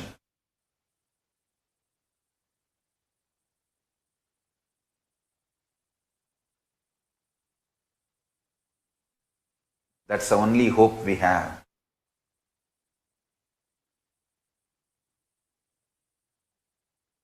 Already, Kailasa has signed a treaty with many nations. One nation has even given us a land with autonomous status. We can have our own internal administration, including law and order and judiciary. We are going to do it as per Hinduism, with a Hindu constitution. This is the only hope we have for the future of humanity. By keeping the Hinduism alive and Hindu principles alive, let's keep the humanity alive, at least outside India. That's the only hope we have.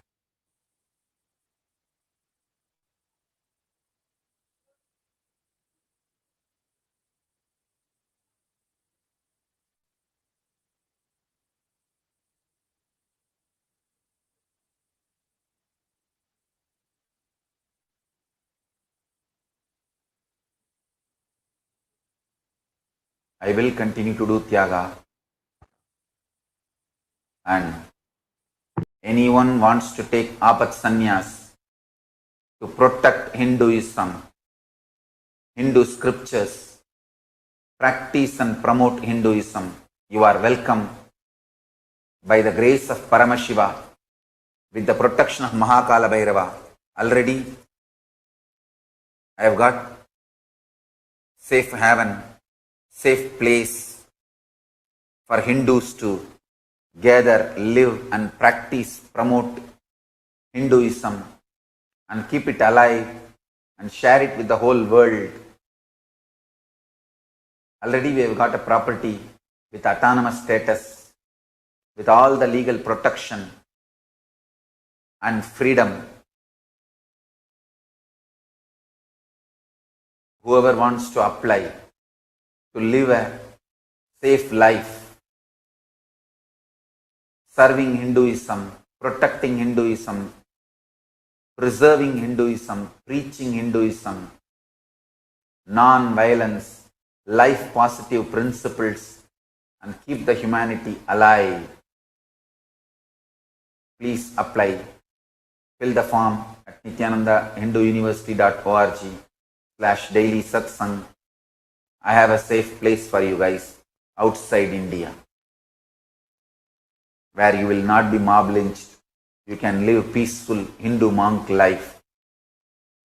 Live and study Hindu scriptures, practice Hinduism, share Hinduism with the whole world, keep it alive for the next generation.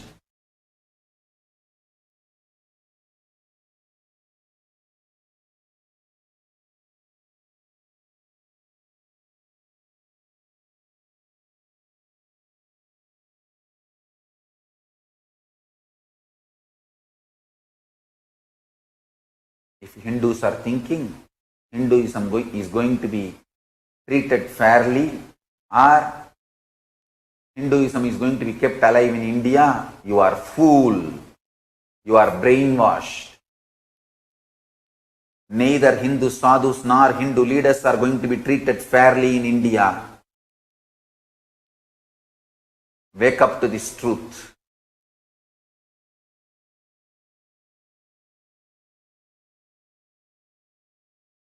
Even for telling this, I would have been arrested if I was available to Indian police.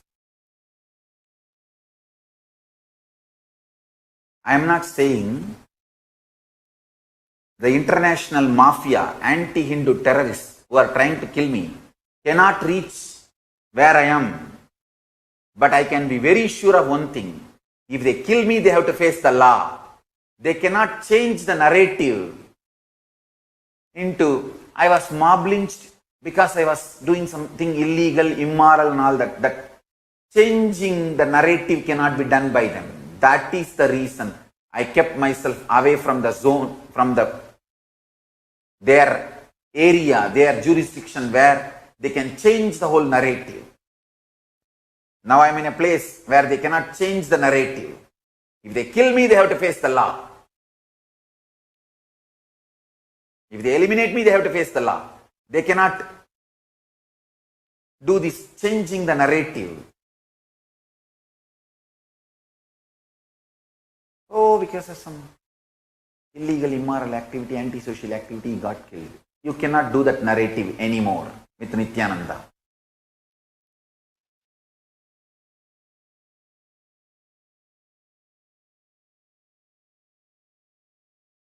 Understand, I have not made Kailasa to protect me. I have made Kailasa to protect Hindus, Hindu Sannyas Sampradaya, Hindu Gurukul tradition, and Hindu principles, Hindu philosophy, Hindu lifestyle, Hindu spirituality, the only hope for humanity.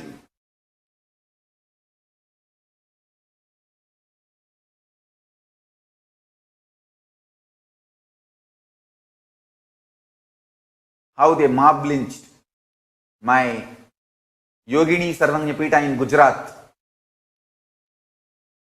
The Sarvanyapita I made just for girls and women. How they mob lynched and destroyed the whole Sarvanyapita. Just see. Every day this is happening in India. But media twists and gives the absolutely different story.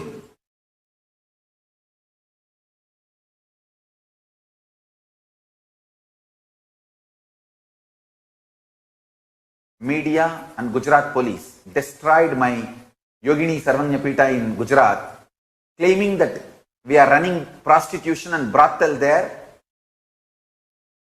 Now they don't have an iota of evidence. First of all, we are not doing that. Now they don't have iota of evidence, but they already killed, destroyed the whole ecosystem, whole Sarvanyapita. The ashram, the Sarvanyapita is destroyed. They will not be able to convict my sannyasis, my sannyasinis in court. They don't have evidence, but they are successful in destroying the Sarvanyapita. That's all they want, and they finished it. If I was available, they would have given me to the mob to kill. Unfortunately for them, unfortunately for me, I was not available. So they just finished it with filing a false case. I have seen enough false case. But this Gujarat police filing a false case on me is the worst false case. I never visited that Yogini Sarvanyapita even once. And for years I have not even gone to Gujarat. And I was out of human society at least for last 2 years. And they are filing a false case on me, saying that I don't know what all the sections they put. And they even filed a charge sheet.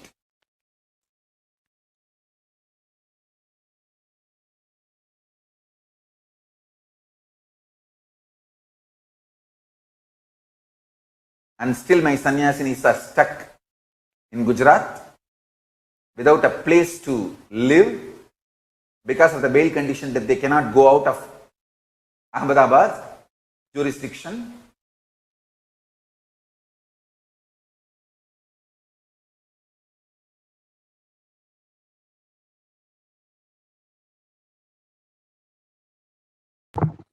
We can go on to the next slide now.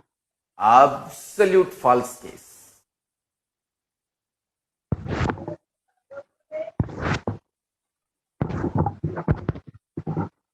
We need to build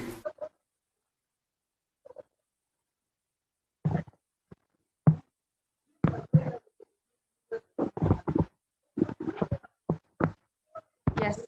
All the pillars of Hinduism are being revived through Kailasa, whether it is the Annalaya, the temple, the library, the Gomandir, or Gurukul. You can support entirely this by supporting Kailasa.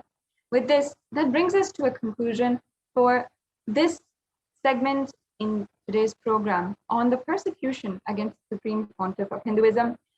And as we conclude today, I request each and every one of you to spend a few minutes and share with as many people as possible, and make sure that you are bringing awareness as it is the Hindu Persecution Awareness Month.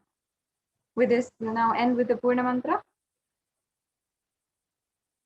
Om Purnamada Purnamidam Purnat Purnamudachyate Purnasya Purnamadhaya Purnamevavashishyate. Om Shanti Shanti Shanti. Harihi Om Tat Sat. Sarvam Bhagavat Sri Nithyananda Paramashiva Padukarpanamastu. Om Nithyanandam. Spiritual sciences unique to Hinduism that will understand Kriya Pada of Vedas and Agamas elaborately explain the whole science of making the cosmic beings manifest in Archavatara deities and Nijavatara living incarnations, both. During the BHAVASAMADHI darshan, literally those cosmic beings manifest through this body. Just like how they manifest in Archavatara deity, they manifest in Nijavatara, Pratyakshavatara, and give you all the boons you ask, bless you. You see, each God is an independent intelligence to lead you to enlightenment. Each God is a bridge to enlightenment. Each God is a bridge for you to achieve the Shivatva, the ultimate Shiva consciousness. Krishna is the bridge for you to achieve the Krishna consciousness. But Shiva consciousness, Krishna consciousness, all consciousness is one and the same. Ultimate consciousness only. So that energy itself completely expresses. Just like Radhika, when I see my own sweetness in the mirror, I become eager to taste it. I find that the only way to relish this sweetness is through the constitution of Sri Radhika. BHAVASAMADHI Darshan is a window to the infinite expanse of consciousness, allowing us to glimpse the formless in a way that we can understand. It cleanses the karmas of lifetimes. It awakens our biomemory to the space of Paramashiva, the ultimate consciousness, and creates a deep and lasting transformation in us.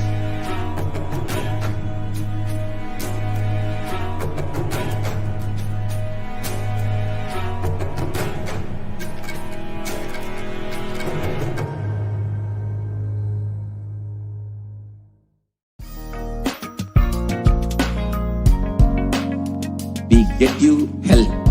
We get you ability to build beautiful relationships in your life. We get you direct spiritual support, and we make sure you become wealthy.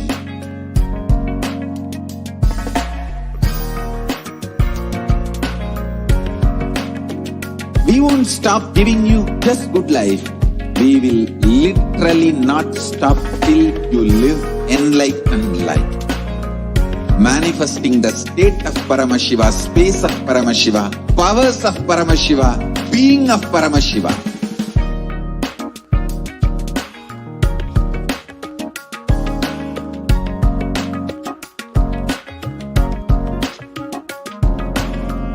Whole world should become Kailasians. I want the whole world to know Hindus have something great to contribute to the world.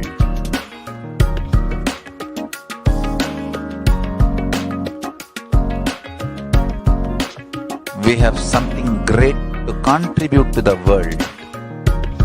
Let us do that.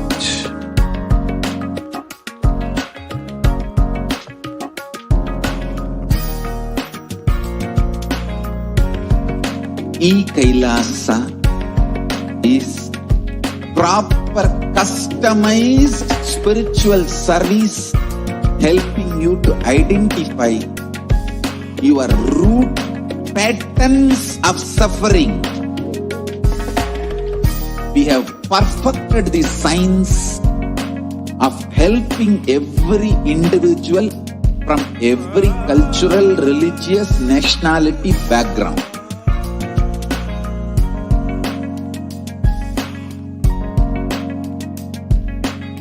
You will have lowest reactionary assumptions, highest awakened response, alive response for life continuously.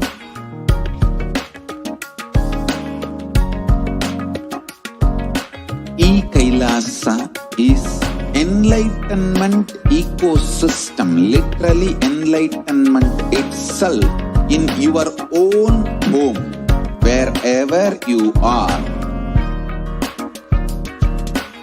Proper customized spiritual service helping you to complete with your life negativity, withdrawal from life, self-hatred, self-denial, self-doubt, so much of tiredness, laziness.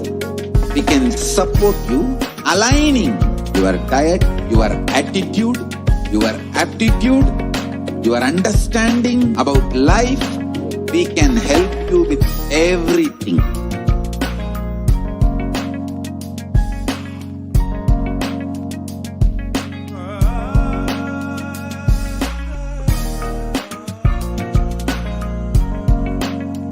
If you are interested in enlightenment, we will immediately bring this to you. If you are not interested, we will explain the whole science, inspire you and make you interested in enlightenment time.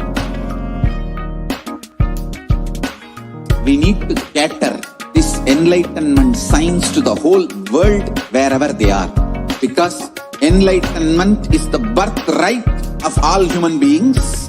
Kailasa is responsible to provide that to all human beings.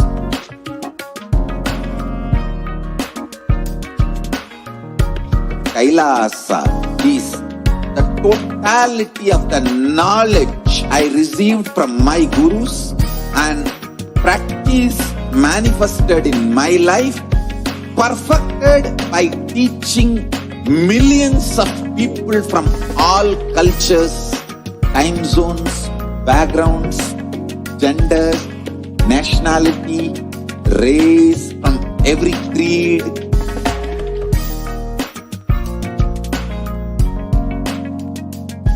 So this absolutely perfected knowledge available to you, served to you in your home without even you moving out of your couch, free of cost.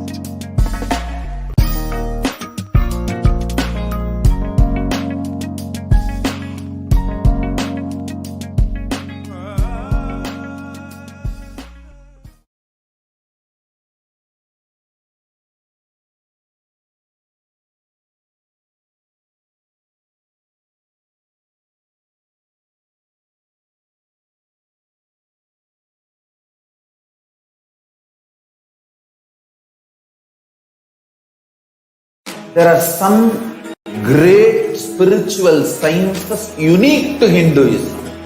Subtle, otherworldly, but definitive sign.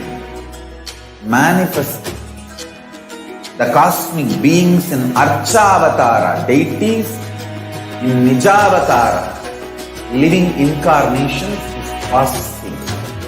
Understand?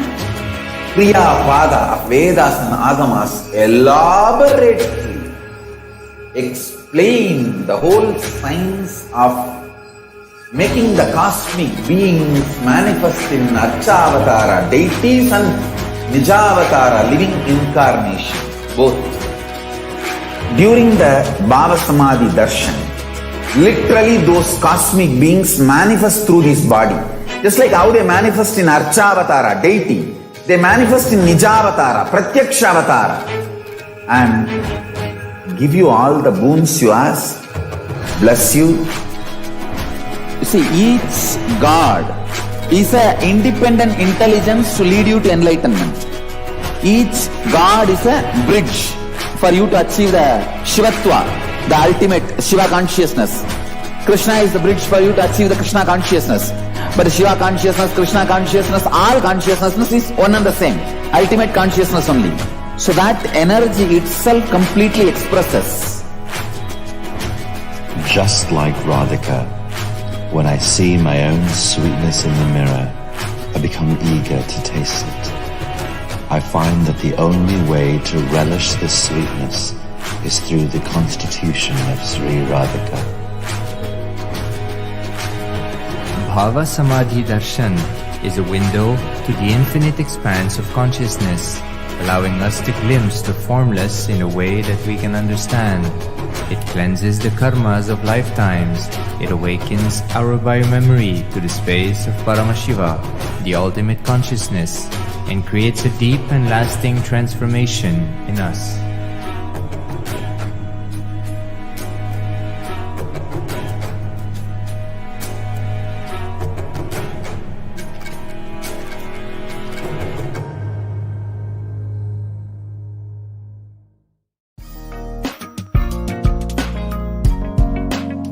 We get you health. We get you ability to build beautiful relationships in your life. We get you direct spiritual support, and we make sure you become wealthy.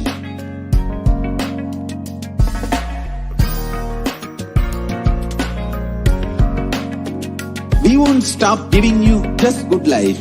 We will literally not stop till you live enlightened life. Manifesting the state of Paramashiva, space of Paramashiva, powers of Paramashiva, being of Paramashiva.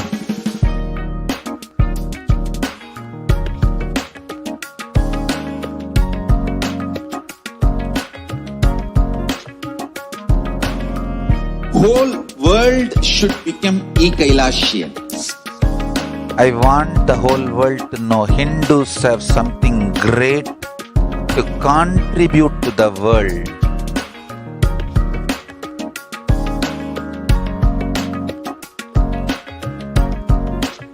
We have something great to contribute to the world. Let us do that.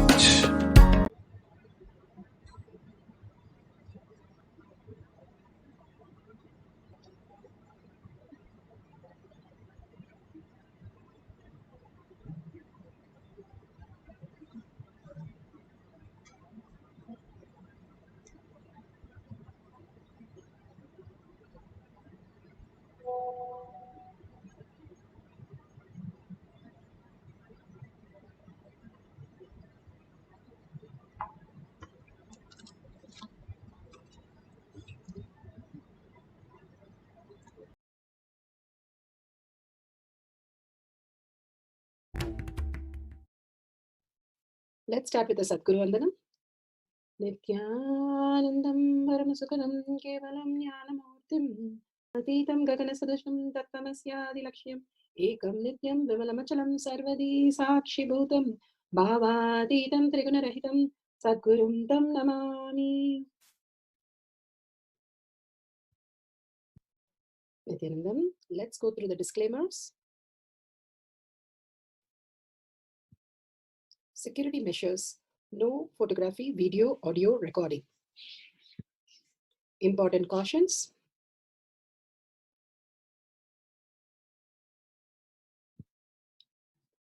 please be aware of the important cautions.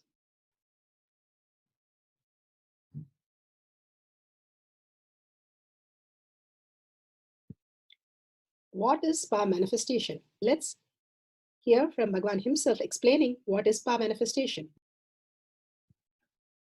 All the 25 states of consciousness, when they happen in you, due to your chemicals and hormones ups and downs, it is powerlessness. When it happens, your free will and consciousness